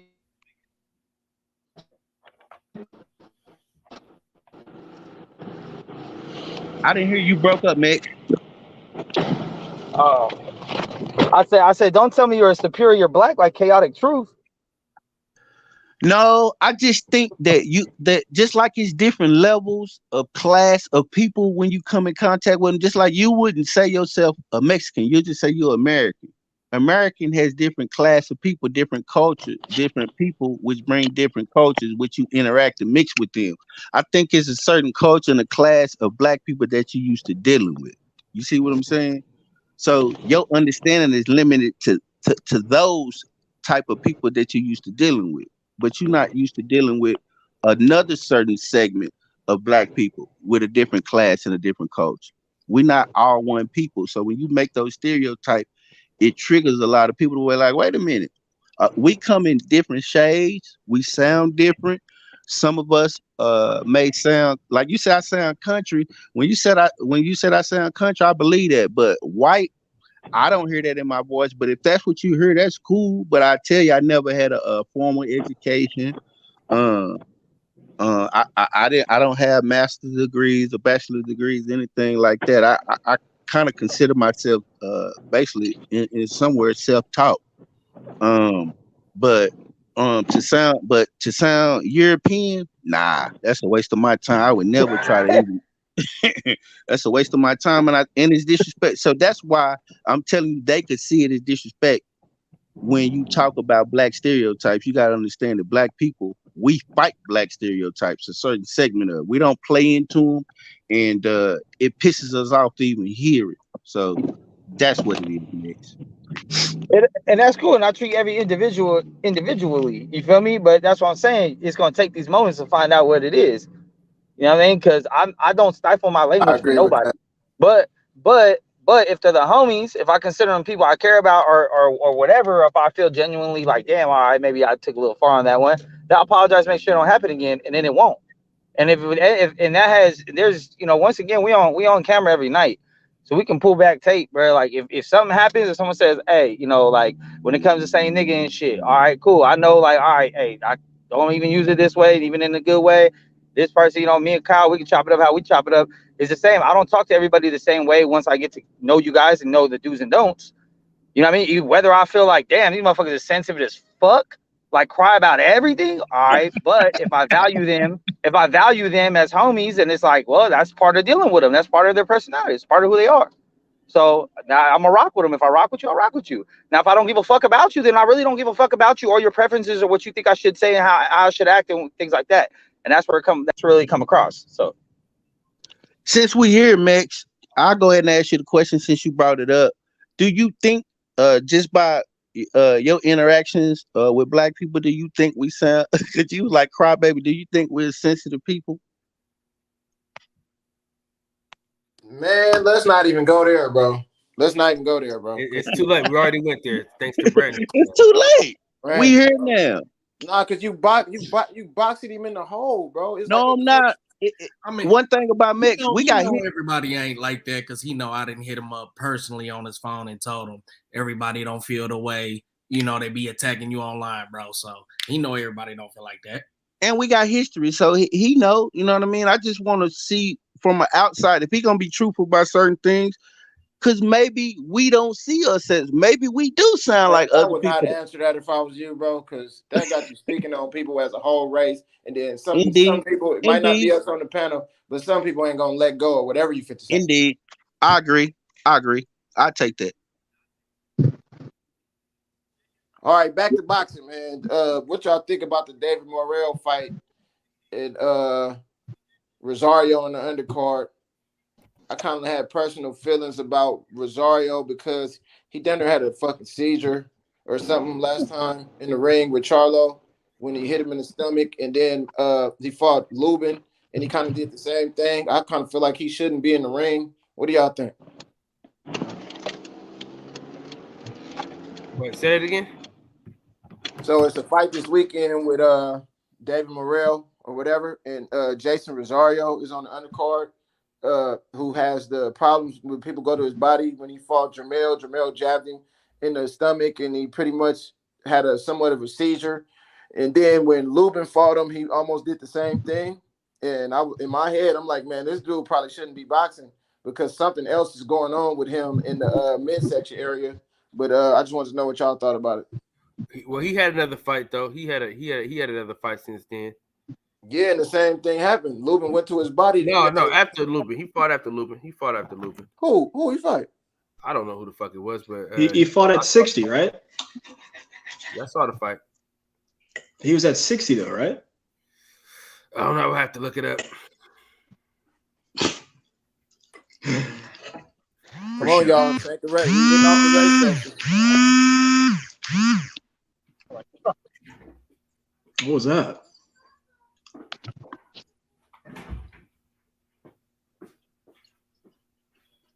Tried to steer us away from the race section, but you know, whatever y'all want to talk about, go ahead, man.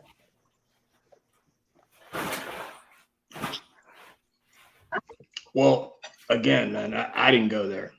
Just ask the question. Yeah. Who's Jason Rosario fighting though? I'm not sure who the guy was. I just seen him at the press conference.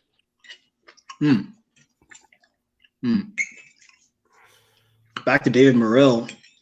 I like David Morrell a lot, man. He's a little boring right now. A little bit. Hey, y'all, we got the fight that we wanted. Boxing news. Yeah. We got the fight that we wanted. What? We got the fight that we wanted. Lay it on me. Lay it on me. I'm about to pull it up right now. Joshua Wilder. Better not be no bullshit. Jake Paul who? Jake Paul who? No. I didn't say the face of boxing was fighting. I didn't say the face of boxing was fighting. Oh, shit, my bad. That we like. Yeah. The face of boxing? Yeah, watch your mouth, man. All right. Canelo Jake Paul is the biggest fight can be made in boxing right now. Hey, huge. That is the biggest fight though. I ain't gonna lie. Let's be solid. Yeah. It ain't gonna last long though. Here it is. This fight did not get made. Yes, it did. What? I'm yours. Who posted it? Caleb Plant. Man, get the fuck out of here. Wait, is he asking? Ooh.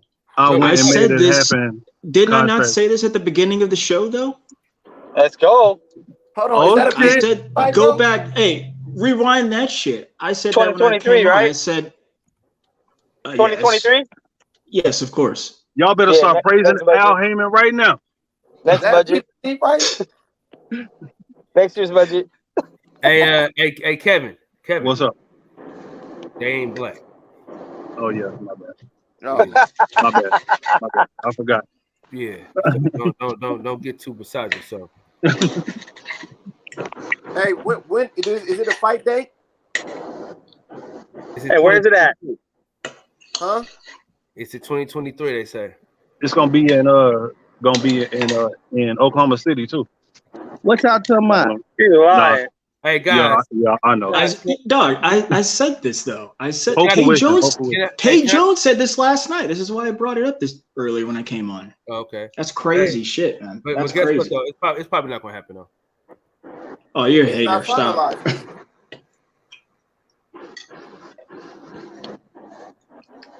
Nice. Hey, Mike Coppinger. Hey, Mike Coppinger. That shit is real, man. Because I'm about to. If he said, Cal, you better not. Hey, Cal, you better Mike go on Coppinger. that goddamn show and you better praise Al Heyman tonight if this goddamn fight get made. You better stop the. Hey, Benavidez posted it too. You better stop the Al Heyman slander. I'm telling you, Cal. You better stop it. Hey, is any of these fighters black? It's the PBC. What are you talking about? Benavidez posted to it. Hey man, Steph don't play with color, man. Chill. No, I do. I'm just keeping it 100. But it's the PBC. Is it a Showtime fight? But it's hey, PBC. bro. Hey, if this isn't Cali or Vegas, we gonna have to pull up. Oh hell yeah! Hey, I'm gonna be there too. Hey, you know what PBC stands for, Steph? What it used to stand for? What? But PBC was really Premier Black Champions. Now they changed it. Now it's something else. Hey man, what are you talking about? Here, man. No. Yeah, I'm making stuff up on your show, man. That's funny. Hey, Kyle. I can't do that. I can't do that. Hey, Kyle. I can't do that. Yeah. Hey, Kyle. How come Mr. Fuller got off when DJ got on? I don't know, man. He had a lot of smoke for DJ, and then he bounced out. So I grabbed his ball and him again. Yeah, you didn't notice that? Y'all just I noticed that, but I didn't know that was the reason. Maybe it was maybe he had a bad signal though. Maybe he had a bad. That's what. Yeah. Bad signal. What's up, bro? Maybe he had a bad signal, or he had something else going on. We don't know. Yeah, that's true. It's probably some nuclear shit we don't understand. Why did Nelda just fall off, man? Man, stop being messy with the brother. It's probably some important nuclear shit we don't get right now. So my bad. Man. I'm not formally educated enough to understand why he got off at the time DJ got on. I'm sorry. You like that? You like that form of education? You like that, huh? He ain't never told me. He hasn't given me one bit of information I can use in my life. So no, he hasn't educated me on shit. Like this is like there's a difference between being knowledgeable about something and actually being able to educate people. Like if you have a bunch of random knowledge, like did you know blue whales can hold their breath for 100 minutes? Like that type of shit. Yeah, it's factual. Yeah, you know it, but it does nothing for my life, bro. It's a Snapple fact. Hey, Mex, the worldwide leader in boxing news asked you a question. Who asked me what? Oh, wait. I am L-Dub. I'll be out there. I'm still debating if I'm gonna bring my kid or not. I don't know. Man, don't bring your kid, man. Nah, don't bring your kid, man. Y'all motherfuckers don't do nothing exciting. All y'all do is walk around and say hi to people. So it's like, what's my that is hilarious, bro. Say, Max, that's exactly what we do when we meet each other too. That's it. And it's cool, but it's like I'm not doing nothing I need to hide from my kids. So like, why not? Fuck it. Go to LA. Hey, Max, you woke up a sleeping giant there, boy. Hey, Mike, why you get off when DJ got on? Oh no, now continue on down that line of speech and thinking you were going. Continue on down. Now I'm listening. Now, what you got to say? Yeah. Why you get off when DJ come on? Because I said what I had to say. That's one thing. You told him to call you, and then he jumped on you to talk to you. I had to dress. Hey, you know what? Here's the deal, man. Why'd you run away? I'm not in this. I'm not in this to entertain you guys. I'm in to help you out. I'm not in there entertaining you. I'm here to help you out. You know, as far as DJ is concerned, the situation you saw what happened when you know, and what I had to tell him, I was very upset at the time. Very upset at the time, but I would not. I would not say that publicly. That was going to be a man-to-man type thing. Okay, not man to boy like I'm doing right now with you. That was a good one. Okay, that was a good one. All right, you're so witty out here. Okay, you're so witty. So here's the deal, and you're right. I did have some nuclear stuff to take a look at. And you're right. I did have some stuff to take a look at. In fact, I was looking at a high flux nuclear reactor. See, I knew it was going to be some nuclear shit. Since you want to get in it, since you want to get into that, and you're so quick to jump to sounding black and not sounding black, and this, that, and educate me, Homer. Educate me. Out, okay. I was looking at some high flux nuclear reactor documentation that I had, right, and the design of that reactor. So I got off, and you know what? I was actually reading the article on it, and I was listening at the same time. So it was purely coincidental that you got off when DJ got on. I got off because just like I said, I'm not going to answer the question to you again. So you were ducking smoke, pretty much. What you saying? I don't duck anything. But it looked like you ducked it. It looked like you ducked. Okay, well then I might have heard you quack on the way out. Actually, that's your assessment. That's your assessment, sir. Max, stop, Max. That's your assessment. But this is what I will say to you. All I remember is the last I heard when it came to DJ, you said, DJ, call me, nigga. I remember you said straight up, you said, DJ, call me, nigga. That was the last thing you had to say about him. And then he came on today and you got off.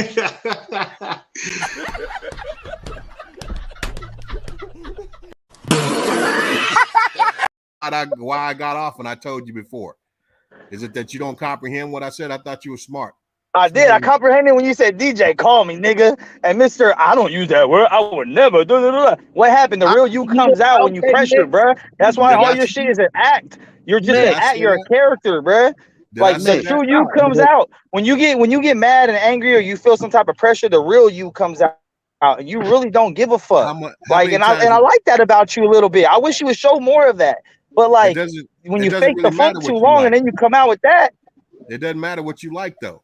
You know what I mean? Yeah, I don't like fake people though, you know, and that's why it's hard to respect you, regardless of what your education is. It doesn't matter if you respect you're not being real, you're not even being true to yourself. That doesn't matter. It doesn't matter at all. Okay? Hey, Michael. There you go. Hey, I hear you. I hear you've been looking for me. What you mean? I've been looking for you, man. What I did is I gave you my phone number. Call me, nigga. Did you use it?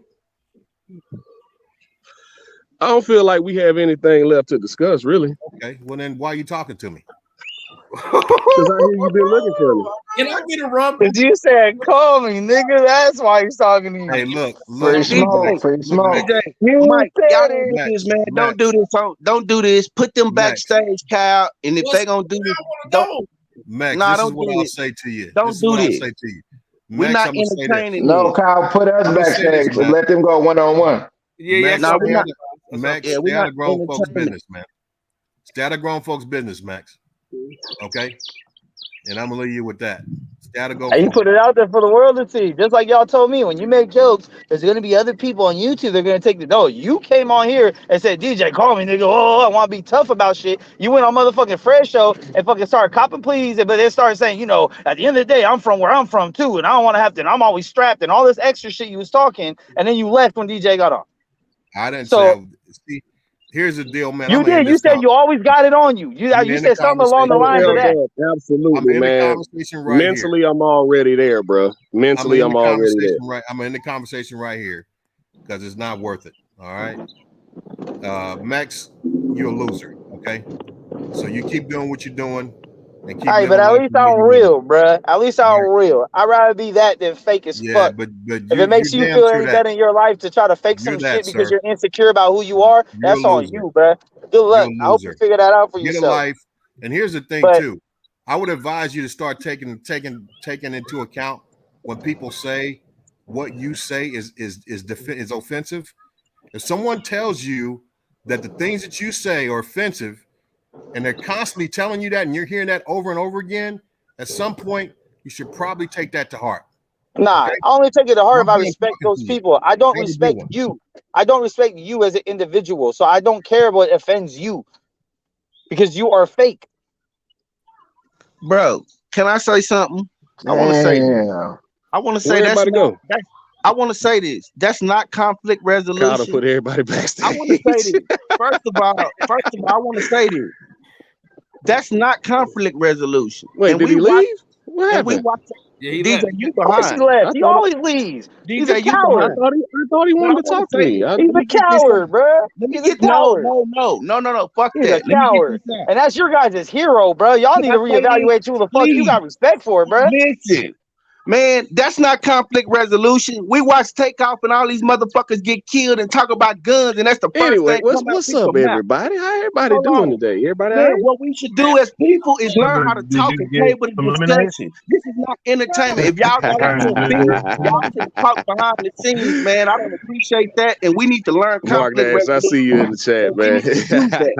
DJ, say, man, that dude shot you his number. Either y'all gonna agree Yeah, not to ever L-Dub, man, talk the to trip each is gonna other, be lit, man. I can't wait, bro. We 2 weeks or out, man. 2 weeks out.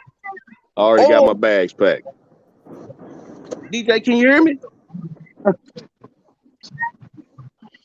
I think he hear you, but he ain't feeling you, bro. Because I hear you. No, you can get one. That's not conflict, bro.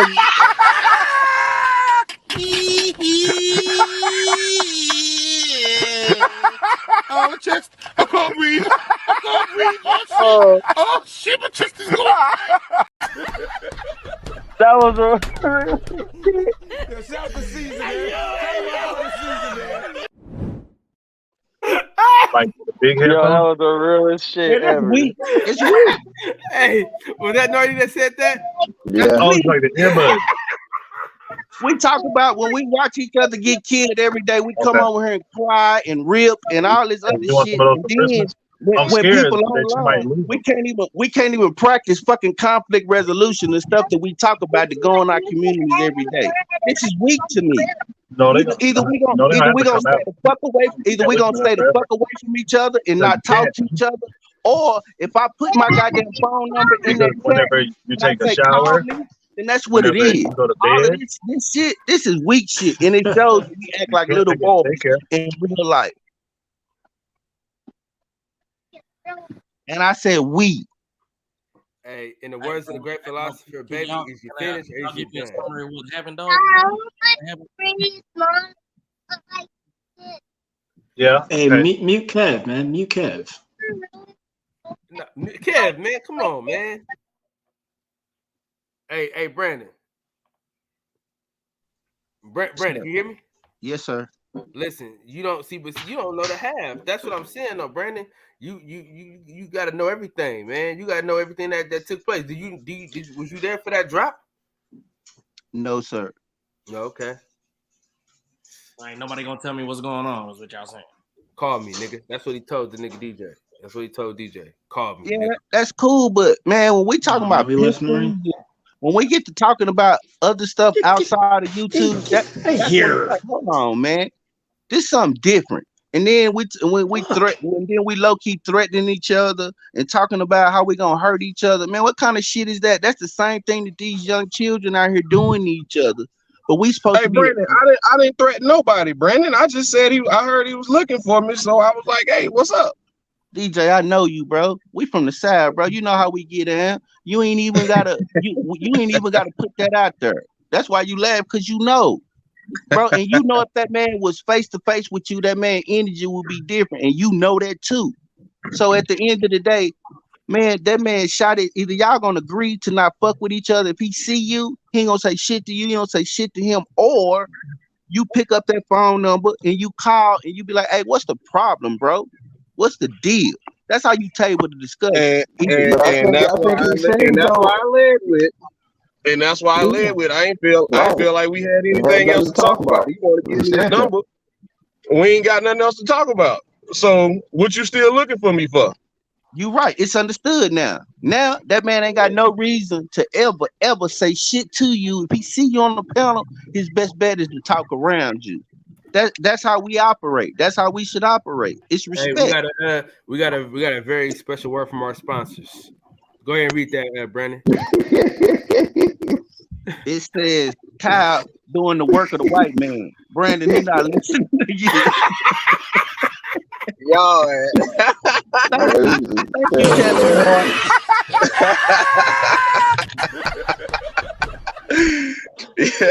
Yo, where'd you find that fat bastard? For real, man. Because we all done been in each other's faces.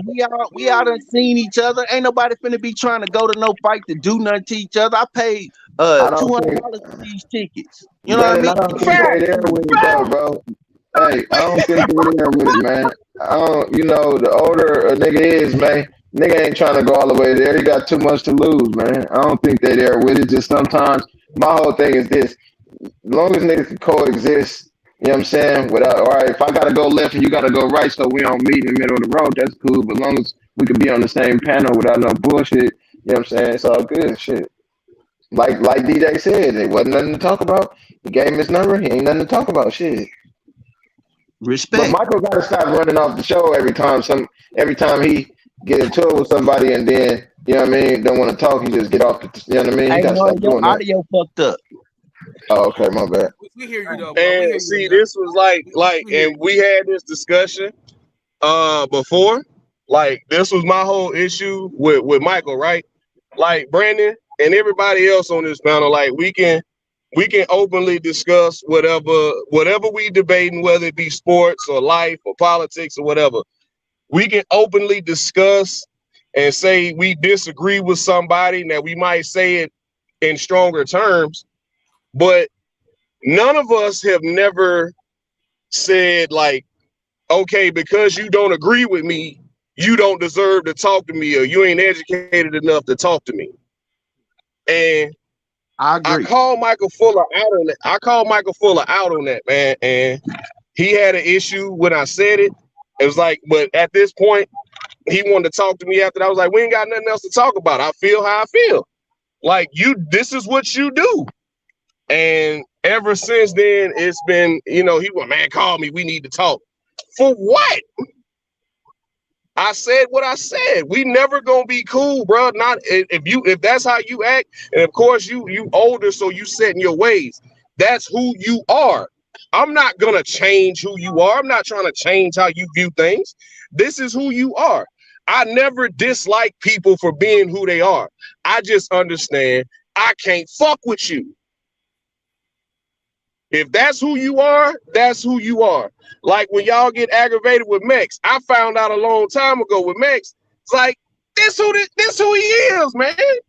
This is who he is. He feels how he feels. We may disagree, but I accept that's how he is. Like, I've been around Mex in real life, not on some internet shit. And Mex cool as shit. Now, he might say some goofy shit, but we all got that homeboy who say some goofy shit.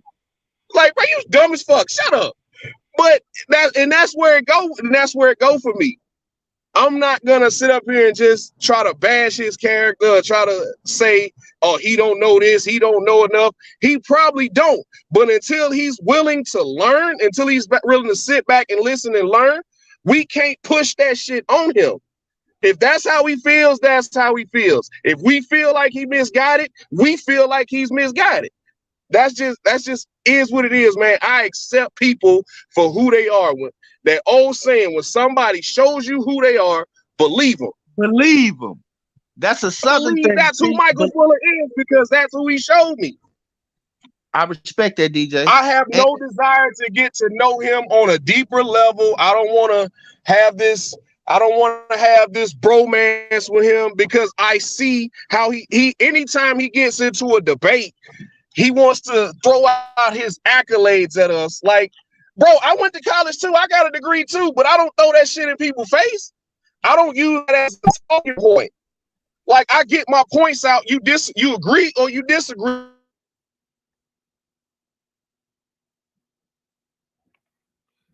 I think he just went out. Damn, that was a good. Yeah, he was on the road too.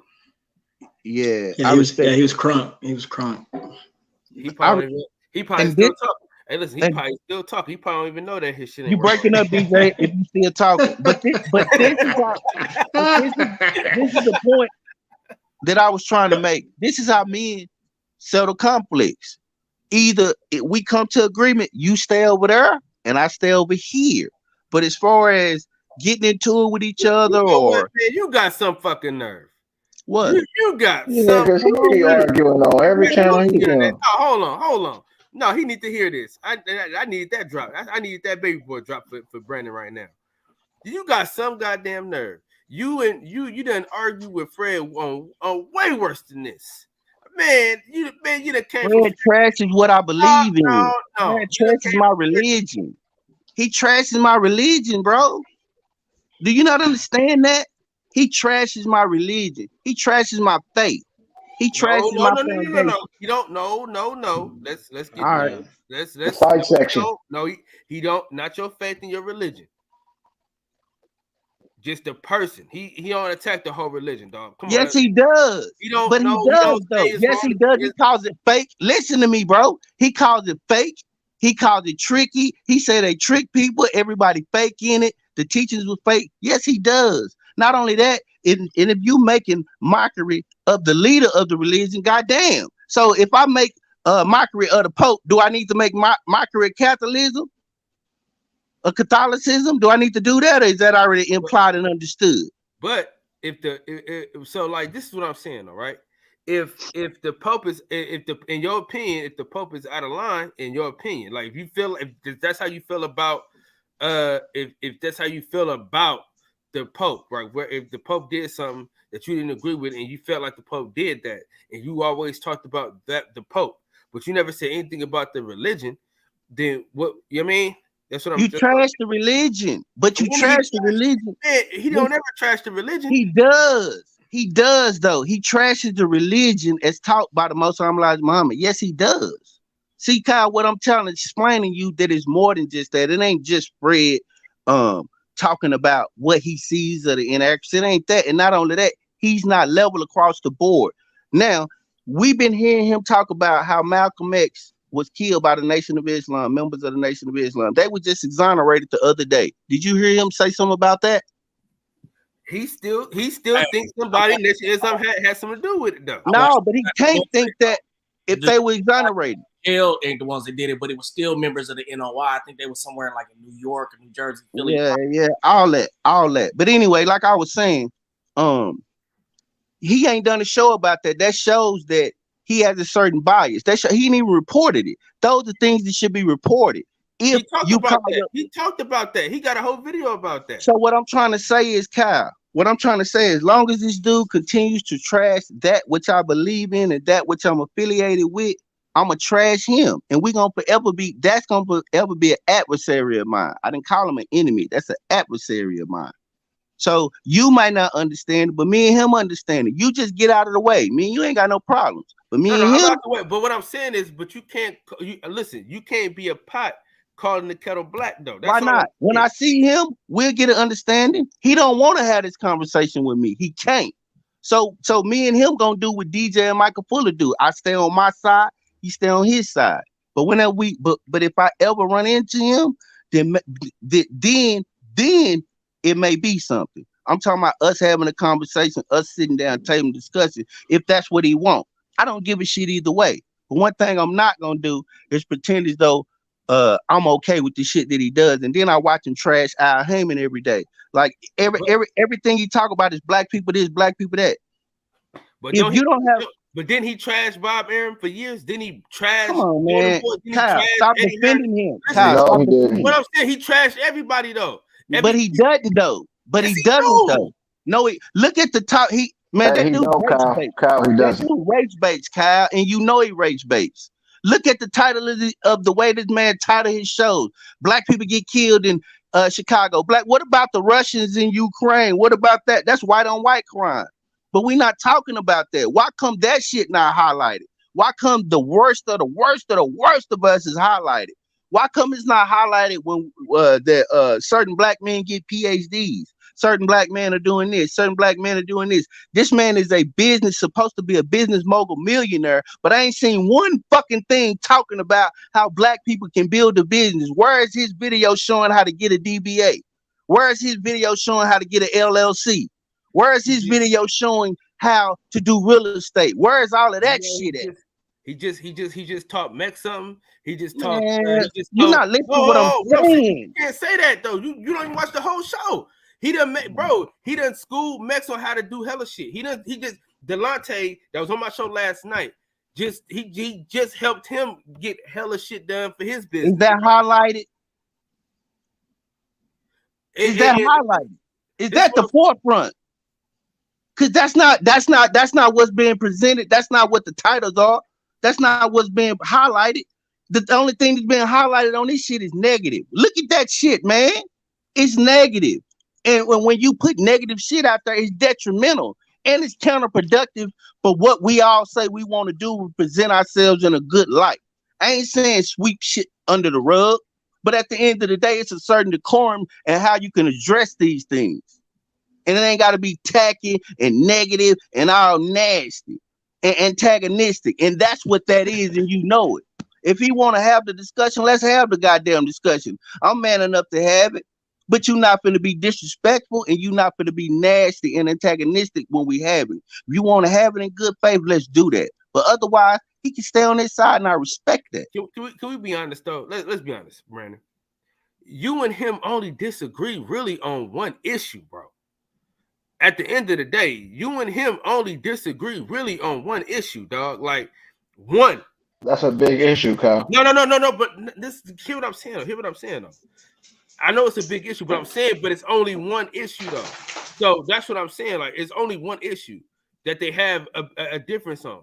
And the whole Al Heyman thing, the reason why we feel the way we feel about Al Heyman is because we have friends that are part of the PBC that get shitted on every 5 minutes.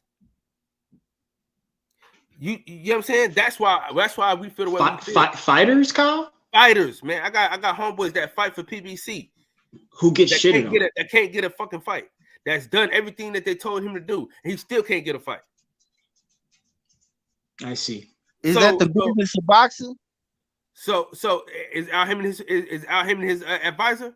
I'm asking, is that the business of boxing? Because I'm pretty sure people on Top Rank is having the same issues. I'm pretty sure it's people on fucking Matchroom that having that same issue. You just take an affection and affinity for it because you friends with them. So you have a certain bias. So you feel like so I'm gonna speak on what I know. So hold on though. So if my homeboys is telling me this is what's going on, and then instead of them getting a fight, he giving Jesus Gomez a fight. That ain't did nearly as much as he just did for them. Kyle, You know how you make it real? You know how you make it real? You put a name on it. You put a name on it. If they real about what they say, they're gonna say, tell the boxing public I said this. I can't get a fight because of this, and put a name on it. Well, all that speculation is that's dirty. What I'm saying, that's gossip and it's dirty. Somebody did that. Hey, the last time somebody did that, he ain't had a fight since. He can't get a fight nowhere with nobody. Who? Ask Lonnie B. Ask Lonnie B. The last time he said something about Al Heyman, what happened to him? Lonnie B, come on, bro. But ask him what happened. What happened when he said something about Al Heyman? What happened to him? What happened to Lonnie B? What did he say about Al Heyman? How he was talking about how he got effed over by the PBC, and he can't get a fight with nobody now. Come on, bro, stop all of this, man.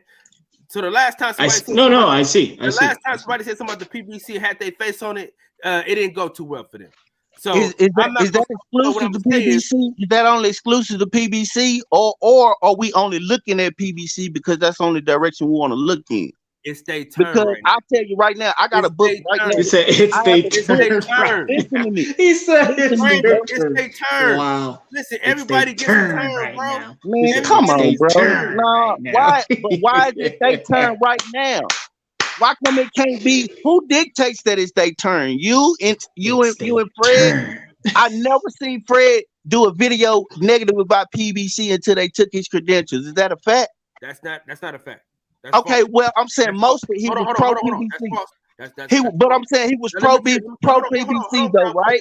You mean until Kelly Swanson did what she did? You misspoke, so let me correct it though. I did misspeak. So you don't have to correct me because we admitted it was a misspeak. So, but he was pro PBC before his credentials were taken, right? For sure. He was pro PBC. Okay. So the only reason, so that changed right after we saw the credentials get taken. Is that correct? Can we admit that we saw the pivot?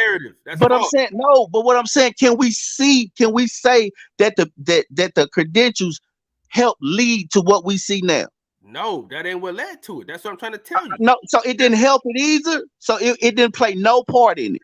Bro, he was still rooting for Al Heyman and them after they took his credentials. I'm asking you, did the credentials being taken play any part of this anti-PBC Al Heyman hate? No.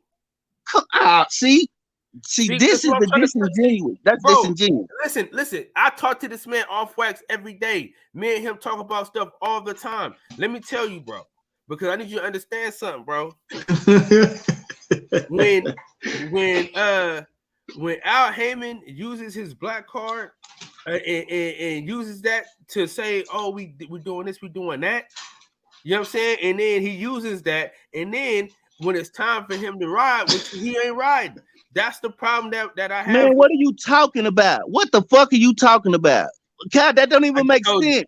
I just told you I had boxers that fought that.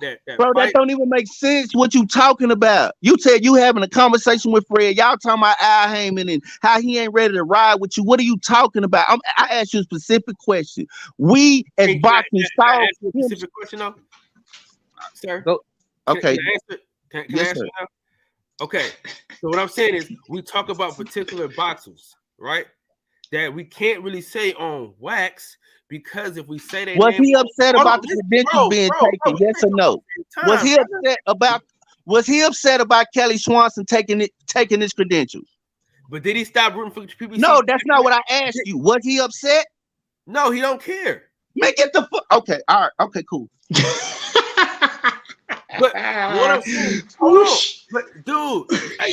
hold on, bro. Years after they did that, he was still rooting and going for PBC. And if you remember correctly, Kyle Davis was the first one to start talking bad about the PBC out of me and him. I was the first one that would talk bad. Hey, Mark, you gotta calm down the comments, dog. Mark the comment, dog. That shit funny. Man, I don't care who is to blame. I ain't get the fight I wanted. Fuck all of them. That's what I'm saying. It's their turn. That's why I just DJ. He said it's their turn. I like that one. It's their turn. He said it's their turn. For years, we was getting on Bob Arum about not having right. Listen, we got on Bob Arum. for years for not having black fighters. I've been drinking the damn Kool-Aid. See, he's not gonna let me talk. He want to over talk. So listen. Maybe you need to drink some Kool-Aid, nigga, and eat a pork chop sandwich. Listen to what I'm saying. All right. Yeah. Stay turn. Listen to what I'm saying. It's their turn. Listen, when we was getting on Bob Arum about not having no black fighters, right? What did he do? Right. He signed every black fighter coming out to the Olympics. He signed every young black fighter you could sign. Right. He's signing all the talent, so he better be putting on all the fights. If he's signing all the talent, he better be putting on some damn fights. He ain't getting all the young talent no more. But hey, this is what I'm saying. But listen to what I'm saying. All I'm saying is this, bro. It's their turn, so they got to get that work. Like Bob Arum was getting that work for all them years. Now Bob Arum is off the hook because he did what we yelled at him to do. Everybody said Bob Arum didn't have no black talent. Now he got all the black talent. My bad, y'all. He got that black talent. He ain't never off the hook. He ain't never off the hook, Kyle, because he didn't. Kyle, he ain't never off the hook because he didn't let Bud knock out Manny Pacquiao. That's why he ain't never off the hook. I told you. He should have just let Bud knock out Manny Pacquiao. I'm gonna finish my sentence of my idea. Yeah, I don't like that drop. Hey, DJ, y'all squared up, man? Y'all cool? You back cool now? I missed everything. My bad. I had to check in on my kid. What are you talking about, man? No, I'll just go on YouTube and play it back because I literally missed everything. I don't know what happened. Me and Brandon Washington arguing right now. Me and Brandon Washington arguing because he got his cape on for Al Heyman. You know what I'm saying? He want to protect. I was just wondering what happened when everyone had their cape on for Mike. He's an Al Heyman protector. He's an Al Heyman protector. So we gotta, we just gotta be an Al Heyman protector at all times. I'm an Al Heyman protector too. Well, you can get this work too. It's your turn too, then. It's your turn. You know, Brandon loyal to the melanin, man. It don't matter. Man, listen, it's your turn. Listen, man. Al Heyman got to get this work, bro. That's all I'm telling you. He got to get this work now. So now, he getting the work. Wait, Kyle. I've been giving him that work though. Okay. So let me tell you. All right. Fair enough. Hey, listen, but this is what I'm trying to tell Brandon though. Because after he got his credentials taken, like around the Sean Porter fight. And he was still rooting for PBC heavy. Yep. It was up until the Juneteenth fiasco where they did a Juneteenth card and only had one black fighter on the card. That's when was this? This year? This year, right? That was years ago, a couple years ago. So who fought him? So what was the one black fighter? So because that happened, we gotta watch a million I hate Al Heyman videos and let's destroy Al Heyman. So because that happened, we gotta watch that. We watch a million Reggie O videos sitting on Fred. What's the difference? Hey, hold on real quick though. Reggie Owens drops a video about Fred every day though. He talks. I love Reggie. Hold on. Listen, the same thing you mad about Al with Al Heyman is the same thing you patronize with Reggie No. Al Heyman don't make videos. Al Heyman don't have a YouTube channel. He can't defend himself. Can he? We just got it. So nobody got to get the called out. He owns media. Nobody gets called out every time he slander Al Heyman. Al Heyman don't have a YouTube page. Al Heyman can defend himself. He just chooses not to. He won't even talk to you niggas. He got a bigger soapbox than everybody else. Know what the man look like. Hey, Sneak, what's up with it? Or sound like. Or even or sound like. And y'all defend we do know what he looks like. But we don't know what he sounds like. Or some shit. Do you think he sounds white? Makes you stupid.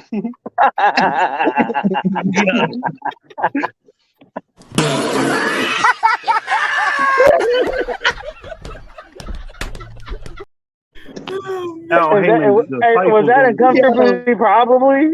That was like an uncomfortable probably. Oh man. Do an Al Heyman impersonation until we hear his real voice. Start doing voiceovers. No, but Fred. I'm telling you, bud. I'm telling you, bud. I just can't, bud. No one else is touching this fight, bud.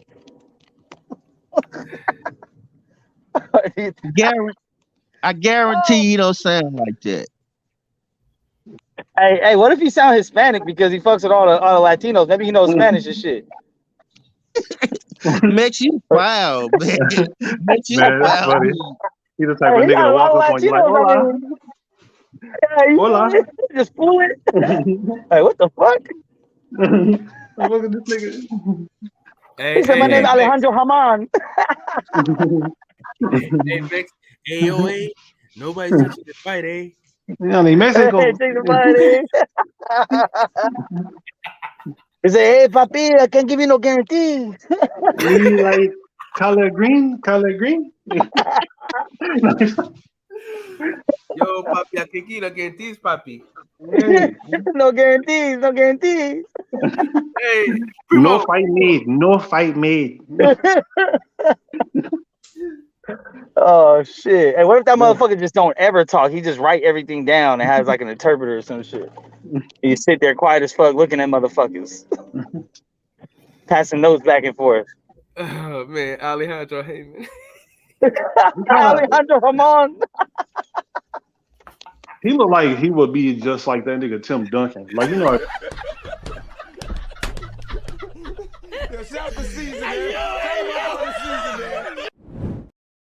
It's kind of like that artist Banksy. I think that's his name, Banksy, right?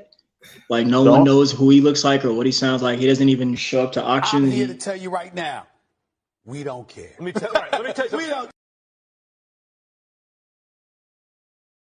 The only Banks I know is Lloyd Banks. I don't know none of that shit.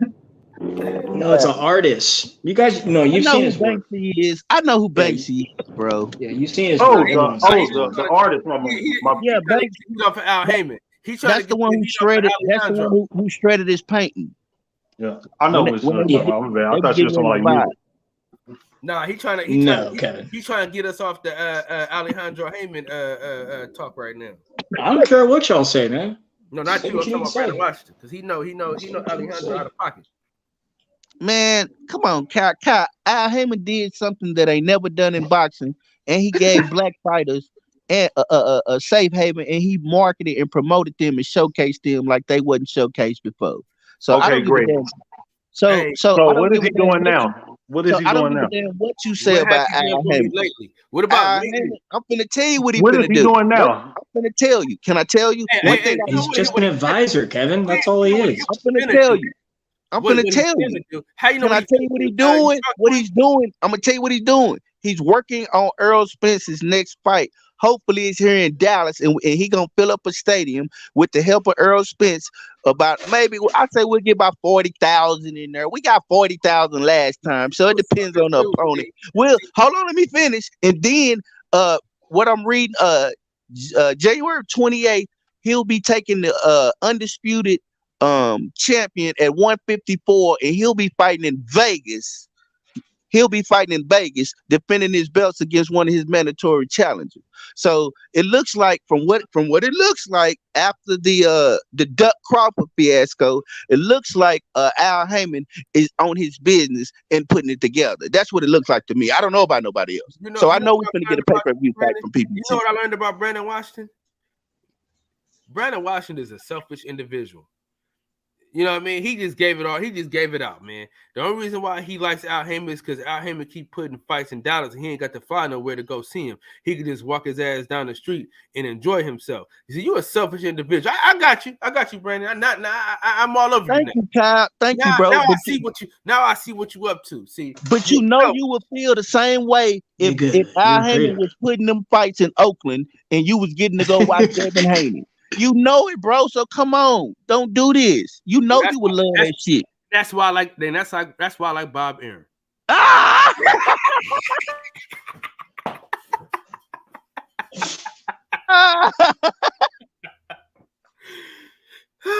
shit. Oh man, I don't think anyone has any problem with Bob Aaron. We got jokes tonight. No. They do. We got jokes tonight, goddamn. But let me tell you something, man. When we can get on this, see, this is what I love about the boxing session. Okay, we can get on here and talk crazy to one another, and then right after that, we can shake hands and be friends for the rest of our lives, man. You know what I mean? That's what it's all about. That's what it's all about, man. Because right now, I don't like Brandon Washington right now. Oh, right.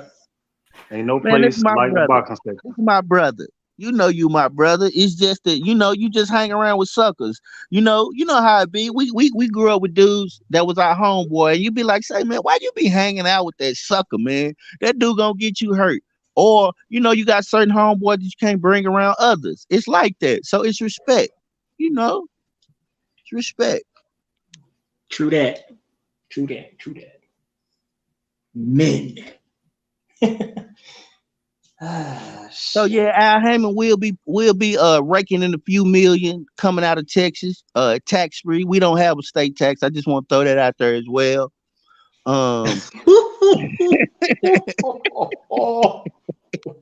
Shit. Oh dang, man. So you shut him up with that one, Brandon. Yeah, long live PBC, man. They can't hate on the great Al Heyman. Man, come on. He said long live. Hell yeah. Hell yeah. Hell yeah. Hell yeah. Yeah. So I want to say, in the words of Mark Nash, checkmate. To you, the boxing section, and to you, Mr. Kevin, checkmate. Kevin, do you not like Al Heyman for a particular reason? It's not that I don't like him. I just want to see the fights. And all of the fights that I want to see, everybody is on his side. Like, I don't get into boxers' money and all that other stupid ass shit because it's not my money. I just want to see the fights. And it seemed like to me that Bob Arum is really the one that's making like decent fights consistently. What kind of fights on the PBC side that you want to see happen that hasn't happened yet? Well, it looks like we finally are about to get one with David Benavidez and Caleb Plant. That was a fight. Okay. And I know that this isn't all on Al Heyman, but I would have loved to see that to see that Wilder and Joshua fight. I would like to see that fight. And it looks like Al Heyman had just fucked up the fight that shall not be named. Man, if you don't get the fuck out, Brand, don't get swooned. Okay, I'm sorry. Okay. I said that's what it looked like to me. Relax. Relax. Like, I don't know all the details. I'm just saying that this is what it sounds like to me. I'm your brother. I like brother better. From everything that I've been hearing. I see. Yes, sir. Right. I know. And I know people are tired of hearing me say this, but and yeah, man, I don't even care, man. Like, ready to move. I've been ready to move forward for a very long time, for months, in fact. Steph, but it ain't no meat on the boxing bone right now. Till they put some meat on the bone, we got to pick the bone clean. You know how it goes. I hear that. But real fast. The reason why I keep saying that, man, is because, like, dog, I can't force anyone to do anything. I can't make anyone do anything that I want them to do. I can only control me. So as I know you guys have heard me say this too. You got to take the good, the bad, and the ugly. You got to take it all. Can't just get what we want all the time, man. And for that's why I would argue against someone like Kevin saying, like, dog, we've gotten so many good fights, man. And there's a lot of in between, like I said, bad and ugly fights, but we've gotten so many good fights. I mean, it's funny that good fights by default. Like, we didn't know that they were going to be good fights, just like the Caleb Plant versus. But what's funny is they happen on either side. But the matchmakers probably did. They have matchmakers, so they probably knew there was going to be exciting fights. We probably didn't. Here's the thing: you got to get credit where credit is due. You know what I mean? Like that's basically what we saying. You got to get credit. That's what I was trying to say. Yeah, that's what I was trying to say. Exactly.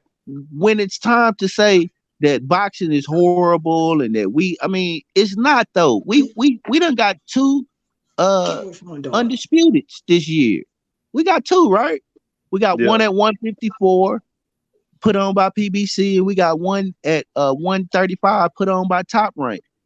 and one of them I think haven't ever been done in boxing history, only because it's a new weight class. But outside of that, I mean, damn, we getting pretty decent. We got a unification. Didn't we get we got a few unifications. We've gotten the big pay-per-view fights. We gotten heavyweight fights. We've gotten, I mean, goddamn. Okay, let's look. I got you. Yeah, you were gonna ask me something, Kevin. Yeah, you're gonna ask something. You know what? I done fucking forgot after Brandon done went on his soliloquy. But we did get good fights. But it's different whenever somebody is actually like giving you some shit, and just so happens it just happens to be a good fight than the fight that we've been asking for. You see what I'm saying? I do, but back to Brandon's point, like that's the matchmaking. And what I was going to say to add to that is like all parties matchmaking have put out good content. So it's like, hey man, like, and whether it happened by default or not, we got it and we enjoyed it. In fact, argued about it, like who won. So, I mean, and they showcased all the top fighters this year. We've seen Canelo, we've seen Earl, we've seen the heavyweight Deontay, we've seen Charlo, we've seen Teofimo, we've seen Shakur, we've seen Devin twice.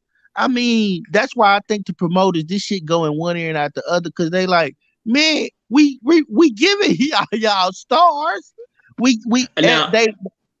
Now whether they presenting them in the form of fashion that we want at the particular time, nah. But as boxing fans, because we want it right now, we always want to put the best fighters in right now. Who we see, we want to put them in right now.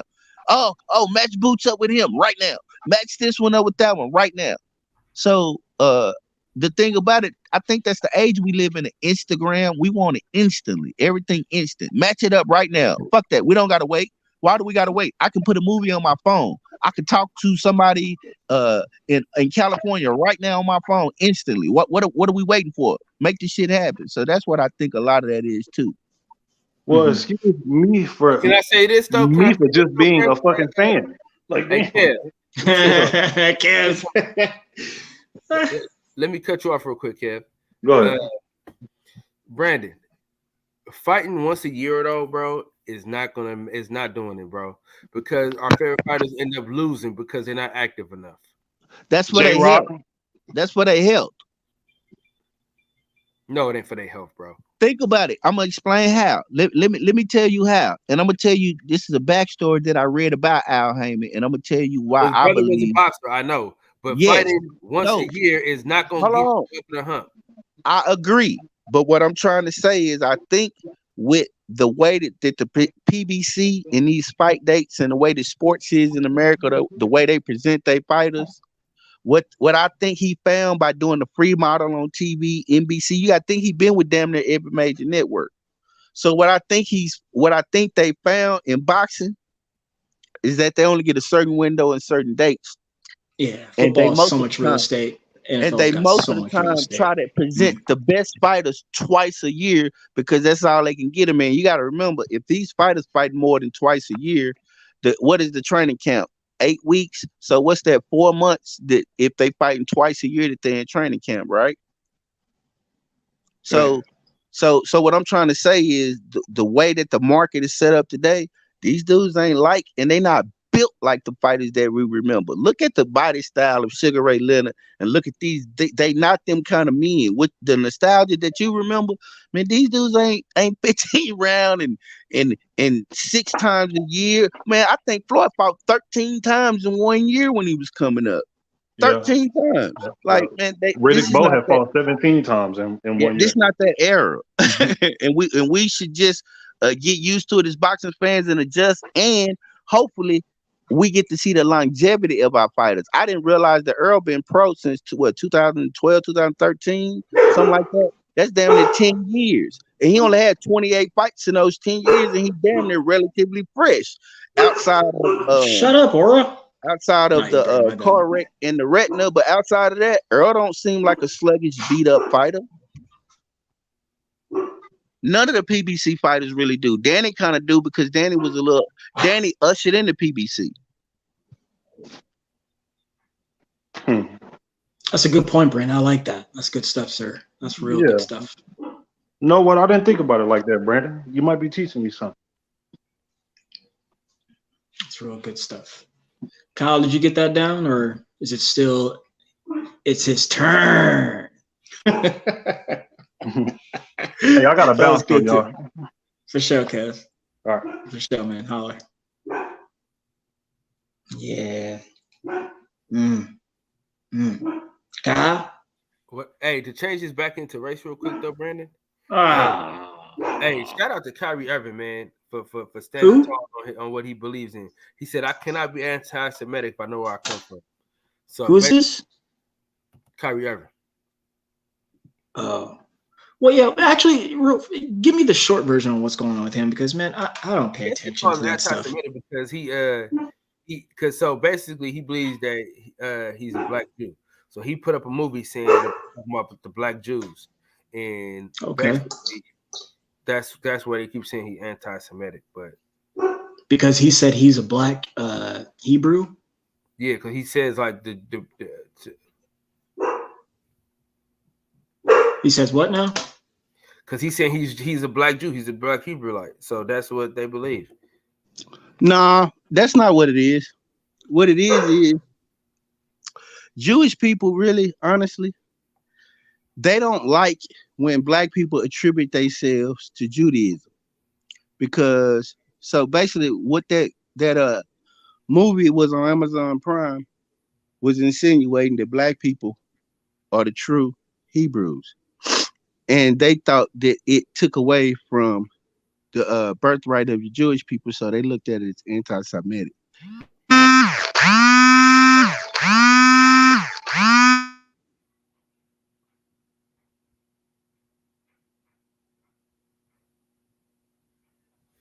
Yeah, man. Yeah, I got the gist of that for sure. Yeah, man, that's people. It's people. Just a quick tip on that stuff. Yeah, man, you know, when our fathers scattered the nations, man, they went everywhere. They went to all the parts of the lands, wherever their land masses were. He scattered the 12. So the Hebrew bloodline is mixed and looks like a lot of different people, man. For starters, he told us not to be doing that, but we ended up doing that stuff anyway. So that's why they're a mixture of everybody and are everywhere. So we got to remember that stuff. And yeah, and we just argue about who comes from that.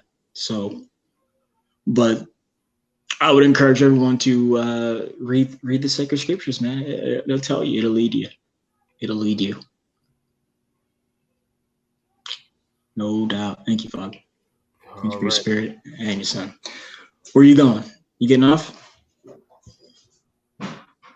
No, man. Shit, it's 5 hours. I may. Man, where they split off like little B words. Crazy. Yeah, man, they split. But we got 17 people watching it, so you know we can keep this thing going. Yeah. Like I was saying earlier, man, it's tough times in boxing, man, right now. And I can definitely understand everyone going a little bit crazy because we want to see some premier fights. We want to see some premier matchups on whomever everyone thinks is the best. We just want to see them all get down. And there hasn't been a lot of anything going on for the better part of part 2 of the year, man. And then, of course, when Crawford walked away from those negotiations, you know, that was the tipping point, man, for a lot of us. I remember when that news dropped going on 3 weeks ago now, bro, the Twitter space I was in, it was like pandemonium, man. That to me, man. You still ain't let me in, man. What happened? What happened? What are you talking about? You still ain't let me in. Oh, no. Oh, man. All right. catch you off wax, but you ain't missing nothing. I'm just saying at that point in time, people were going crazy. Furniture was flying, a lot of curse words. And yeah, so that was a tipping point for a lot of us. So, but you know, I mean, to look forward, there should be a nice quarter one, quarter two, right? You know, right? From everybody. From the BBC, from Top Rank, from DAZN. Yeah. Yeah. I got 6 followers. That plant videos is pretty dope though. That's crazy. I was just talking about that when I originally got on way earlier when you went live at like 11 a.m. Because Tay Jones put that out yesterday. He was like, don't be surprised. It's like, because Benavidez pulled out of that fight. Hey, Detroit BC, man, don't just like my tweet and not follow me, bro. What's wrong with you, man? I did follow you. Nah, man. Twitter said you ain't following me, bro. Hold on, man. Let me get the phone, man. God damn. What's up, Steph? What's up, brother? How you doing? Cool. No, you got me. I'm following me. Okay. All right. Yeah, man, I thought you know, I'm picking the old lady up from work. I'm listening to the show. I say, oh, hold on, man. Oh, motherfucker got a Twitter, huh? Okay. I've been following stuff for quite a minute. Yeah. Well, all bullshit aside, Kyle, I'll be on Twitter on the same type of time as your other channel. But some good spaces. There's some good spaces, man. You can find anything on that thing. Pornos. Oh, yeah. Most definitely. Shit. Well, I be seeing the spaces, but shit, man, I got enough conversation on YouTube. How much conversation is it? Mm-hmm. I like YouTube a lot better. Hey, but hold on. Oh shit! Not to cut you off, Steph. No, go ahead. I had that one question, Kyle. I typed it in the chat while I was driving. You did.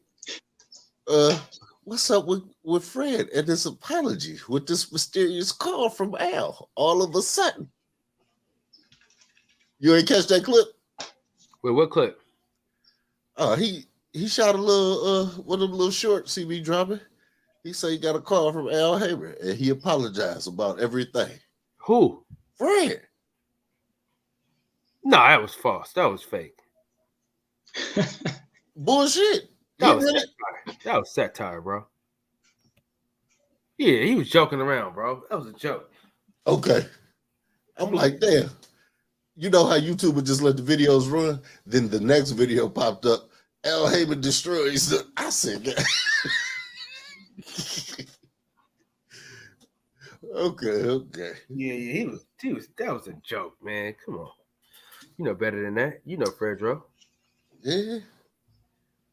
Motherfucker's pretty consistent. Chat is winding down. I guess Mexton tapped in, clocked in to work. Man. Yeah. Kyle, I admire how you got Mex's back. You save him every time. You got your boys back. No, I mean, because I know who he is, bro. Like, yeah, I know, exactly. You got your boys back, brother. It's a lot of people. I'll take him over a lot of people. Oh, for sure. And that has nothing to do with the color of his skin or your skin. That's just because that's you know, you got love for your bro. Straight up. That's all that is. You gonna talk your shit though? No, I love Mex. I don't got no Mex at all. Love Mex to death. Can't wait to hang out and meet him. We probably are very similar, like especially when it comes to goofiness, because we do like fuck around. No doubt. I swear. Hey Kyle. Yeah. And I know Mark Nash is probably the nigga I need to be asking. But what I tell you, I said, fuck it. I already had a couple tripods, and I be just trying to utilize all of this shit that I got. So I said, fuck it. Let me use my little camera. Slap him up. Then I said, fuck it. I got my other video camera. But then I just bought another video camera. Why are you buying all these cameras, bro? Man, let's just say I know somebody that knows somebody, and you know, they get them for the low loss. So I'm trying to like I want Monty Angles coming in. I see how T-Pain got his shit set up. It's off the motion detector. I'm like, damn, I'm trying to configure these cameras now. Like, I need some more lights though. I ain't gonna lie. I need some more like good lights. Yeah, and I got them too. Well, really, just get that OnlyFans light. No, well, shit. Those the ones you got. You talking about them circle ones? Yes, sir. Those exactly. Yeah, yeah. See, I got one on my little webcam. I got one good one. If I turn that bitch on, it get a little bright up in here, but that's too motherfucking bright. Yeah, they're really bright. You only need 2 of those, if that. Yeah, Yeah, but I got like a small and a big one. 120 watt bulbs because I'm in the garage. I'm in my corner of my garage. So got the 120 watts up top.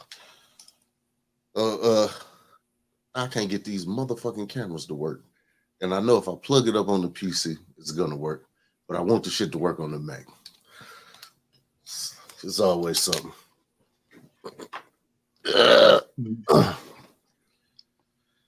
You still in Arizona or what?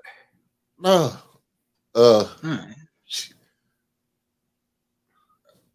Atlanta, man.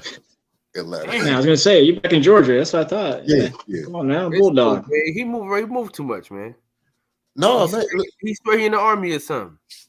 No, man. Listen, and I'm glad because old lady just behind the door. She in the kitchen whipping up. But my double life is came to an end. So I'm just trying to do the right thing. Yeah, man. Got to practice doing the right thing. I say it all the time. Hey, man, there's a special drop for you, Detroit, BC. Hey,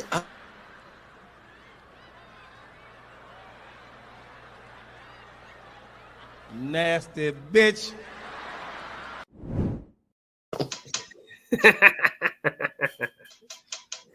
Fucking motherfucker. Definitely. Yeah, damn it. I can't even hit you with no shit. Yes, I can. I think I'm plugged in. I had Keon shit open too. Oh, he live right now, huh? Yeah. Yeah. I like Key be putting in work too, man. You got Box Talk slid over there from your show. Then he had Benito Daenerys' wife. She jumped in. She was talking. Oh yeah? Yeah. She be talking lately. Yeah, she cool. She cool as hell. Yeah. I didn't really know. I mean, I'd always heard they are inactive, the Doneers, that is. And I'm going back like 2 and 3 years, maybe 3 years. And then lo and behold, I'm sitting there watching BF and they were tuning in. I was like, no shit. And then ever since that moment, they turn up everywhere on YouTube. You know, it's like when you notice something finally and then you notice they're everywhere. It's like, So right on, yeah. Yeah, salute to Nonito, man. Hall of Famer. Most definitely. Most definitely. I know you're not gonna let this nigga talk to you like that, man. But did that shit come through the stream? Yeah, it did. Okay. So, but it probably came through off of my mic. Or was it crystal clear? It was pretty crystal clear. See, Cal got these little video drops he been dropping, but yeah, I done chopped up. I got about 400 chops. I got everything you could think of, but just the audio. Do you remember? Y'all remember that one where Charlemagne and he was outside and someone tried to jump him? They're like, "Hey, yo, my G, can I get a drop?" He was like, "Yeah," and then someone tried to rock and sock him behind. He took off, started chopping. Yeah, I remember that clip. That shit's hilarious, man. Oh man! And there's the one with Paul Mooney, where someone pulled up on him. And he was like outside. I think it was in Georgia, in fact. They were like, "Hey, yo, Paul," and he was like, "You can't shine that camera on me. Get the camera out of my face." They were like, He's like, quit acting like a bitch. Quit acting like a bitch. He's like, say what up to my boy Balo. Little world star right there.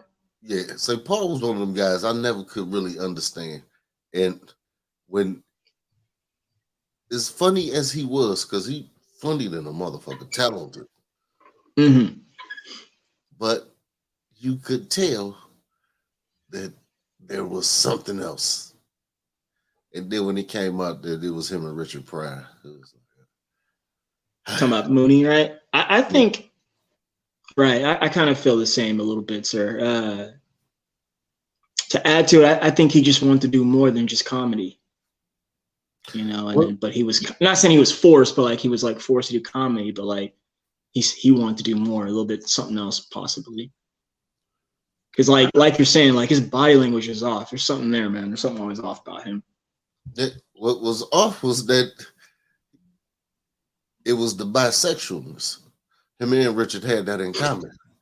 That's what was off. But he did a lot of stuff, man. Paul wrote for a lot of people. But then when you aren't willing to comply or conform to the rules and regulations of the powers that be, there's only so far that you can go. Right. Totally. I think that might have been his outspokenness might have been part of his hindrance, but he was still able to maneuver and be prosperous and successful, but just probably not at that level where he wanted. Yeah. Prime example, like Kanye right now. Like I don't even know what the problem is besides like kind of the major headline on what I heard. So I'm just like, whatever. But if you ask me, I'm just like, you should just mind your business, man. Because if you're out there talking about people who are helping you get to where you need to get to, but you're talking bad about them out in the public, you know, don't be surprised if you can't get past first base. Boxing super fan, you gotta show your face before you come on this panel, bro. So you gotta be okay. Let random people on panels. Take your hat off. So I know it's for real. Okay. All right. Good example. We gotta make sure, man. Hey, we gotta make sure. Going on, bro. Yeah. Word up, bro. I'm just saying, bro. Listen, all these channels, these trolls on the internet, these people. I really appreciate you having me here because we need to get a new forum on the internet, bro, where people are going to be discussing things that are not going to be sort of linked to bullshit.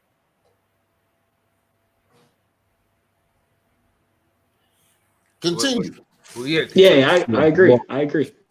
Hey, that point you just made, Bass Reeves, Steph, though, I think. Steph, though. Yes, Steph. sir. Yes, sir. Yeah. The point you just made, that Deion Sanders was saying that too, because there was a couple of guys from, I think it was Southern. I'm from the UK myself. You know? Yeah, it was guys from Southern that they put in last week that that was saying some bad things about Deion Sanders. Now, that disrespecting him online, and that didn't seem too smart because Deion Sanders has connections to the NFL, XFL, you know, just about anything dealing with football on the planet. And Deion Sanders has an inside lane to all of that. And, you know, he's one of the guys who can give him a recommendation or a vouch for the character or whatever. So that's kind of a bad, you know what I mean? That's kind of a bad perspective. That's something that's not wise. It's not wise to do that. It kind of feeds into what you just said. But here's I hear you. When I come on and people start arguing and talking crazy, there's only so much I'm going to be able to deal with that, you know. And when it gets to a point when it begins like to go into that area, then that's when I know there's no logical point of return to a civil conversation. I go ahead and log off. You know what I mean? Because at that point, I'm not going to be on here trying to scream over folks or trying to, you know, or cuss them or trying to cuss somebody out. I don't do that. You know, if I get upset, then then that's a problem. And I don't ever want to get to that point. So I'll just stop the conversation and keep it moving. Right. I'm not going to be involved in all that crazy stuff where you calling people out of their names and cussing them out and, yelling and screaming over the top of them. It's just not worth it. That's not worth it. Right. So we can't have a simple conversation. I'll log off. So that's why I leave. It's kind of strange. It's kind of strange because, like, if you're speaking to people that you don't know on the internet, like I used to troll years ago, but if you're speaking to people that, like, I'm 52 years old, you know what I mean? I'm not going to be doing this all my life, but you should be getting some sort of basic human intelligence from speaking to people, and I just think they're pieces of shit, man. I really, really do. And why why is it not a positive? Why is the internet not a positive experience? And like, it's turned into some sort of crazy shit, bro. Most of the people who come on most of the people that come on the internet have a basic level of intelligence that you can. Do you think they're stupid? These bitches are stupid, bro. They just may not want to have that conversation. So, you just have you have to fill it out. And then if you get to a point where you think it's just going to be a bunch of yelling and screaming or foolishness, then it's time to log off. Hey, Steph, your knuckles are pretty big, man. Are you an ex-boxer? Are you an ex-boxer, bro? Okay, I thought you used to fight because your knuckles look about as big as Deontay Wilder's up against that camera. Turn the camera off, bro. But anyway, hey, let me ask you a question, main dude. Can I ask you a question? Man. I've been to England before. I've been to Portsmouth, England. You know that side? I've been up the Thames River. I navigated up that river a couple times. But I never really got a chance to talk to a lot of Englishmen while I was there. Yeah, I'm an English guy. You can speak to me. I talked to, I've been to Scotland, Fastlane, Scotland. So they don't like you guys, by the way, if you didn't know that. The Scottish don't like the English too much. That's what I got. The only person I like is myself, bro. So there you go. Ask me the question. Ask me the question. Okay, here's my question to you. What do you guys grow there? What's your natural resource? Yeah, what crops do you grow? What do you actually grow there that sustains your population for food source? What is England known for? Natural resources, crops, things like that. Potato and carrots and that's exactly it, man. Like and someone told me that before, and I was like, that's all you guys grow. So you guys rely on international trade quite a bit, right? But that's why the reason why the UK, that's why you speak English, bro. Exactly. Thank you. Thank you very much. I didn't want to go right to that particular end point. I was going to, because you jumped a couple steps. You did a quantum jump to that conclusion. But there you go. So the okay. What more do you want to know? Well, I mean, that just proved it for me. You told me everything I wanted to know. I've heard someone's told me that before. That there's only a couple crops that grow in England, and there's really no natural resources there. Yeah, there's loads of crops here. There's listen, you can grow crops anywhere. You can feed a population anywhere. So you can feed England a population. That I don't know who's told you that. Anybody can feed a population anywhere. So there you go. It's not necessarily so. You know what I mean? The reason why Britain had an empire is because anybody would have done the same. You're after the money. What the fuck? If this would have gone the other way. What do you mean the other way? What do you mean? The other way would have gone black. Would have gone black. Say the blacks owned England. Say the blacks owned England and all the whites lived in Africa. Would have gone exactly the same fucking way. Everything's about money. Money. Facts. And control. There you go. So there's your answer.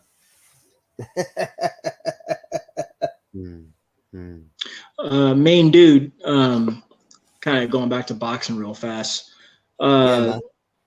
Who are some of the like, you know, take like super welterweight or welterweight? Who are some of the names I should be watching out coming out of the UK? All of the UK. Not many at the moment. Conor Ben got snitched for fucking drugs, bro. So he's gone. Josh Kelly got his ass beat by Avanesian. There's nobody coming from the UK at 140 or 147. Listen, 154 as well. That's all locked down by Jamal Charlo. 157. Wait, 147. Come on, bro. That's a fucking bud fight with Spence. And if you want 140, you're gonna have to get fucking your man Josh Taylor or Teofimo fucking Haney to step up to have a fight, bro. So there you go. What about you know, some of the higher weights like 175? That's all locked down by Baturbia, bro. Okay. Tough times. There you go. Listen, we got the Bivol fight against Zerdo. When's that? On Saturday. Yeah. I'm looking forward to that, main dude. I'm looking forward to that. Is everything free this weekend? Is it some pay-per-view? I ain't paying for shit, bro. I'm paying for that shit. Well, yeah, everything is free. It's all on ESPN or The Zone or Showtime. Listen, what about this Black Prime, bro? Do you know what's going on with Black Prime? Kyle? We've been doing some massive investigations, bro. This fight, Adrian Broner just got linked up for a full fight deal with Black Prime for £10 million. You know about that? I don't know any of the details. I heard probably what you heard, bro. No, I don't know anything about no BLK. No, there you go. You don't know about that. But listen, bro. My friend, like, Get the Smoke, lives in the Bay Area in San Francisco. I'm familiar, bro. Yeah, I'm familiar. You know, Get the Smoke, bro. Yeah. Talk to him all the time. Yeah. We're doing investigations into Black Prime, bro. We want to know where this money's coming from, and that's what needs to know. Is it coming from Kinahan? Is it coming from Frank Warren? Is it coming neither from one? This is weird shit, bro. Neither one. Where do you think it's coming from, bro? Adrian Brown already told you who the money was coming from. Go back to look at the press conference. He told you who it was from. Listen, bro, I think this money is might be coming from Broner or maybe Bud myself. No. How would it come from them? I think maybe they got something going on, bro.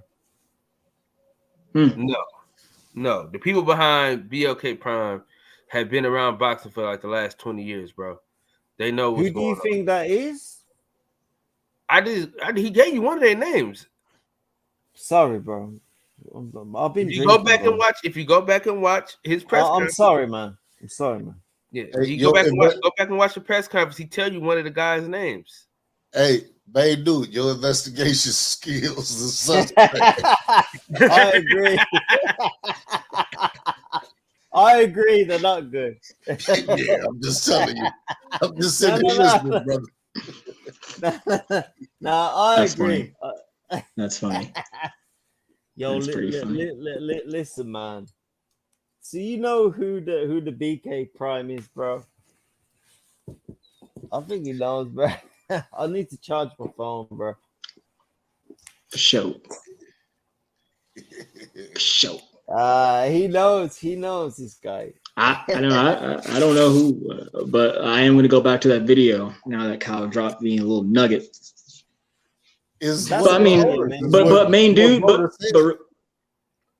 yeah, man. I was gonna say, main dude, that like, man, I don't even care. Like, and when I say I don't care, I'm just waiting, just like everybody else, to see the show. We need to see that fight. Listen, but Bud against Spence is probably the biggest fight in boxing over the last But that fight, sir, my investigation skills are up to date, and that fight is not going to happen. So, I agree. Let's kiss that one goodbye. It might happen at 154. Yeah, but it ain't happening at he's right. 147. It won't happen, bro. That fight's not happening. Not at 147. Yeah, it won't happen, bro. I don't know if ever, Detroit. Hey, y'all. What's up? My investigation skills just came through. Oh, nice. Oh shit, man. What's happening, man? Check this out, right? Oh my god. Remember when Terrence Crawford said that they had the contract for 2023? Yep. Yeah. Oh shit. Because they didn't have the money for this year. Are you gonna drop something here? So now, listen, Steph. What fight did they just announce that's in 2023? Ah, man. Listen, what fight? I know what you mean, but man. But listen, okay. Listen. I'm listening. Listen. David Benavidez ain't fighting Uzataki no more. Remember they canceled it. Oh shit. This is right. Go right. They canceled that fight, and now all of a sudden he fighting Caleb Plant next year. Wow. I don't believe it. Oh, okay. Okay. No. Bud, hang on. So Bud got a point. So Bud has a point though. Hold on. Let me say this. Hold on. Go ahead, let me say this. Go ahead, sir. Go ahead. If he's going where we think he's going, it's going to be a hell of a card, and it will sell. Go ahead. You think Bud's gonna do that? Oh no! Hang on, man, dude. Well, correct me, Kyle, because what I thought you were gonna say is that you were insinuating that they didn't have. Well, you did say they didn't have enough money for the budget this year. Brother, no, they have plenty of money. Sorry about my dogs. They're fine. The reason why Bud and Spence aren't fighting is because Crawford decided to walk away. In fact, he did, and he's fighting someone else. He had announced he was going to fight someone else. And look, I've said a million times, I'm cool with that. I'm okay. Yes, I'm hurt. We don't get the fight. I heard, Mike, but I'm saying yes. Yes. Will you shut up, you dang dog? No. Yes, I want to see the fight, but it's not happening, man. So you did hear what Bud said. Yes, I heard everything what he said, and frankly, it's not about what I believe, Mr. Fuller. It's just, man, that's no new information. So the 25 million a piece wasn't new information for you. He turned it down. He himself turned that down. He turned it 25. Yes, and accepted 10, apparently. So no. I mean, what good does that do Spence or him? That's not what he said. Was that he wanted to take 25 million. He offered that to Spence. Never heard from him. Then he got in touch with Al Heyman directly, and tried to discuss the numbers with him, and they didn't take it. I'm not speaking for right. No, right. Meaning I heard what you just said there. Again, I mean, fine, I'll grant it. That's true. But what perplexes me is that why would they approach him and not Al Heyman? And Al Heyman does bigger and better business than Bud Crawford does when it comes to boxing. But hey, whatever. Like I said, man, I really don't care about this situation anymore, man. I really, really don't. It's really just bizarre. A lot, and this will be the third time I said this in this stream alone. When Bud Crawford announced that he was fighting David Avanesian, that's when I stopped caring. I said, "Cool. This is what he chose to do. That's what he's wanting to do. That's what he is going to do. So he's doing that." And since that very moment, I have heard some of the most craziest one-liners, some of the most craziest shit about this fight, man. Just so many angles, and I'm just like, fuck, trying to keep it up. Like, none of that, all of that is false. How do I know that? Because there's no fight. This guy's saying this and he's saying that. So cool, man. Y'all figure it out. But my investigation skills tell me that we won't be getting the fight, and I don't think I need to argue about that. So I'm ready to just kind of move on and go forward. And like I keep saying this throughout this stream, tough times in the boxing community right now, man. Tough times. Yeah. Tough times, bro. So are you guys YouTubers? Yeah, I consider myself a YouTuber. Yeah. Man, I am. Well, I ain't even launched my channel yet. I got one video up there. I'm working out my all my little technical issues. Oh, I'm up and coming. Put it like nice. PC. Shit. I'm a YouTuber because I'm always hopping on. I consider these guys my friends, their channels. And what do? This is a boxing forum, so we just talk boxing. We talk about other stuff too, but mostly boxing. So yeah, I be YouTubing. I used to do it with the Twitter fingers, but that shit is that stuff's taxing, man. That to be going back and forth on. The spaces help because it's an open talking format like what we're doing now, but it's tough too. When he said that, he really means like, are you creating content? I know. Yeah. But no. And to answer that question, no, I don't. You just a regular old hell like he is. And shit, I am too. Because I ain't uploaded none of my content yet. I'm stacking up a lot of stuff and creating a lot of stuff. I could though. I should. I got a lot of welding videos, so but I just choose not to. Mostly on the gram. That instant gratification type stuff. Oh, that's what you do? You're a welder? Yes. Oh man, I'm down here. I say welding is a craft. Yeah, there's a lot over there where you're at. Yeah. No, I'm actually I just bought a little welder and need to teach myself. I decided to build a 4-wheeler, and nice. I put a motorcycle motor on it. I wanted to be faster than everybody else, but I bought a Chinese frame and it's rather small. It's rather light, which is a good thing, but I need that motor secure. And I've been having problems finding a good welder down here. There are there's plenty of welders down here, but I haven't found a good one yet. So are you guys YouTubers?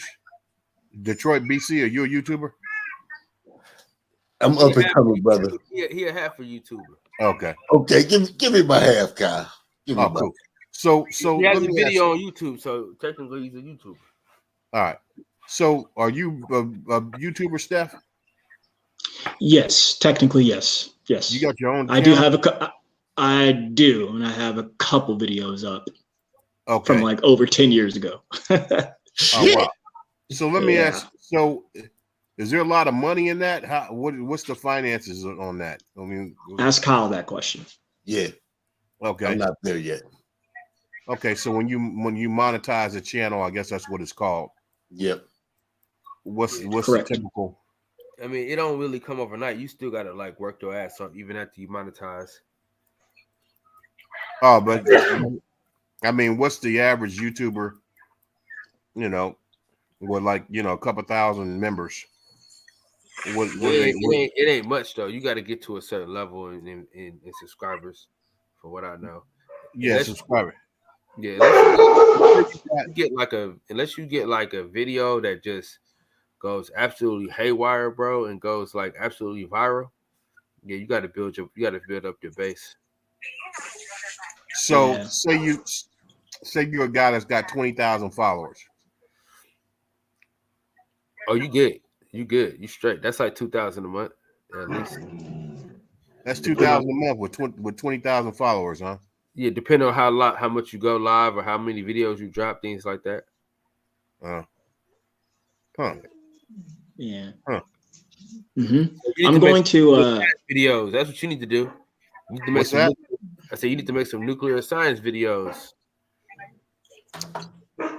Nah, I just have you guys hating on me. Y'all be mad at me. Well, maybe not you. Maybe not you, but a lot of people be mad at me. So listen. You can be mad at you, still love you, man. Come on. Yeah, I'll for just sure. come on here and how about me be ebonically fabulous, and then maybe I'll be good to go. Nah, you'll be all right, Mike. Mike, hey, listen. You know what? That might work for you. I think if you spoke a little more ebonics, it might help your plight with the black man. No, I mean what I'm gonna do. I'm gonna be ebonically fabulous, bro. I'm gonna be fabulistically ebonic. How about that? Would that work? But you can't. You're not even doing ebonics right, man. Hey, Kyle. You too smart for ebonics. Man, you're too smart for ebonics, brother. Please. Hold on, Kyle. Watch this. Give us a preview, brother. A preview? Yeah. Hush, Aura. Damn. Oh man, let me see. Oh shit, Mr. Fuller. Come on now. I had to probably write that down before I want to be legitimate. I'm a perfectionist. Man, so I want that to be a legitimate. You got to study. I have to write that down. God damn. Yeah, I got that. That had to go back. What it is. Yeah. It should just flow natural about it. Me. Just let it flow, huh? Let it flow. What it is. Hey. There we go. Also, too, though, just I know what you meant, but ebonics are survival tactics. That's why black folks would speak in code to stay, for safety reasons. That's where that comes from. You know what I mean? Okay. Yeah. But I know what you meant, though. I know what you meant, though. Fuck yeah. Let me ask you this, man. Did you guys capture what that one guy, main event or whatever his name was, the guy from England? Main dude. Yeah. Main dude. Did you capture what he said? Did you guys capture that? I don't even know what you're talking about.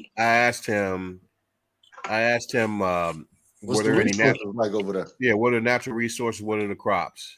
Yeah. And he said we only grow potatoes. I did catch that.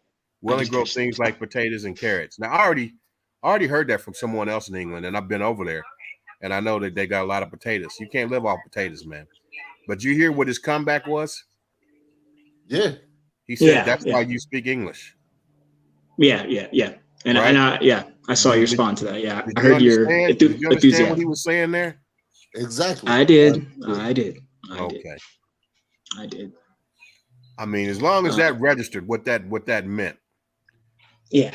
Okay, because that's not only an ideology that existed hundreds of years ago, but it's present today. Yeah. Very much. You know so. what? Okay. Hey, Mr. Fuller, don't read too tough off into it, but the motherfucker wasn't lying. You understand? Oh, he's telling the truth. I mean, I'm not no question about it. And I was just what I was surprised at is his the fact that he was frank. He was straightforward about it. But the question was, I was wondering if, because it was a quantum jump, I was actually going to meticulously lead him to that particular conclusion through a line of questioning. But he went straight from my second question right to that quantum leap to, okay, here's the facts. That's why you speak English. You know what? Do you understand that? Okay, I took that as a little cockiness.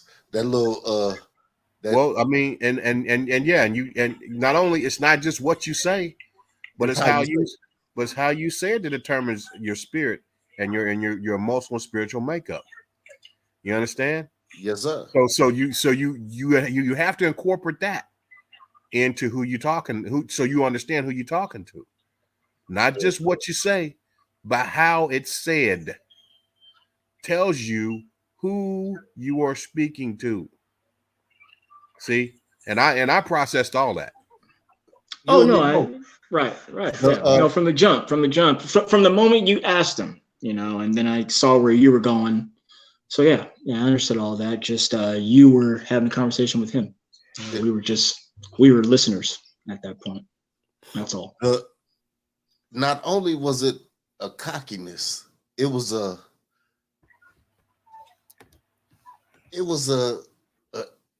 God, what's the word I'm looking for? Something sinister about it. It was something dark about it. No, yeah, it was to me. It was okay. I got what's the word I'm thinking of? It's on the tip of my tongue. I got an arrogance, but I got a nonchalant arrogance about it. That's what I got from it. I ain't getting nothing sinister. I think whenever you talk about colonialism, whenever you talk about the colonization of the dark and brown continents, the entire continents of the world, and the amount of bloodshed, death that occurred during that time, or during those particular things, and you say it in a cocky, nonchalant way, that's dark. You understand? That's dark. Okay, because what we're not talking about when you talk about colonization of whole continents, right? You're not talking about you just showing up and then someone saying, okay, here's all my land, here's all my natural resources, and here's all my daughters and sons. No, you're talking about a lot of bloodshed, man. Loss of hundreds of millions of lives. And so when you talk about that, which is the inference that he was making at the time, that's when he said, that's why you speak English. Okay, that inference, right? There's a lot of death that goes into that. So you got to look at the way that was said in that arrogant. I didn't say it, you said it, right? But I sensed it as well. Mm-hmm. That arrogant, cocky way that it was said, and also a nonchalant way that was said. Mm-hmm. And how can you speak about something that's that dark and evil in such a nonchalant, cocky way? You understand? So I mean, that's why. But see, I processed all that in like a millisecond. You and me both. I was just wondering. I'll miss a beat. Ain't shit slow around here. No. And then he talked about it being. And I'm not now nothing against him, because guess what? Just like you said, he told the truth. Yeah, and he told the truth. He didn't beat around the bush. He just said, "Hey, this is it. This is the reality of it." Well, hold on, Mr. Fuller. Let me breathe on you. You know why he said it with such a nonchalant, cocky arrogance? Because it was to his people's benefit. Okay. Even though it does not look like he reaped any of the benefits, it was still his people's benefit. Don't be surprised. Don't be fooled about that, man. Because unfortunately, this is just the way things go. He's got capital gains in just, his skin color. His skin color gives him certain advantages that you or I don't have. But period. You know what? The thing about that is it's the honest to God truth. Hold on. Let me breathe on you, brother. It's the honest to God truth. But the thing about it is, all of them don't take full advantage of it. So it really does. I ain't gonna say it don't matter, because that ain't the first time I seen him on here, right? I seen him on here maybe about a year ago, and he's at a shelter. It looks like that room ain't a quarter the size of my garage. I understand, but you know what? The difference between that and what a lot of people of color experience in the same situation. That is really by choice, and when it's his, because it's by choice, right? Because there's a lot of opportunities out there just based on he's got equity, he's got financial equity, he's got equity as far as his status, as far as the particular assumptions that are going to be made about him when he goes out in public or attempts to get a job. He's got equity just based on his demographic, based on his ethnicity. So a lot of that's choice. Whereas there's a lot of black people, brown people out there who are living in those circumstances that have a lot fewer opportunities and a lot fewer choices. So, hey, what's known ain't got to be spoke on. This we already know. But when they don't take advantage of it, it's like, you know what? I give you a prime example. My girl has the sweetest heart. We pull up to corners and she see the homeless people out there. She digging off in her purse. We pulled up to one corner and I see white people out there. They homeless. She dig off in her purse. And I said, bitch, you better not. You better not. They are wasting their white privilege. Shame on them. Can't happen. You will not give them one motherfucking nickel. When they don't take advantage of the opportunities they blessed with, well, let's not even use the word blessed. They're afforded because of the past in history, things that we ain't got no control over. It's just shame on them, is all I can say.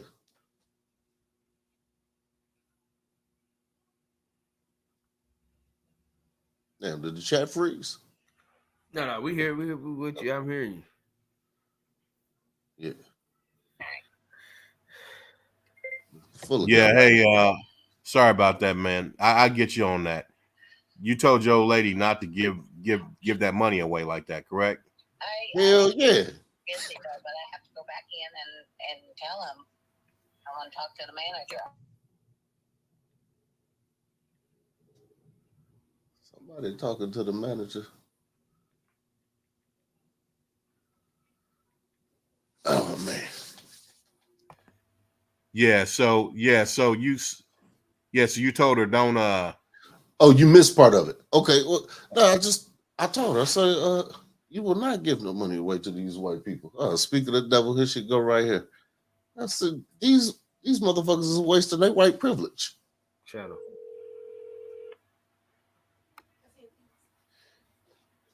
Come and get them, baby. Oh, you want me to throw them to you? Yeah, I was talking about you.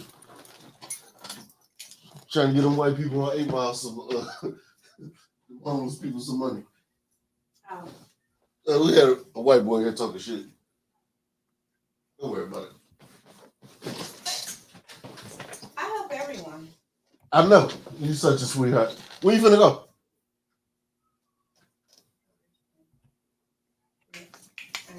Gotcha. Hey, Dr. Michael Fuller.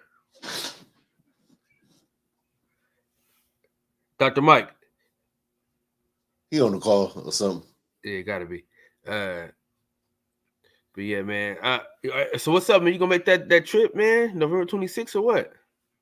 November 26th. So who fighting? Regis Prograve Zepeda.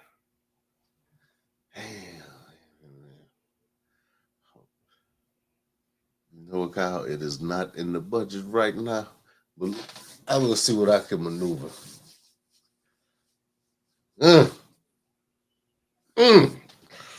And I like Regis too. I've been following Regis for a while.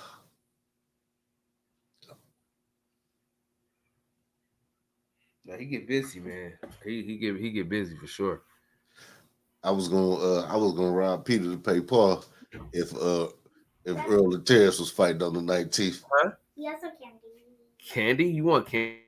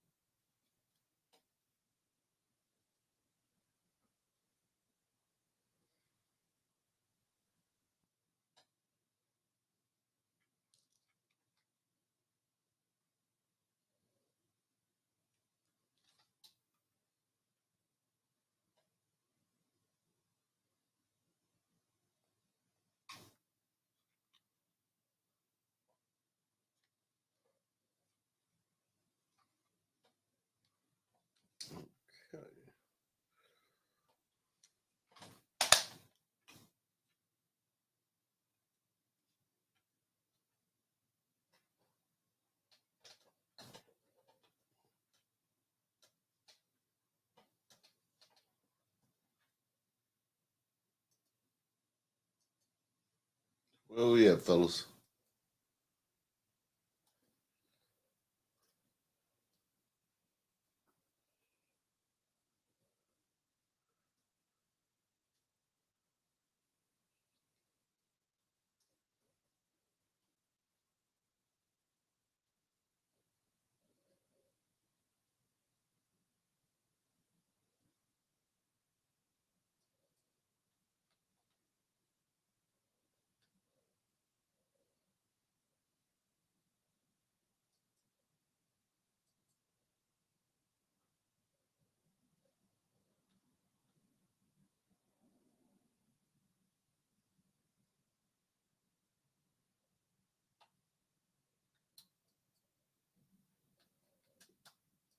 You hear, Kyle?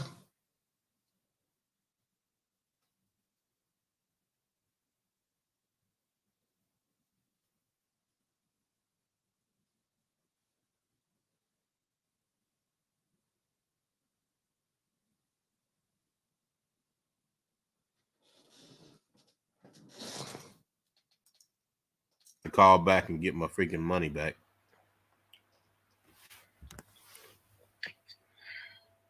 Am I going back or not? Yeah, go ahead. Okay. She's just.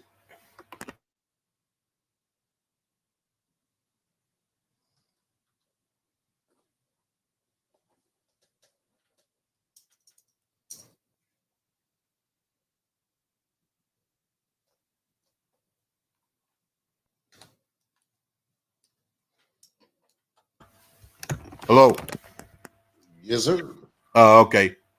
So that was your wife. You was talking to your wife there, right? Yeah. All right. So what was you saying? You were saying that you told her don't do that because I say them motherfuckers is wasting their white privilege. You will not dare give them a nickel because they sitting out on the corner. Trick no good. Right. Here's the thing, man. I don't believe in like. That's one thing. I mean, I don't. For me, yeah, it's all good. I just say, Dr. Fuller, what was your favorite college you attended? What was that? What was your favorite college you attended? You won't even believe this, man. If I told you, you wouldn't believe me.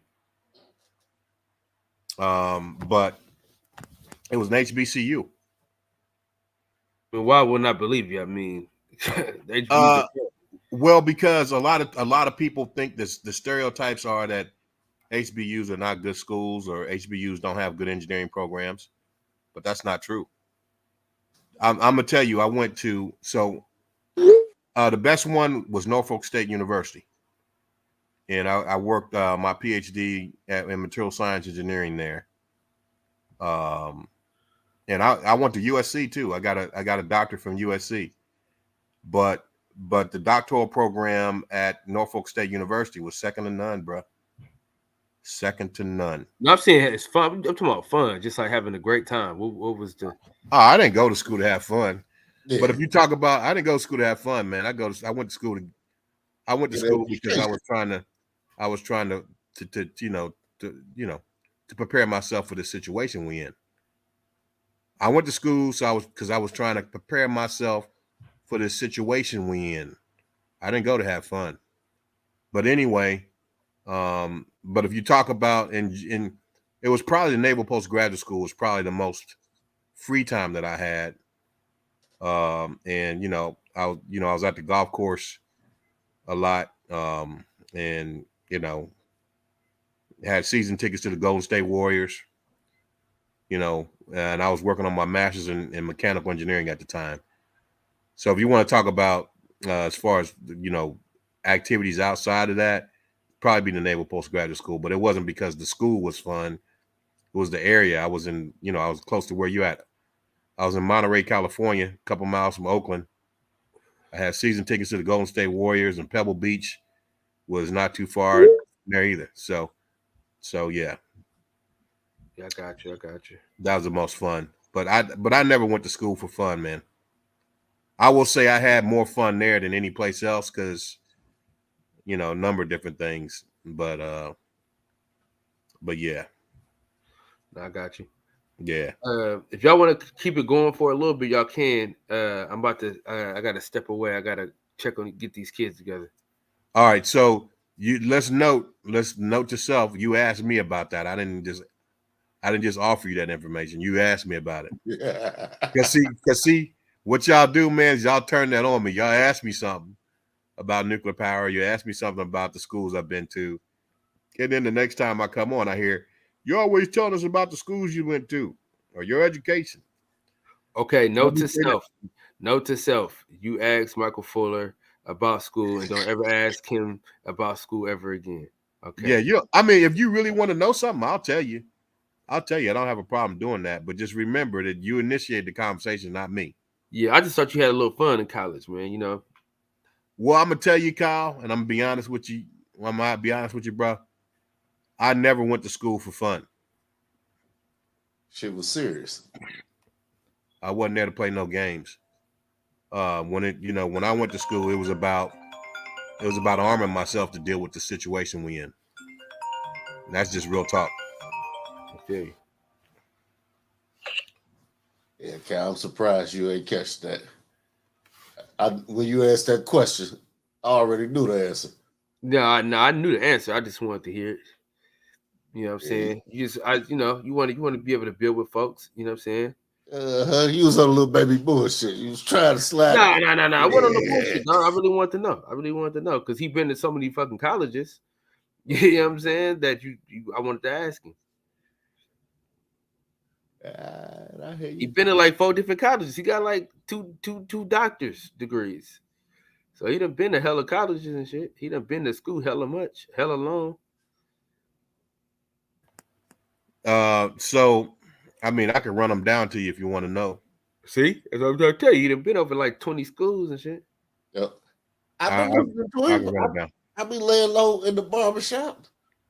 Yeah, I can run them down to you if you really want to know which ones.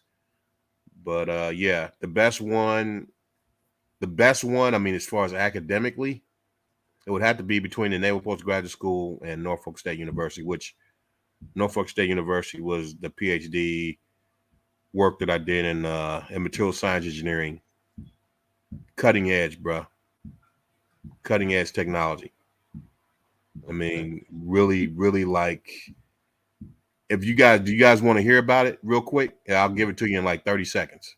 Oh yeah, breathe on us. It's interesting because the reason why I'm gonna tell you this because a lot of people don't understand that this kind of stuff is going on. You guys ever went to there was a lot of it's called nano materials, which was also classified as meta materials, and dealing with light, basically the index of refraction of light. So I'm gonna explain what that is. You guys been to swimming pool swimming before, right? Mm-hmm. You ever dropped anything in the swimming pool?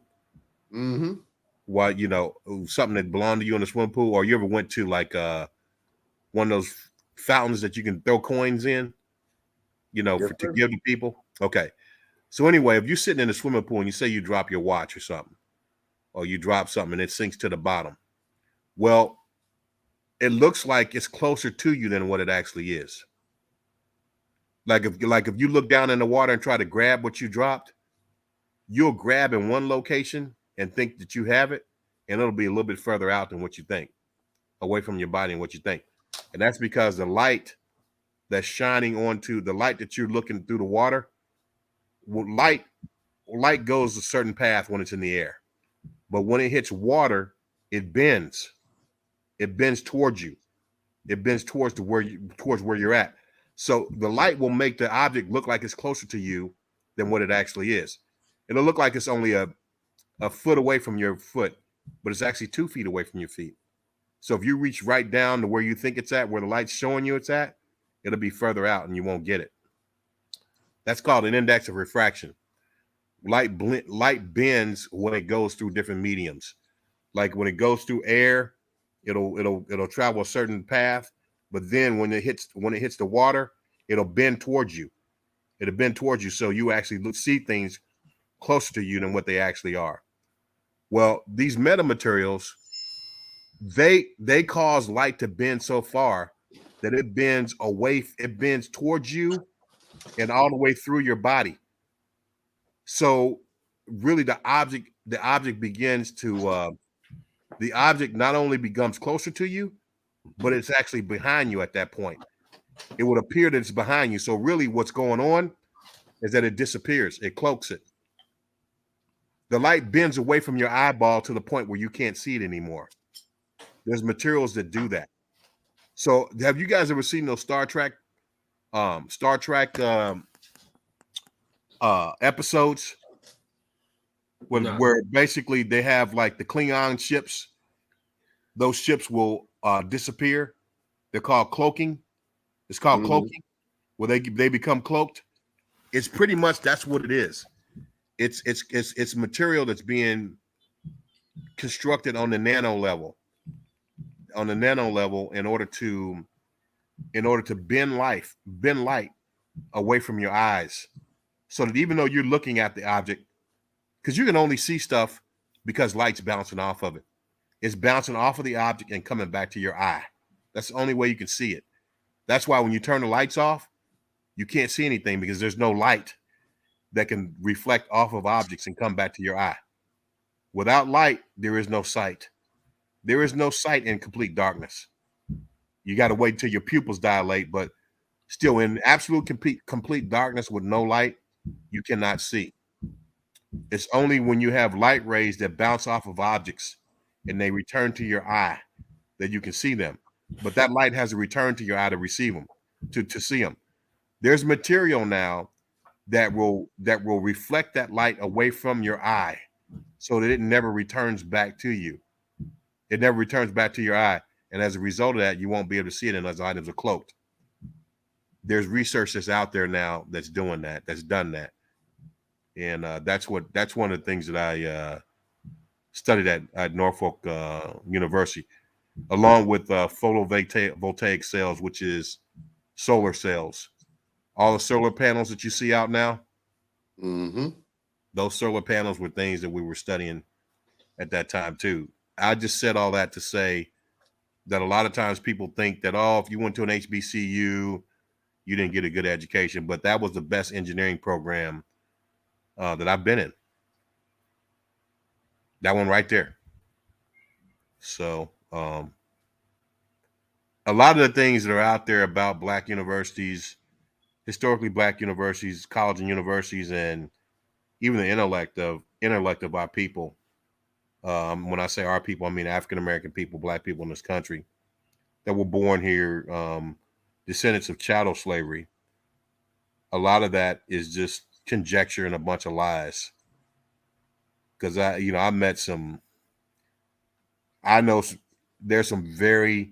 brilliant, some of the most brilliant minds in the world look like us. And that's sitting in a classroom. Yo, bro, listen. Is your whole life gonna be? How old are you, bro? Yo, no. How old are you, bro? How old are you, bro? No. Bro, hey, bro, I ain't finished my sentence. Nothing you're saying has anything to do with. Shit, bro. Go ahead. You ain't gonna finish it. Hey, boy, don't finish. I told you. Oh, don't treat me like a boy then. I'm gonna finish my sentence and my idea. Shut the fuck up, bro. How old are you, bro? Hey, bro, I ain't finished my sentence. Nothing you're saying has anything to do with. Nothing you're gonna say is gonna make any sense, bro. What's your age, bro? What's your age, bro? Mike, okay, so this is what I was saying. I'm just asking you a question, bro. What's your age, bro? Can you let me finish what I'm saying? What's your age, bro? What's your age? I need to know your age. All right. All right. So anyway, I don't know what that was about, but I will finish what I was saying. There's a lot of stereotypes out there, and some of the greatest minds they look just like us. And so, I mean, the thing is that we got to get over thinking that just because the media shows us a bunch of negative images about who we are, that there are not, brilliant, intelligent, and a lot of folks that you meet that are brilliant and intelligent like that, they don't necessarily have formal education. They're self-taught. You know what I mean? They're people who just some of the brightest people you're going to meet, especially African-American people, are going to be people who are self-taught, who learn through reading, through analyzing things. So bottom line is it's good to break down those stereotypes. That's why I don't like when people try to put everybody in the same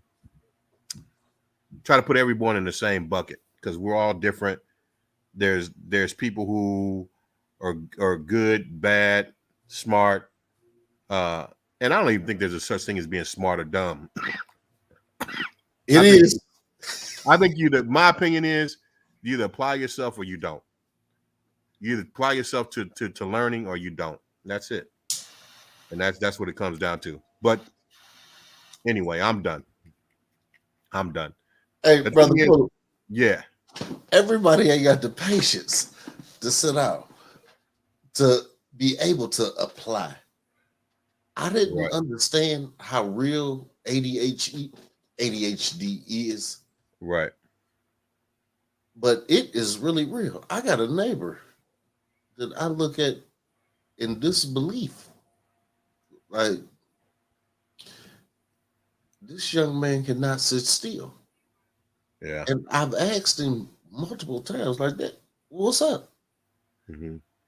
You know, I got a little studio set up right here, and I let him come over and mess with my beat machines and whatnot. And he got to stand up. And I be watching him. Even when he's standing, he got to move. Something got to be moving. Damn, man. Right. Do you need something? What you need, man? You want a drink? You know what I think that is? I think some of that is just all these images, like the television, all the different things, the internet.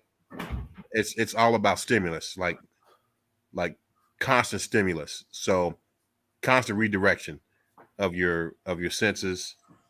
And so you just get used to that. But I will tell you this, there's an advantage to that too. There's an advantage to that. Just because a kid has ADHD, or if you say that, if that's actually true, doesn't mean they can't learn. It just means that, what you teach them, it has to be something that they like. Yeah, something that they like, that they can constantly be involved in and enthused about. I think that it's actually a benefit to be able to change and your focus from one thing to another very rapidly. And in some areas, it's a lot of cases, it's a benefit to be able to do that. But yeah, again, at some point, you're gonna have to be able to sit down and spend some time, focusing on one particular thing in order to master it. But that's also an advantage too, when you can think about several different things, either simultaneously or right after another in quick succession. So there's benefits to both. The only thing that a lot of times, man, guys, say things about, what I'm like.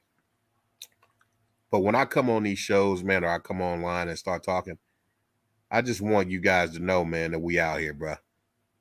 Okay. I mean, it's not all about what they're showing us on these televisions, right?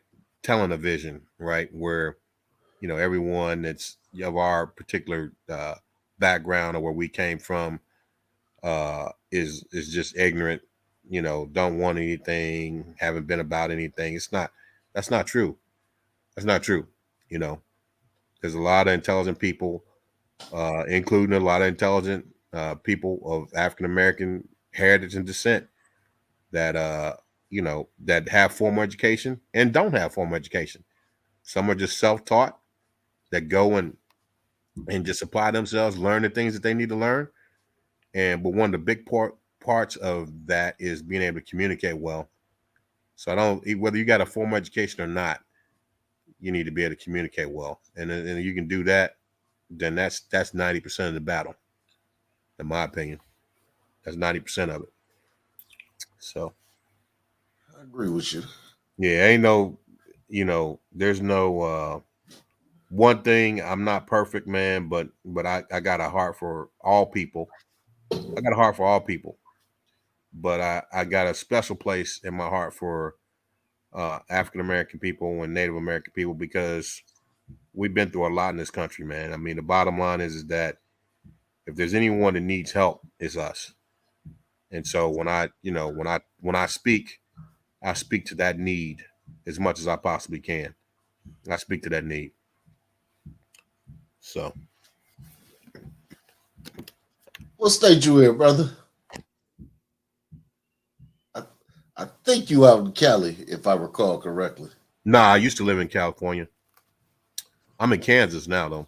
Okay. Yeah, I used to live in in California. I do not know how they do it in Cali. Cali is expensive. Oh, heck yeah. I was talking to a dude, might have been, I think it was 2 days ago. He was telling me that back in the 80s, him and his wife bought a house out in California for like 150, 200,000. Now it's worth 2.3 million. You know what I mean? It's expensive to live out there. It's like it's $2,000. I think I saw 23, either 2,000 or 2,300 to live in a 900 square foot apartment out there in San Diego. Whoa. Yeah. Expensive, man. Yeah, it's crazy. Last time I was out there, I was Googling houses and just wonder what it was like. And I seen a dump. Like I said, I seen a dump. It was 680. And I said, damn. Yeah. Yeah. I got about. This is what. This house is about 300,000. I got about 2,500 square feet, but I'm out in the country in Georgia. Okay. Outside of Douglasville. Okay. About a half an hour outside Atlanta. All right. Yeah. You said a half an hour outside Atlanta? Yeah. Oh, okay. So you close to civilization. Yeah, you close. Hey, if you can see right behind me, I ride that rocket right there. Yeah. What I need to the gas mileage, huh? Oh man. Well, you're not scared. You're not worried about hitting any animals, any deer or anything like that? Actually, I had one jump out on me after I had bought my girl a Riker, one of them 3-wheeler. Right. And man, it's been about 2 years ago. It's like maybe a 20-minute ride from the freeway till you get off into my subdivision. So I'm coming on this 2-lane highway. There's no street lights. I'm doing about 80 because I had just left the bar. I was feeling good, and I really had to get to the bathroom. I'm flying. Okay, hold on. You said you're doing 80 and you had something to drink and you're on a motorcycle? I'm on the Riker. The Can-Am Rikers. Oh, those 3-wheelers? Yeah. Okay. But yeah. So I'm getting it. And a bat hits my helmet. Oh, wait. Now this is in the midst. This is at the well, we was already off into Corona, but this was in the midst of it. So it's been 2 years ago. Matter of fact, it was like August the 28th. So the road does a S. So as the first one hit me, I'm wiping the blood off and shit. Like, what the? Because I'm doing 80. But that road did the S. So I see the second one coming at me. So I punch it with the left hand when I should have been turning the bike toward the left. I go off in the ditch. I hit the back brake, began to flip. But when I went off in the ditch and I tapped that back brake and I felt the momentum, I jumped off. So it rolled one way and I rolled another one. Broke the collarbone, shoulder blade, fractured the wrist, fractured 6 ribs, punctured the lung, and fractured my leg. Oh man, you lucky to be alive, bro. Yeah. Yes, sir. Yeah, you blessed to be alive. Yeah, you owe the man upstairs a good prayer every day. He gets it. I'm very thankful. Every day. Yeah.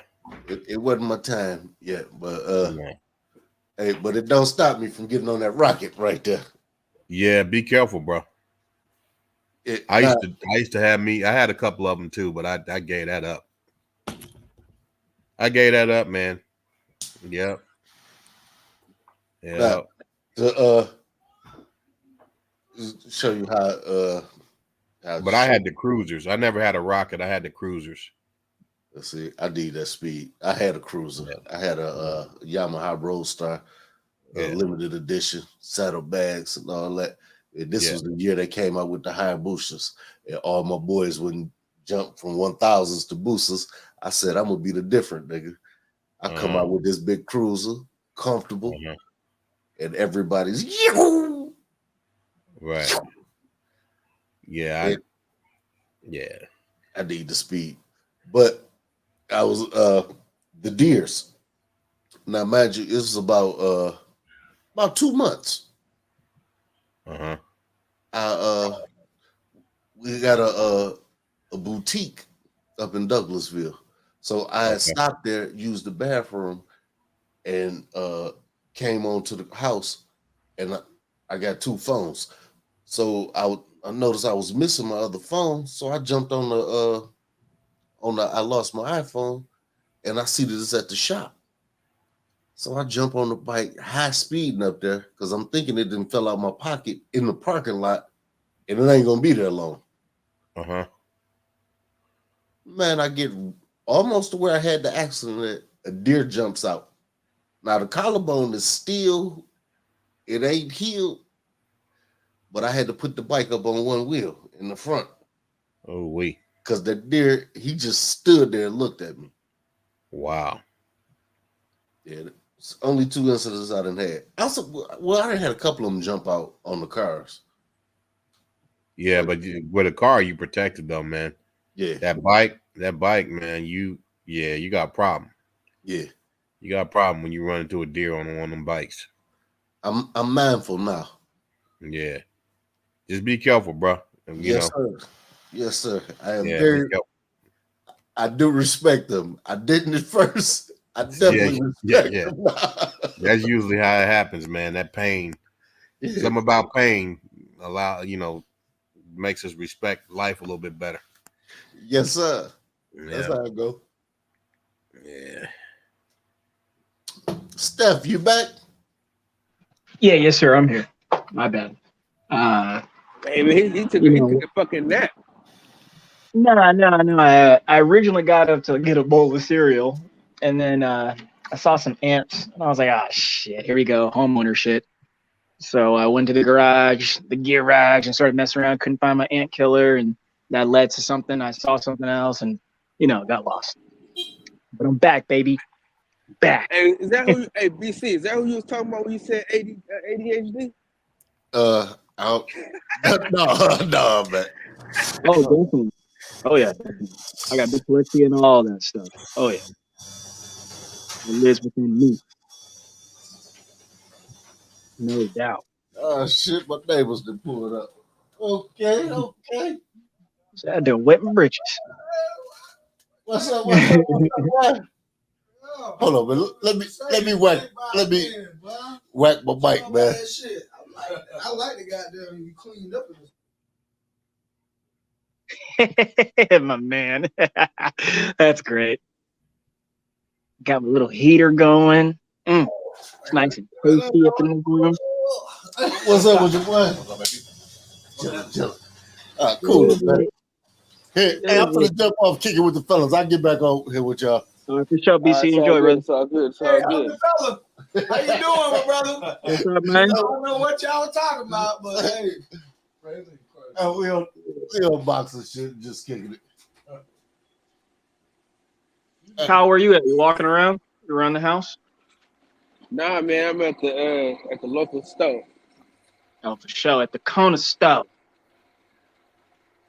With it. Yeah, man. I'm about to make me a peanut butter and I'm about to make me a cookie butter and banana sandwich. I like the peanut butter and honey. Add little bananas in the middle. Woo, tear you up. Hold on, real quick. Yeah. Mr. Fuller, you're out there in Tennessee, right? No. Nah, I live in Kansas. Oh, you're in Kansas. Nice. Yeah. Nice. My how'd you guess it? What made you say Tennessee? I remember way back when you had a conversation with Sento, you were asking about Tennessee, so I figured that's where you were. Yeah, okay, No, I don't live out there now. Yeah. My parents, they got some family friends in Lawrence, and they used to go up there all the time. They still do, but we had met them when I was in high school. Oh, okay, Yeah, for sure. Yeah. Been out there a couple times. Yeah. Yeah, I like it. Of course, Kansas slow, City. but you've been in Lawrence. How about Kansas City? You've been to Kansas City? I have. Okay, That's where some really good barbecue is, man. Really good barbecue from up there. Yeah. That's Dodge City, man. That's Dodge City. Yeah. I actually grew up here. I grew up in Kansas City. Oh, did you? I grew up here, yeah, man. I grew up here, and then when I was 17, I joined the military and stayed in there for 25 years. See. So you were going to school while you were in the military? Yeah, man. Yeah. Man, boy. Yeah, because they gave you. You whipped Uncle Sam's ass, boy. I said you whipped Uncle Sam's ass. I didn't hear you. Hold on a minute. What'd you say? I said you whipped Uncle Sam's ass. Well, no, I mean, they said we'll give you tuition assistance. And lucky for me, man, it's like, like a lot of guys, I was on submarines too. So a lot of guys, when they get off the boat, at the end of the day, they go out drinking, playing pool, bowling or whatever. I went down to the local university, bro. Yeah. Because they said, because you don't make a lot of money in the military. You don't make a lot of money. And so I was like, hey, I'm not making a lot of money. So instead of me going out and spending all my money on drinking, I'm going to save the money that I have, and then I'm going to get a little extra money because I'm going to go up here and take these classes, and they're going to pay for my tuition. So I just added that on to my pay. I figured, okay, the tuition I got was extra pay, and I added that on to my pay, and I did that. I did that, man. Yep. So these are the conversations that need to be had, man. See, that right there, dog, that'll help the masses when they hear about how you said fuck partying, let me go to school and make some shit happen, and now I'm doing the fuck I want because I'm rich. I didn't say I was rich. I never said that. I mean, you're an engineer, and engineers, nigga, they ain't living paycheck to paycheck. That's for damn sure. What was the last thing you said? I said, if you're an engineer, you ain't living paycheck to paycheck. That's for damn sure. Oh, no, I don't necessarily have to live like that. No, not necessarily. Not right now. No. Nope. Yeah. See, we need more of that, man. We need more of them stories, man. Oh, it's about the hustle, bro. It's about I used to burn that midnight oil. No question about it. That's why I said it was never fun.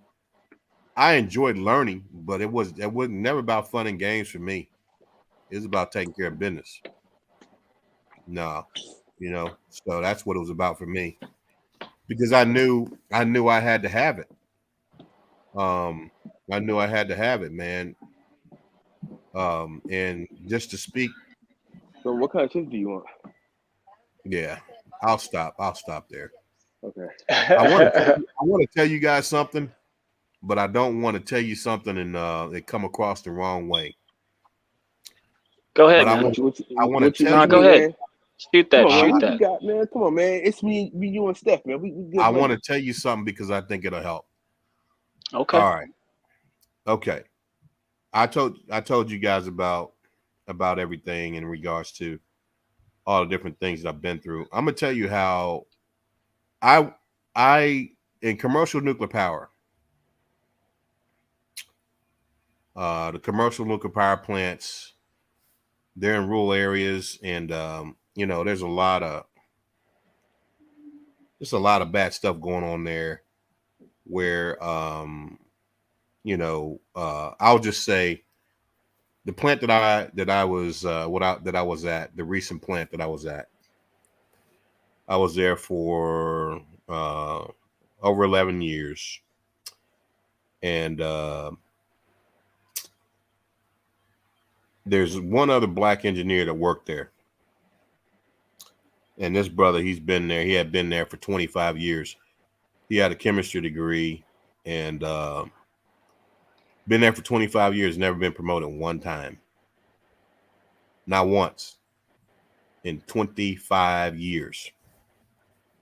That says nothing about his ability or intelligence or professionalism or anything like that. It just says something about the racism and discriminatory environment that's in corporate, especially when you deal with commercial nuclear in the area that I'm in.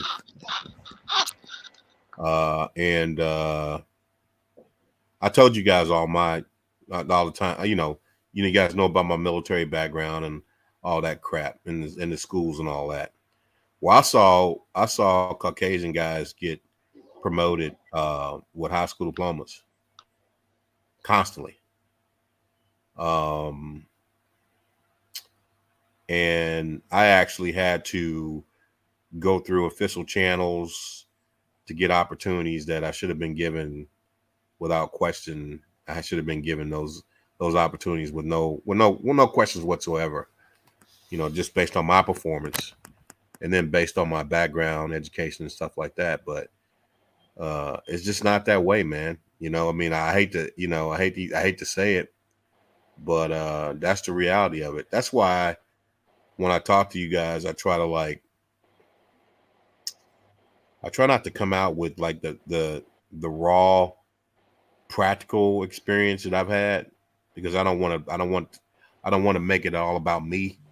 But I'm that's trying what you got. But see, that's what we need though, because if you don't give it to us like in a raw way, then we don't understand your plight. We just kind of feel the people. Not me. I'm just saying, but like most people just feel like you coming from a disingenuous place. But once people know like your background and why you feel the way that you feel, then people can understand. Like that's what, like with Mex, right? The reason why I understand him and why I am the way I am with him is because I know the person. You know what I'm saying? I know the background. I know why he is the way he is and why he acts the way he acts. You know what I'm saying? So that's why my views on him is different from other people's, because people haven't got to see that side. And the same thing with me and you. Like I see the different side of you that a lot of people haven't seen, because me and you had kind of great conversations. You know what I'm saying? So, but my personality is a lot different from a lot of people, so they don't understand. They can't understand it unless they see something different. So you giving us these two scenarios right here. I wish everybody could have heard what you just given us today. Just off of that alone, people will understand why you are the way you are and why you feel the way that you feel. And that's why I always try to tell people. I always tell people, like, listen, you have to figure out a way to put somebody else's shoes on and then take a walk and figure out why they are the way they are and why they act the way they act. You know what I'm saying? Yeah. Because that way you get a better understanding of why people are the way they are. Now I understand exactly why you are the way you are as far as when it comes to the race situation. Because you were in the army, you know what I'm saying? But when you were in the army, you were better than them, and they still got the opportunities that you wasn't awarded and afforded to. You had to do above and beyond to get to that point. So that's why your experience with white privilege is a lot different from Mex's his dealings. You know what I'm saying? So definitely. That's why I'm glad that we had this conversation, because it gives us a better understanding of who you are. You get what I'm saying? Like I kind of know. I can feel energy, but now people understand that you coming from a place of like experience. Yeah. Well, what I'll say, man, just to sum it up in just one quick sentence. First of all, I want to say this. I want to say thanks for saying that, because I do want you to understand where I'm coming from. Second of all, is Kyle, you got a gift, man, and whatever it is that this is my challenge to you. whatever it is that you've been afraid of, or whatever fears you've had in your life, that or those are the things that you should pursue. Because first of all, you're going to be blessed. And I'm going to tell you why you're going to be blessed. You're going to be blessed because you're a father and you take care of your children. So God's going to bless you regardless. But the extent to where you go in life is going to be based on how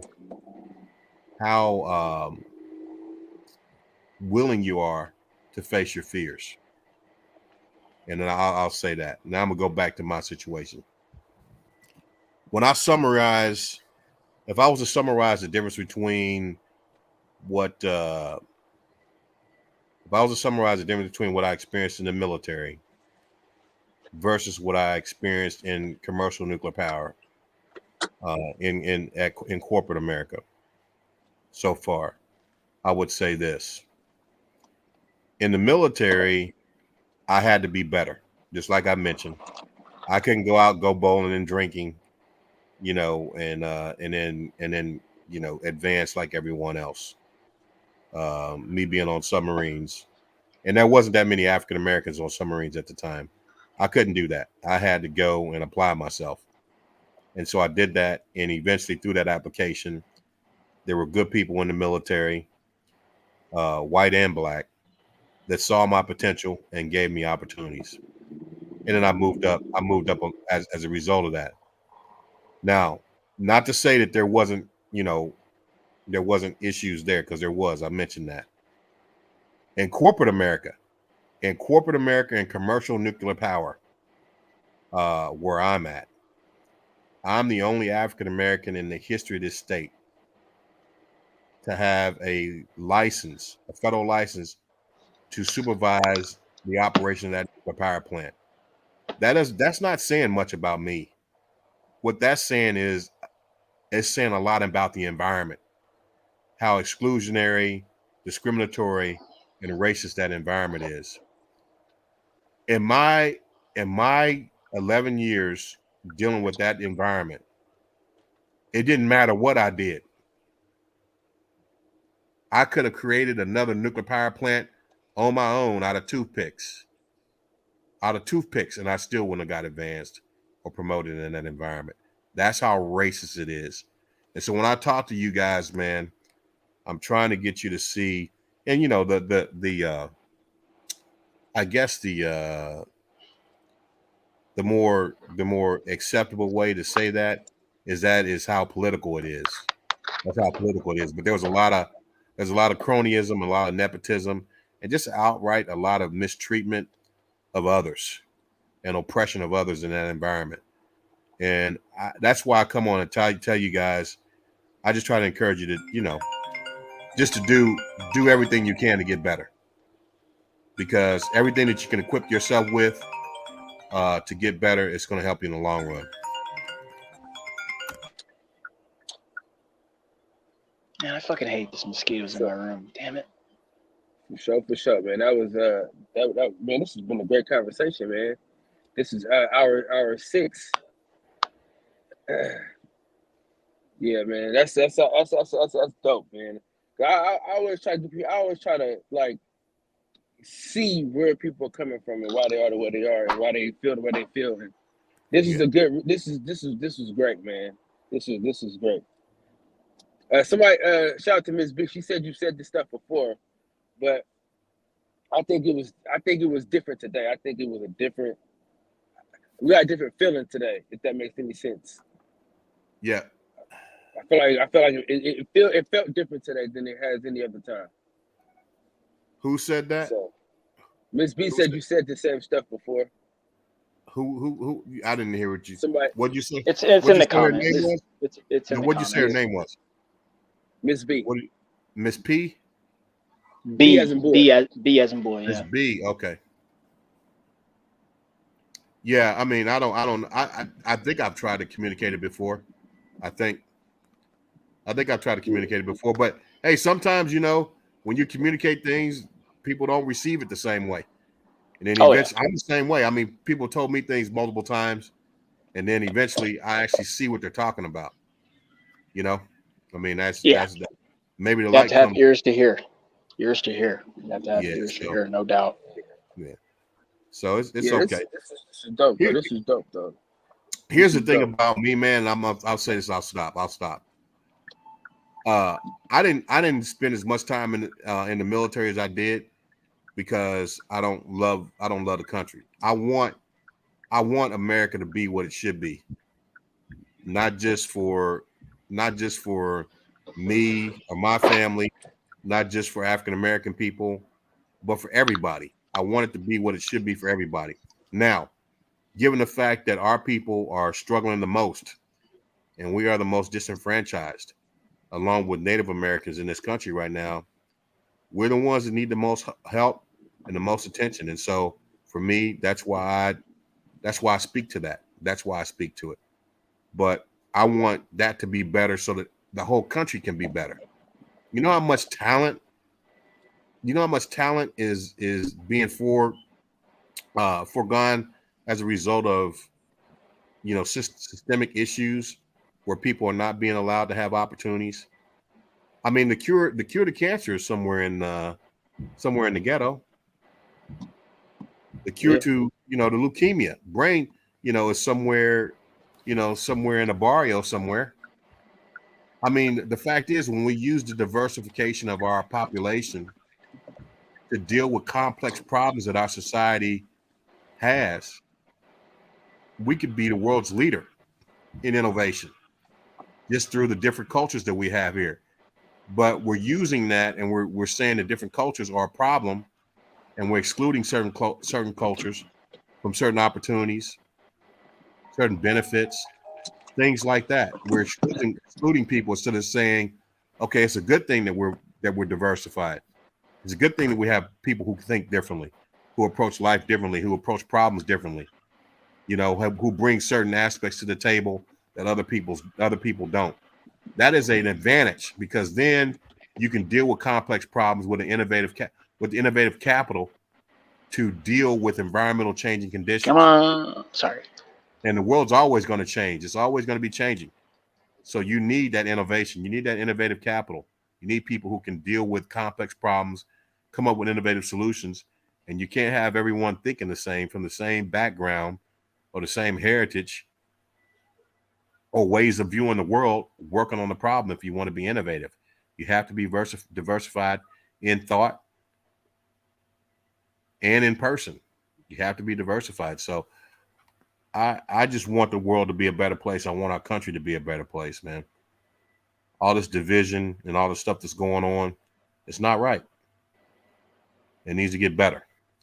So that's what I speak to.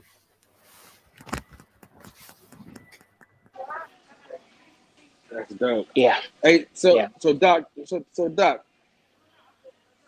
what would you say was the hardest college you went to? Like, as far as like, what was like the hardest curriculum? Hardest curriculum? Oh man.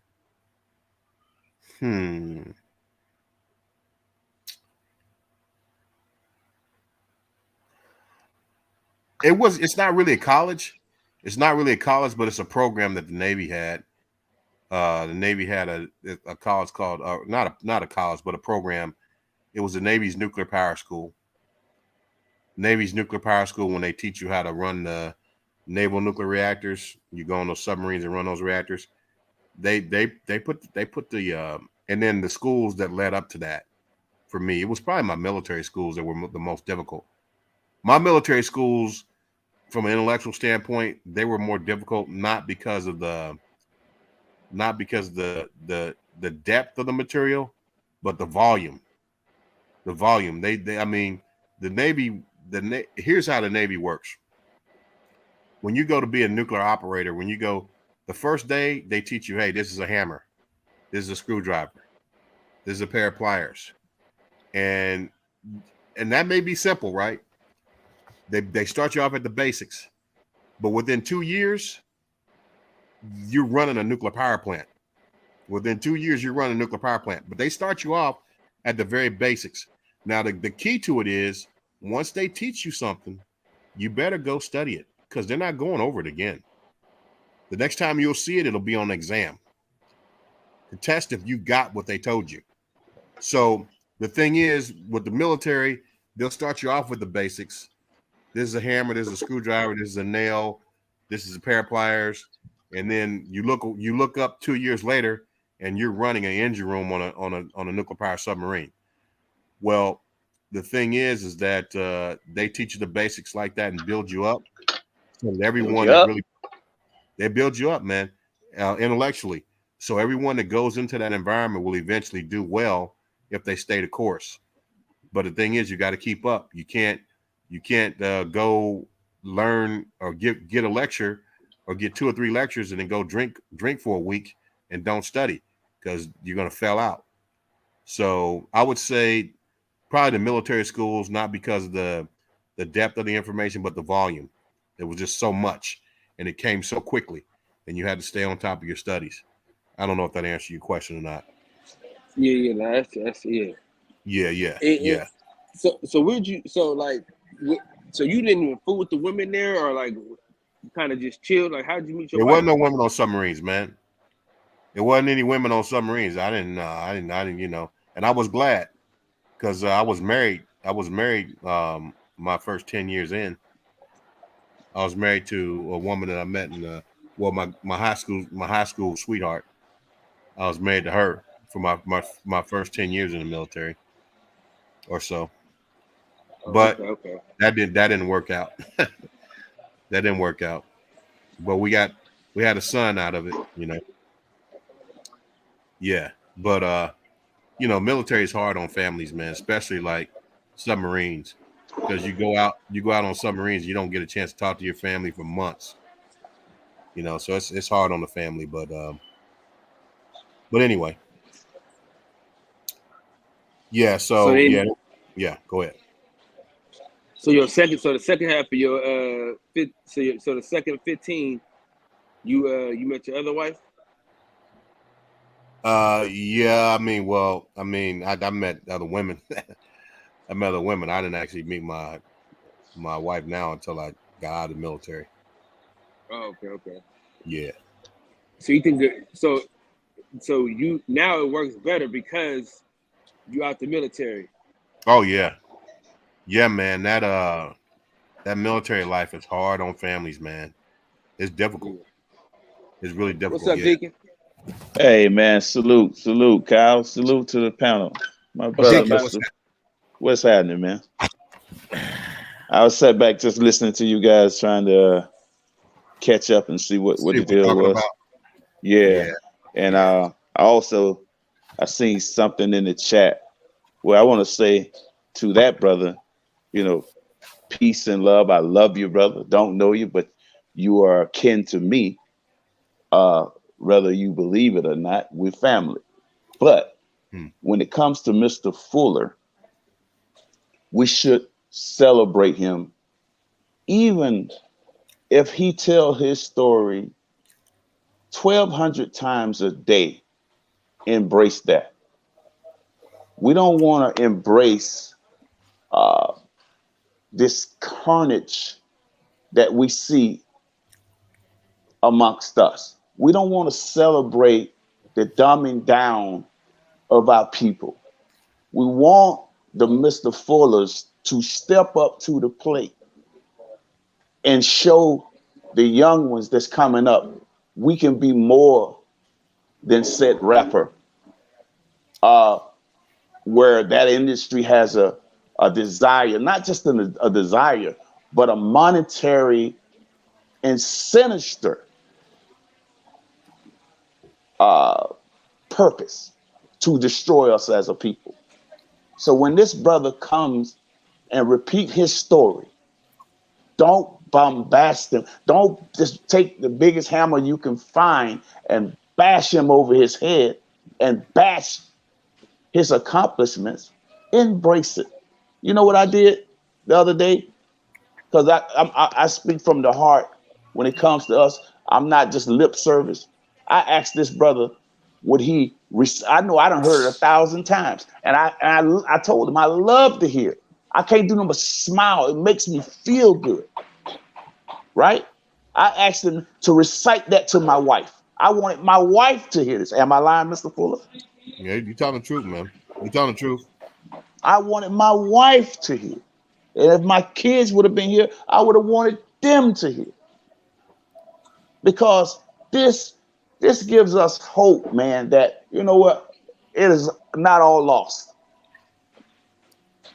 So when we can't appreciate this type of brother, we have to take a look in the mirror. Why is it that when one of us is doing all of the right things, that bothers us? It agitates us. Why? What is it about him that agitates us when he's doing all the right things? Well, I could say I'm not doing all the right things, and I haven't done No. I have to say it in that way. God knows you. You're not perfect. I'm not perfect. We are all flawed. I say it all the time. We're all flawed people. Yeah. But we have to look at it for what it is. We have to look at our people are in a system designed to squeeze them to their death and not let them out. But yet we find ways to create doors to escape it.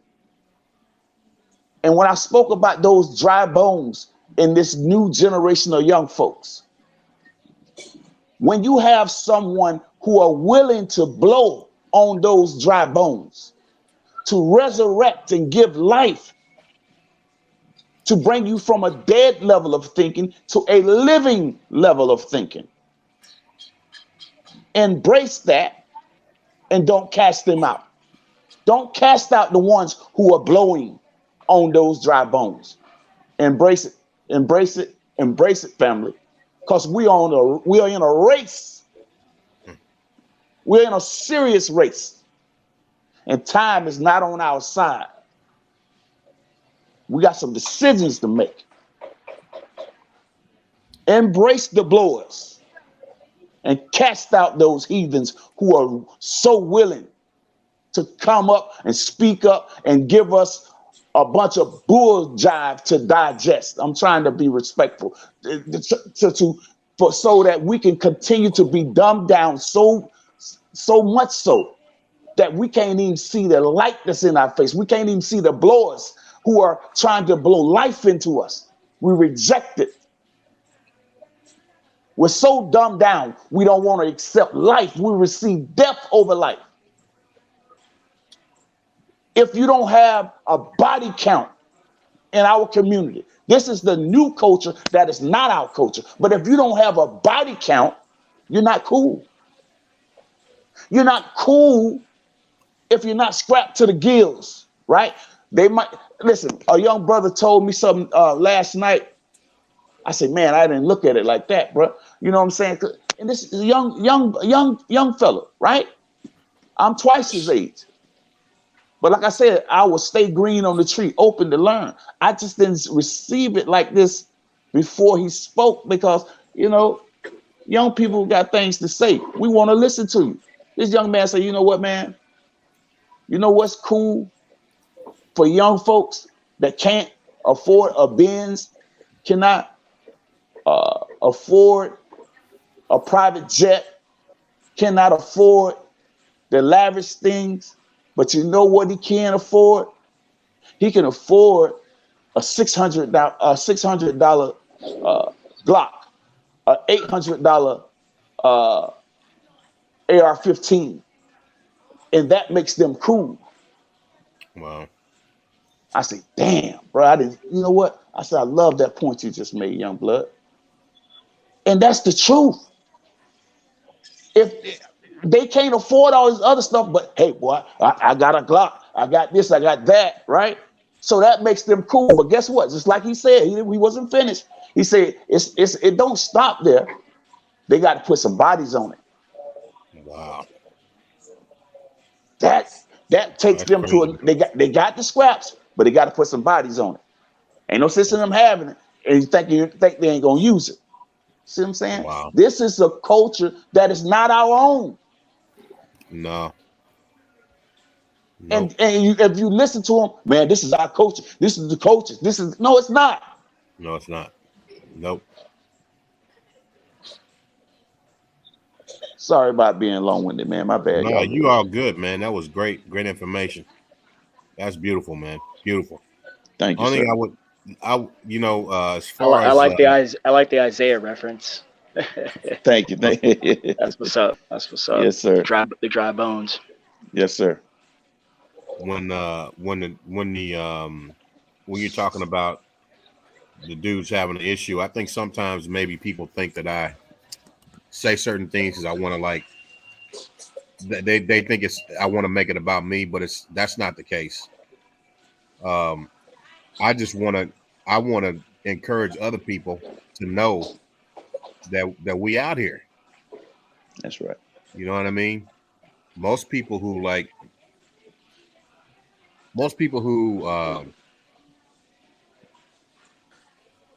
do certain things or have certain accomplishments, they don't reach back. They don't really talk about. They're not willing to go on and talk about, the things that they've been through to get to where, wherever they may be in life. I'm not saying these things because I want to put myself on a pedestal or anything like that.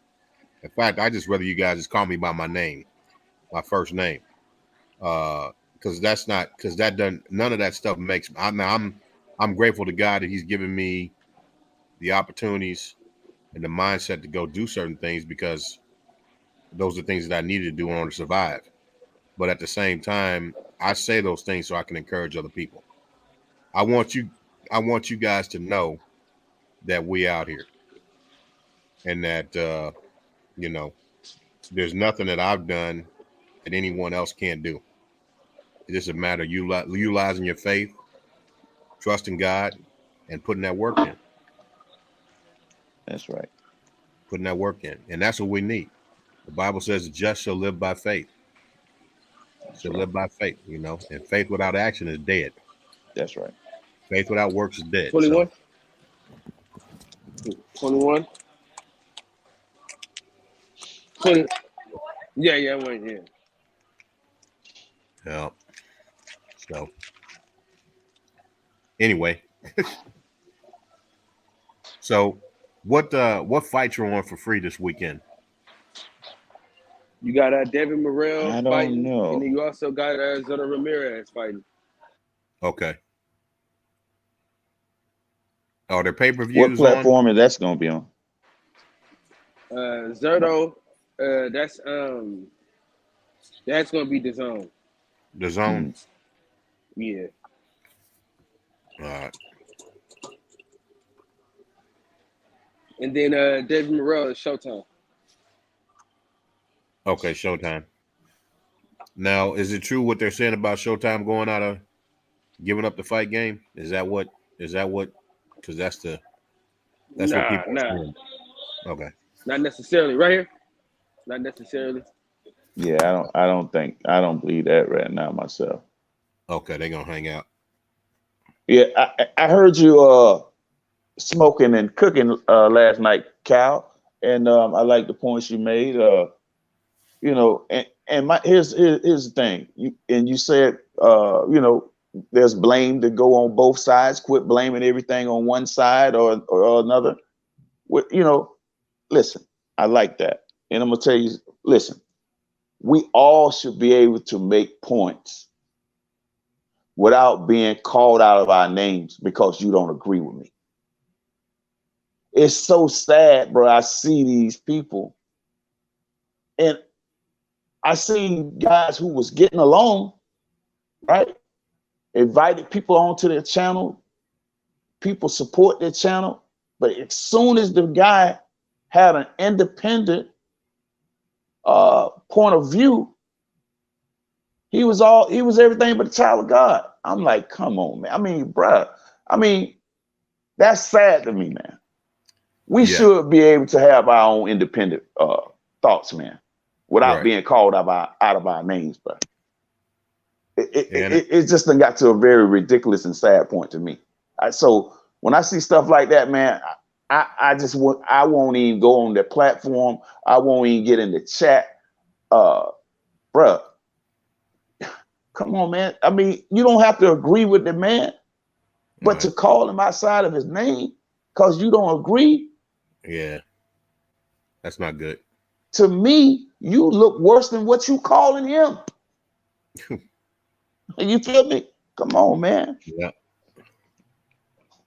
Did you there was when Terrence Crawford came on the other night, it said you actually turned me on to that, Deacon. Right. There's a lot of folks that were talking about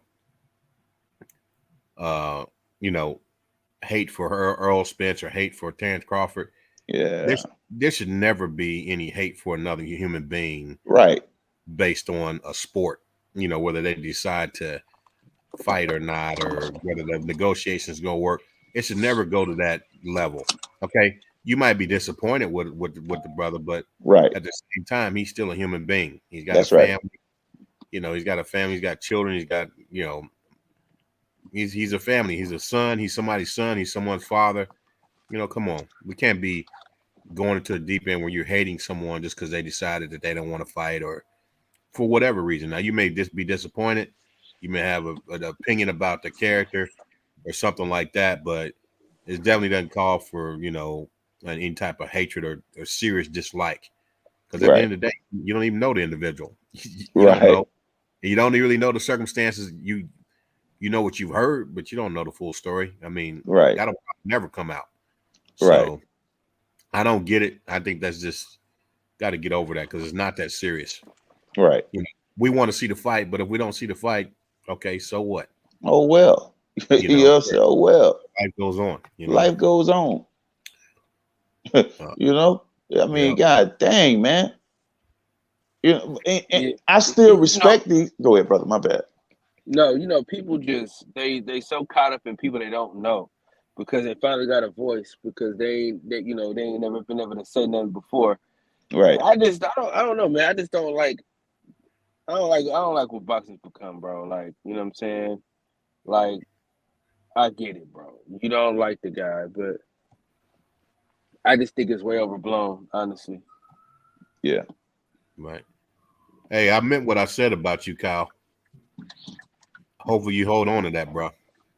No, I got you, man. You gifted, man. I You gotta gifted, figure out which gift. and you're gonna be speak blessed. of. You keep doing what you're doing with your family, and you're gonna be blessed regardless. You're gonna be blessed regardless. Yeah. I'm letting you know that. That's where your blessings at. But you also gifted. So you just need to, you know, that whole, you know, just like I said before, I won't repeat it. So hopefully that'll stick with you. No, I got you. Yeah, man. To God be the glory. Yeah, man. Well, I might sign back on. I might sign back on with Fred tonight. I might, but I'm gonna get off here. As you should, man. Go ahead, sign back on with Fredro. Yeah, I might sign this on tonight. I might. Yeah, I went on last night. Oh, okay. For I a didn't see second. y'all last. Yeah. Okay. Yeah, my Went wife on just for a hot second. My boss just got home, so I got to get off of here. Make sure she's good. That's right. Make sure That's she's right. good. All right, y'all take it easy, man. Hey, be blessed. I'm gonna hit you up later, fam. All right. Okay, later. All right, later. Yes, sir. Yeah, Kyle. So man, go ahead. What's going on? Chilling, bro. One day at a time, taking care of my wife. You know what I mean? Yeah, but man, these fights, bro. I really want to see the fights, but like we said, if we don't get them, we got to look for the next best thing. What you think about Ryan and Tank? You think that's gonna happen or not really? Nah, but you got Caleb playing David Benavidez, so Ooh, yeah, I want to see it, bro. I want to see it. I seen a post probably about an hour ago. Yeah. So we got that at least. But you think that's gonna happen? Yeah, you know me, dog. You know I'm a pessimistic. You know, I don't believe shit gonna happen until it happens. Right. You know what I'm saying? Yeah. I'm not optimistic at all as it pertains to these fights happening. But both of them are with Al, right? Yeah, but they said both of them said they signed, so we're gonna see what's up. And that's fight's gonna do really well because of the bad blood that comes along with that. Yeah, that's right. Yeah. You know I'm rocking with Benavidez on that one. Yeah, man, but Caleb Payne's a different fighter, man. He got a way better trainer. You know what I'm saying? He gonna need it. He gonna need it. Yeah, yeah. I also want to see Benavidez fight Jamal Charlo. Yeah. I want to see him fight Canelo. I want to see him in with the big fights, man. I think he deserves it, bro. The man done put the work in. He done made several mistakes. He's done cleaned those mistakes up, got himself right. He's staying dedicated. He's not doing what he's not ballooning up in weight. He's not on drugs. He's doing everything right, you know. And it's been consistent now for a while since those mistakes he made. That everybody deserves a second, third, fourth, fifth, sixth, seventh chance. You know what I'm saying? Get it right. See, some people feel you only deserve one shot. You mess up, that's it. That's just like if you're always gone, you lose for the first time. Today it's like you got 12 losses on your record. You know what I'm saying? It's crazy, bro. I don't come from that. I come from cats making several losses and falling down several times, get back up and dust themselves off and go beat the best of them with 13 losses, 14 losses. You understand me? You know what I mean? Come on, man. And you get some of the best fights out of them. You know? Yes, sir. It's about the makeup of the man. What's in him? Not what's on him, but what's in him.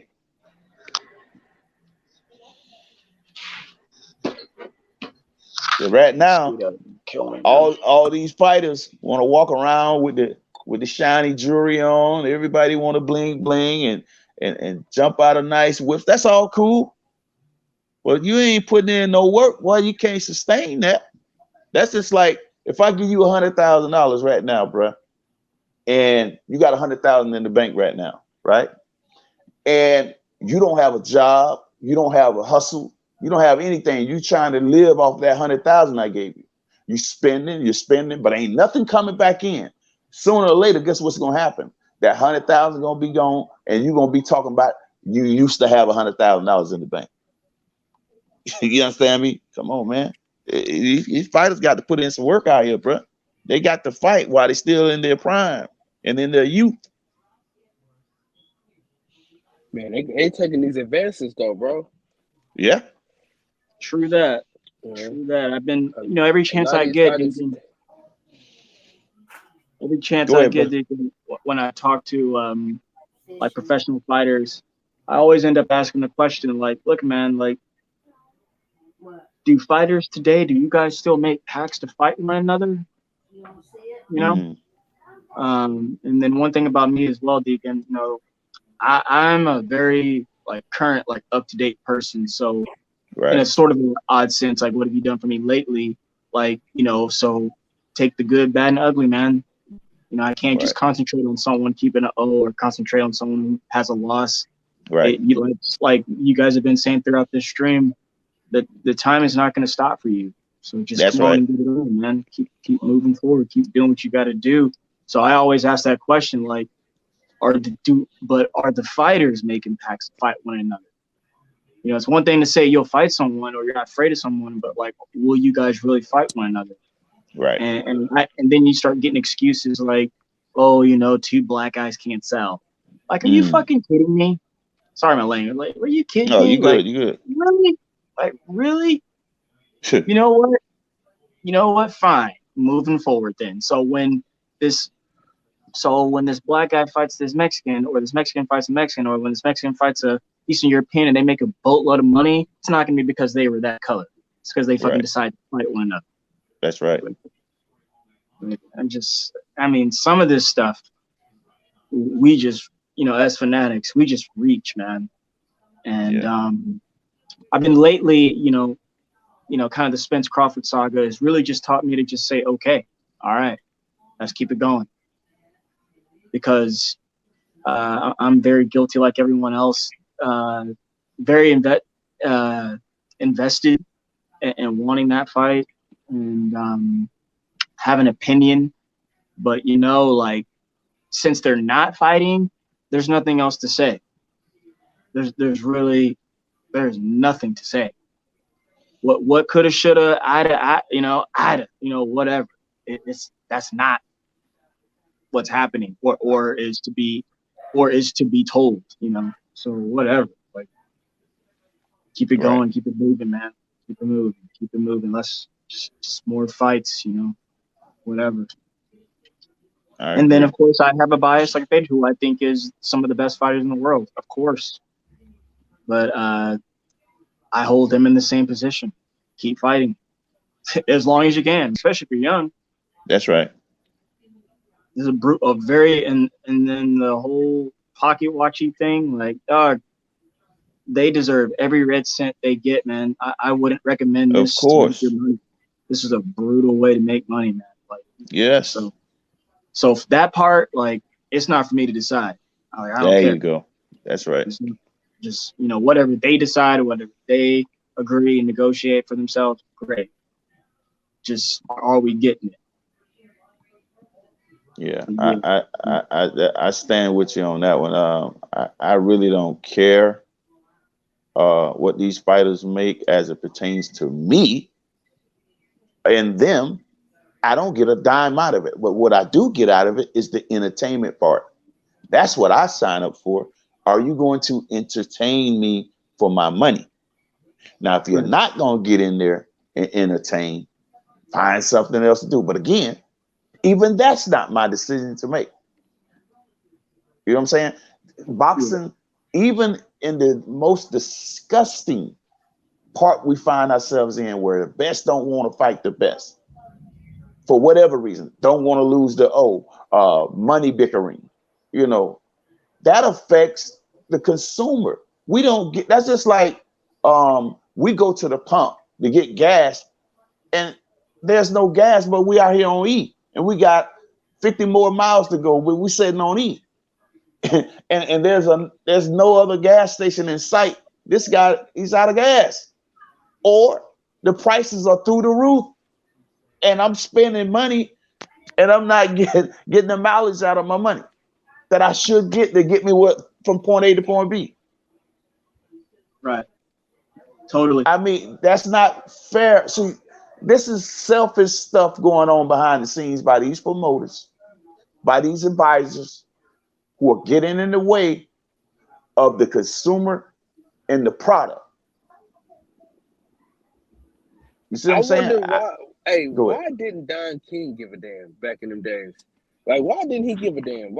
He put everybody up against everybody. Everybody. And since you brought up Don, so they can say what they want about Don. Don will come in with two guys, rather they can both be signed to him. In some cases, only one of the fighters will be signed to him. But guess what happens when the fight is over? Don is walking away with that damn winner because he's looking to make the next fight. He's finna market this guy off of that win. These guys take a win, the promoters and the fighter scene, and put it in their pocket and hold it till God knows when. Now we got to wait a whole nother year for a guy who's supposed to be a popular fighter to fight at least twice a year. We got to hope we can get the second fight in the same year. When it wasn't like that, when you had guys fighting 10, 12 times in 1 year or more. Mike Tyson had some ridiculous numbers for fights in a year. Don King. Oh, go ahead. Yeah, and think about the power that Deontay Wilder has to knock guys out in the first round. He should have at least 12 fights a year. I know it sounds crazy, especially in this day and age. I mean, bruh, this man can do, at least on the real note, bruh, at least 3 to 4 fights a year. Easy. If they really want to do that.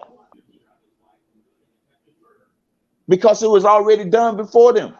before they even laced up a pair of gloves. This is already happened. The blueprint is already out there. So no one can say that this is impossible.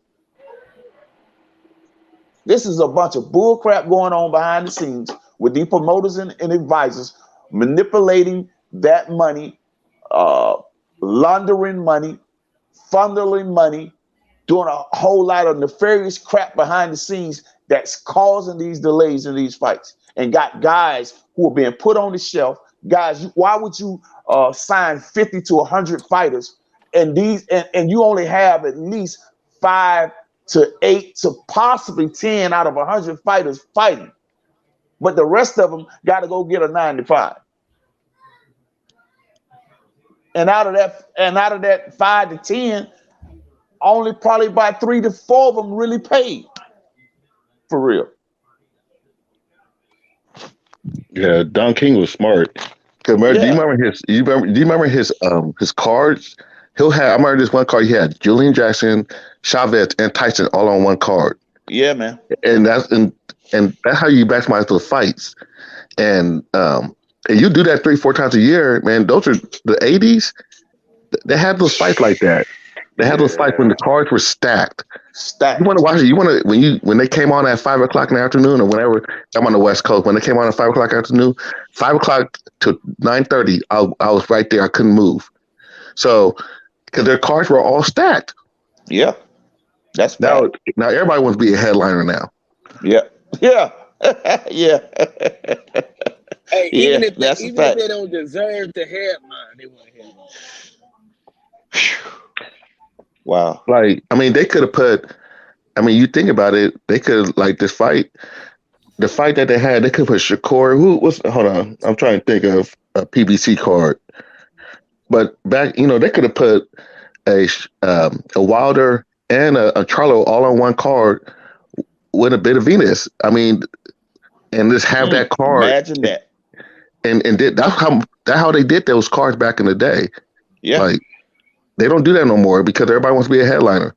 And I don't blame them because they're trying to get their cheese, but they don't realize that everybody can get their cheese if they. You know how many people? How many people will buy that fight? Mike Tyson fights weren't just because of him. Mike Tyson had a lot of other people on the undercard. Chavez was on a lot of them undercards. Yeah. Sweet Pea, coming up. What's his name? What's the guy's name? What's his name? Michael Nunn. All those cats were on those undercards. Just and he got the prospects on there too. Like Shakur would be a prospect fighting in the. Shakur would be a prospect fighting on the bottom of a card, like 2-3 fights before the main event. But we would want to watch that fight. Do you remember Don King had the heavyweight tournament? No, when I was because I started watching Don King cards were like 84, 85. Because I was like 7 years old. Yeah. I mean, come on, bro. He had one of the best heavyweight tournaments. Man, Don King was the best, man. There's no way they would have a heavyweight tournament right now in this day. Oh hell no, because everybody wants to be the headliner. Imagine putting AJ. Put some work in to become a headliner. And sorry to cut you off, big dog, but like. See, no, you're right. You're right. This is what bothers me when people bring up Floyd Mayweather. It was like, oh, Floyd. Yeah, but what you forgot to add was that Floyd busted his ass.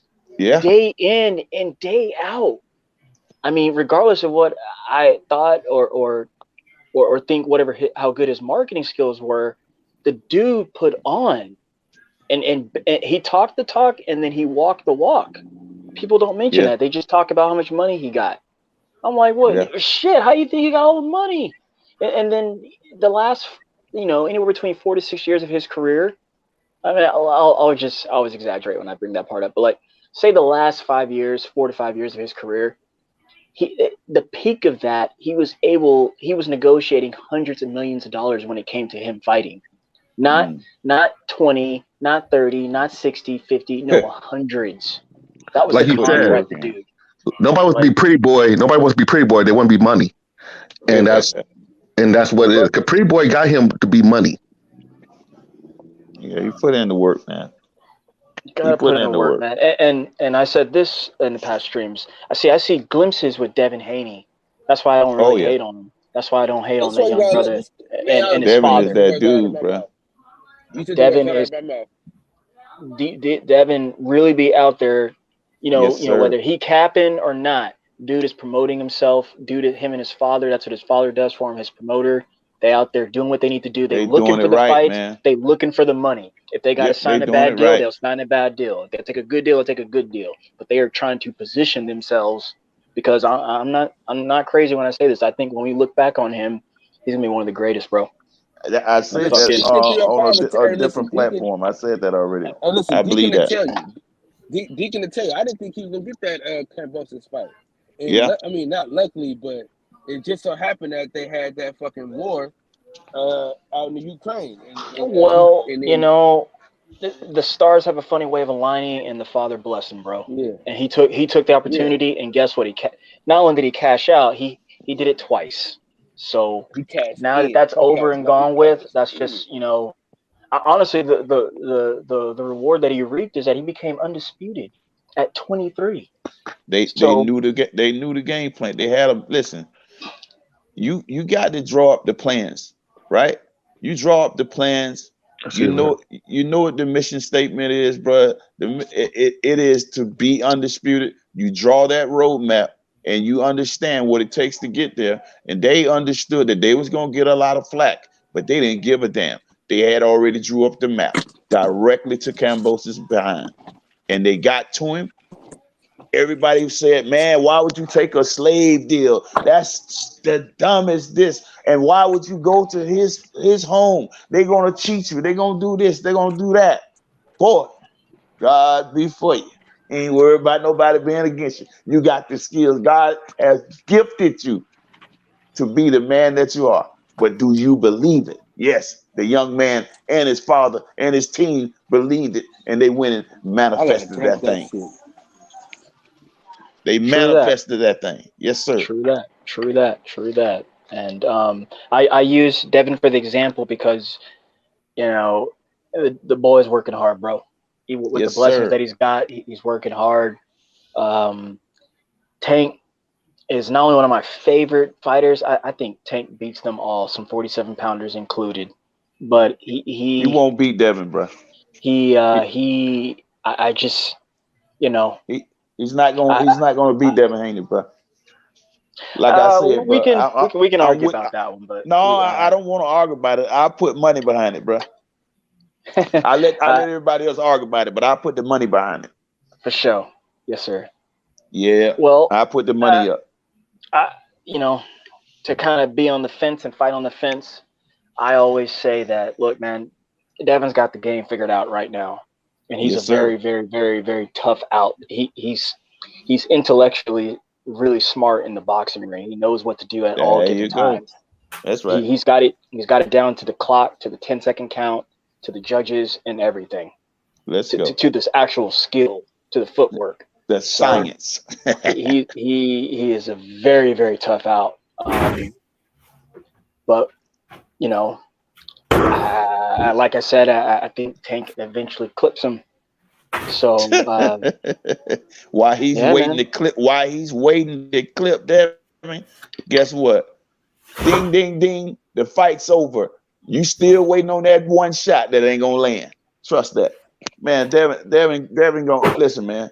Devin will win that fight. And for anybody want to bet me, I'm willing. I'm not gonna do the 3-1 like I would do on the other fight. I was gonna bet 3-1 with Crawford and Spence, but the fight didn't get made. Anybody who wanted to bet 3-1, I put up the 15, you put up the 5. Let's go. With Devin, I put up the 10 racks. Even Steven, let's go. I see. Bet. Okay. I believe you, Deacon. I believe you, sir. Yes, sir. You're a man of your word, and that's what you absolutely. That's what you see. So I'm with that. I jive with that. Tank's footwork is a little bit unbelievable too, man. and it helps out his blessing with his power in his hands. That's why I think eventually be able to get to the young man. But and then he does his flaws might even get him to the win because he uses his face as a shield in defense. Sometimes he'll eat those extra punches to do so. But I get it because he's very diminutive in his small stature. But I do think his footwork is about the same, and of course he carries that power that be able to, it's hard to withstand that type of damage over 12 rounds, man. What damage? What damage? Oh, so you don't even think he's gonna be able to? Oof. Okay, you got him styling. Okay. I mean, fashion. What damage? No, listen, man. Listen, I'm one who believes that those stripes are not going to change. This man has a habit of losing round after round after round, and he clips, like you said, these B-level and smaller fighters. And one or two of them was bigger than him, but at the same time, they was not on his skill level, and still, yet they was winning more rounds than Tank was winning. You're not going to get behind with Devin like that and think that you're going to pull it out of the fire with one shot. It's not going to happen. So I'm willing to bet it, bro. I believe what I've been seeing as this guy has a pattern that he have not seemed to be able to break, and he eats right hands. Got you, brother. You know I'm going to give it to you. I just got to get to the bank. By smaller guys. I got you. Yeah. I'm not gonna disagree with that. And think about this. I don't want to cut you off, but I'm gonna cut you off real quick. Think about this. What's the guy named Rolly? I've told everyone who would listen that this guy, to me, every time I see him fight, he reminds me of somebody who is not sure of himself. He's in he got more of an amateur style. He don't have a footing up under him. He doesn't have a foundation. He can't find where to place his feet. He's all over the place. And you let a guy like this win the beginning of the fight, winning rounds on you. Imagine a coordinated, undisputed champion, bigger, more rangier, sturdy on his feet, solid foundation. I'm telling you, it's too many elements for Devin Haney. For Tank Davis to overcome. I'm telling you, I'll bet the money, man. And to make it sweeter for you, I put up the dime, and you can put up the 8. I might even let you put up 7. Real skill. Yeah. See, Deke, sir, I look at it differently. Okay. For starters, just you went at Tank's resume there for a little bit. Look, man, it's hard to okay. Yeah, right. It's hard to how should I say? It's not hard, but yeah, man, we'll just say his best 3-4 wins. Look, man, that's top competition. And when you're facing top competition, the fights will be hard for you. You're not going to just go out there and style on folks. It's not that easy. And then, if I compare the two, on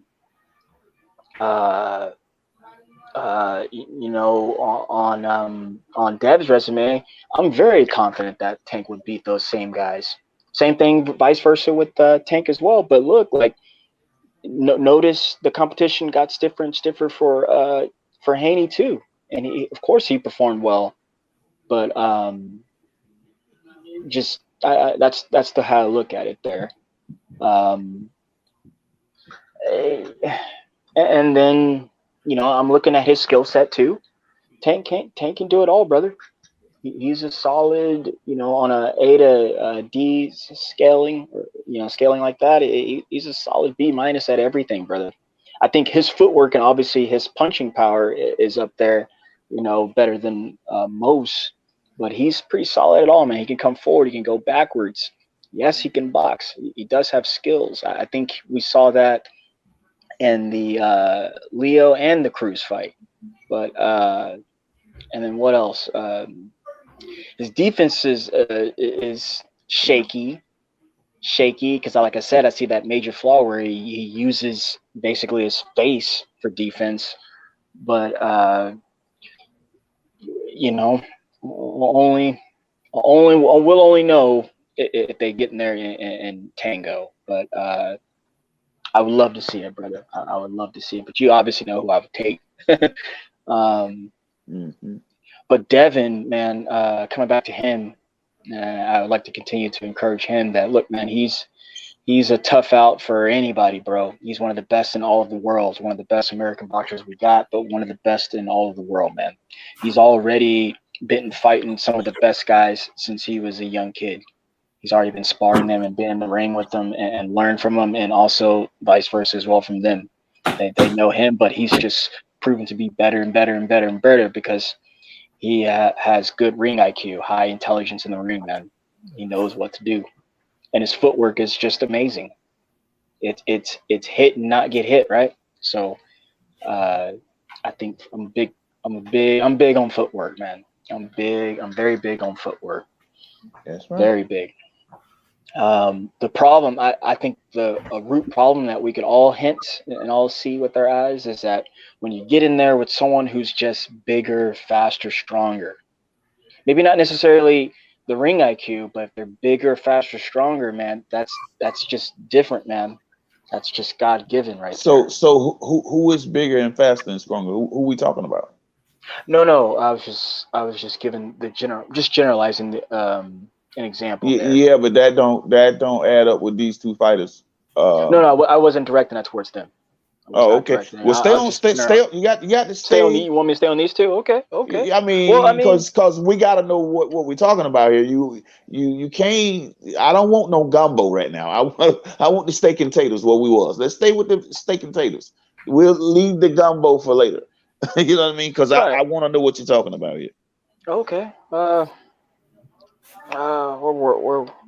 can I?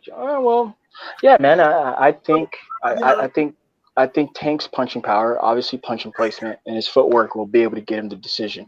I think to the eyes, it'll look that he'll be, getting styled on because, like I said, Dev knows how to come in and get out of there. But so does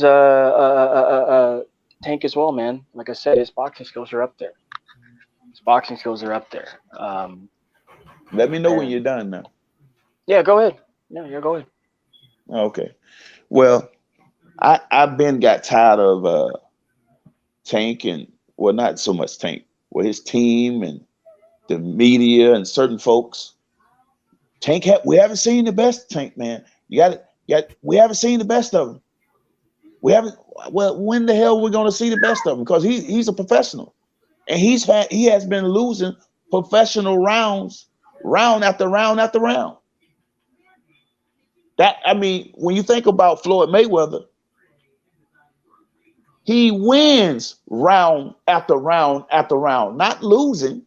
In his prime, round after round after round favors him.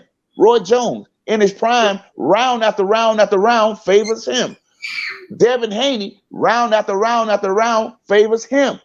Consummate professional, not waiting for something miraculous to happen for you to show how good you are. You supposed to be a professional. You act as such in that ring. Because guess what? What happens when you hit a guy and can't knock him out, like when he fought Cruz? Right? Putting constant. I don't want to hear nothing about hand and all this. But see, I let you ride. But go ahead. I was gonna say he beat that guy with one hand. Listen, I don't know that for sure. That's what he said. Just off his boxing skills. Are you kidding me? Listen, bro. Listen. That fight was not easy for Tank, and I watched it. It wasn't. No, you're right. It was not easy, bro. But he beat him because of his boxing skills. I'm not. Just like not everybody. let me correct myself. Round after round, your words too. Round after round, beat that guy with one hand, brother.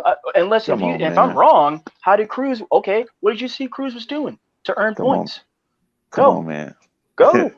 No. So listen. Here's what I'm saying to you, man. Devin Haney is not giving up rounds, and especially to guys he should beat. You got a Leo Santa Cruz move up in weight to fight you with no punching power. He's winning round after round. I mean combinations. Brother, Leo Santa Cruz is really good. Is a top fighter. Okay. Like I said, we looked at. I'm sorry I interrupted you, Deacon, but no, go ahead. No, like that's what How did I even open up my my thesis? I said, hey, I saw that you looked at it, via competition level. Bro, Leo Santa Cruz is a top fighter. I don't care if he came up in weight or not. Fighters do this. They do this monthly. They do this. This is a part of the game, moving up and down in weight. Let me ask you a sincere question. Yes, sir. And I know we really don't know until we know. Until it shows, right? But do you think that Santa Cruz could have won round after round, as many rounds as he won against Tank against Devin Haney?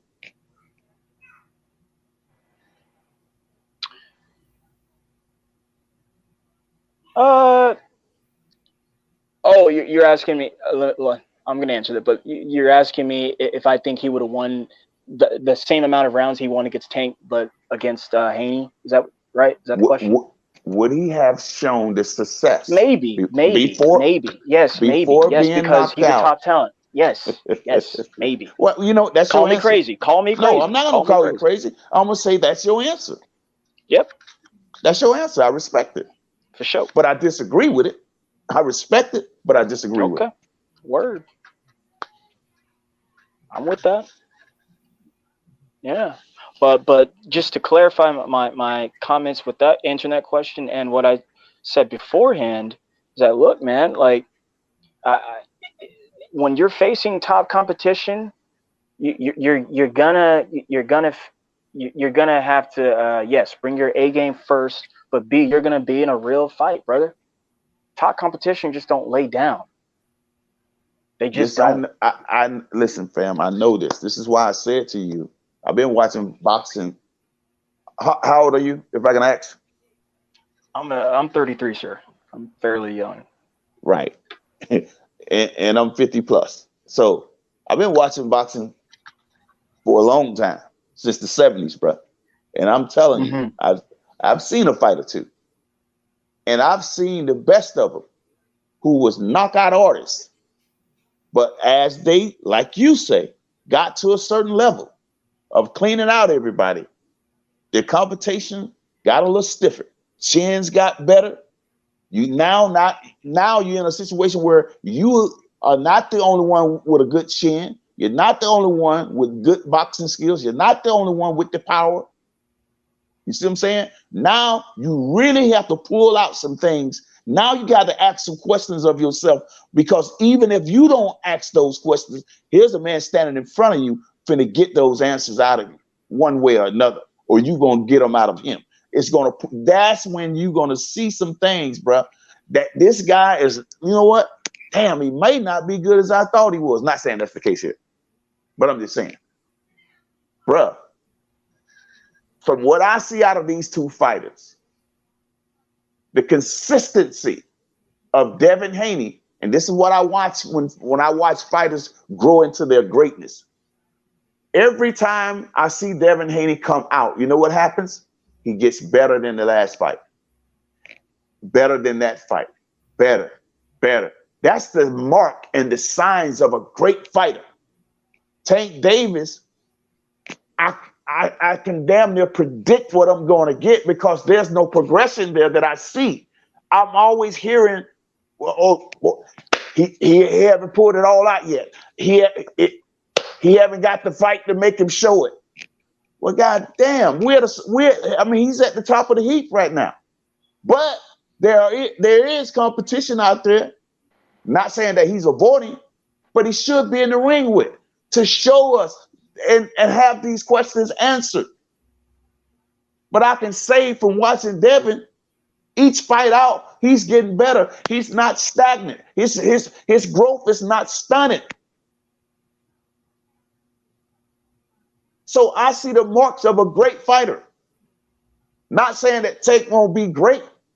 It's everybody want to see knockouts. Everybody. But you run into some people that you just can't knock out, fam. And then what do you do? What do you do? And when the competition is just as great as you,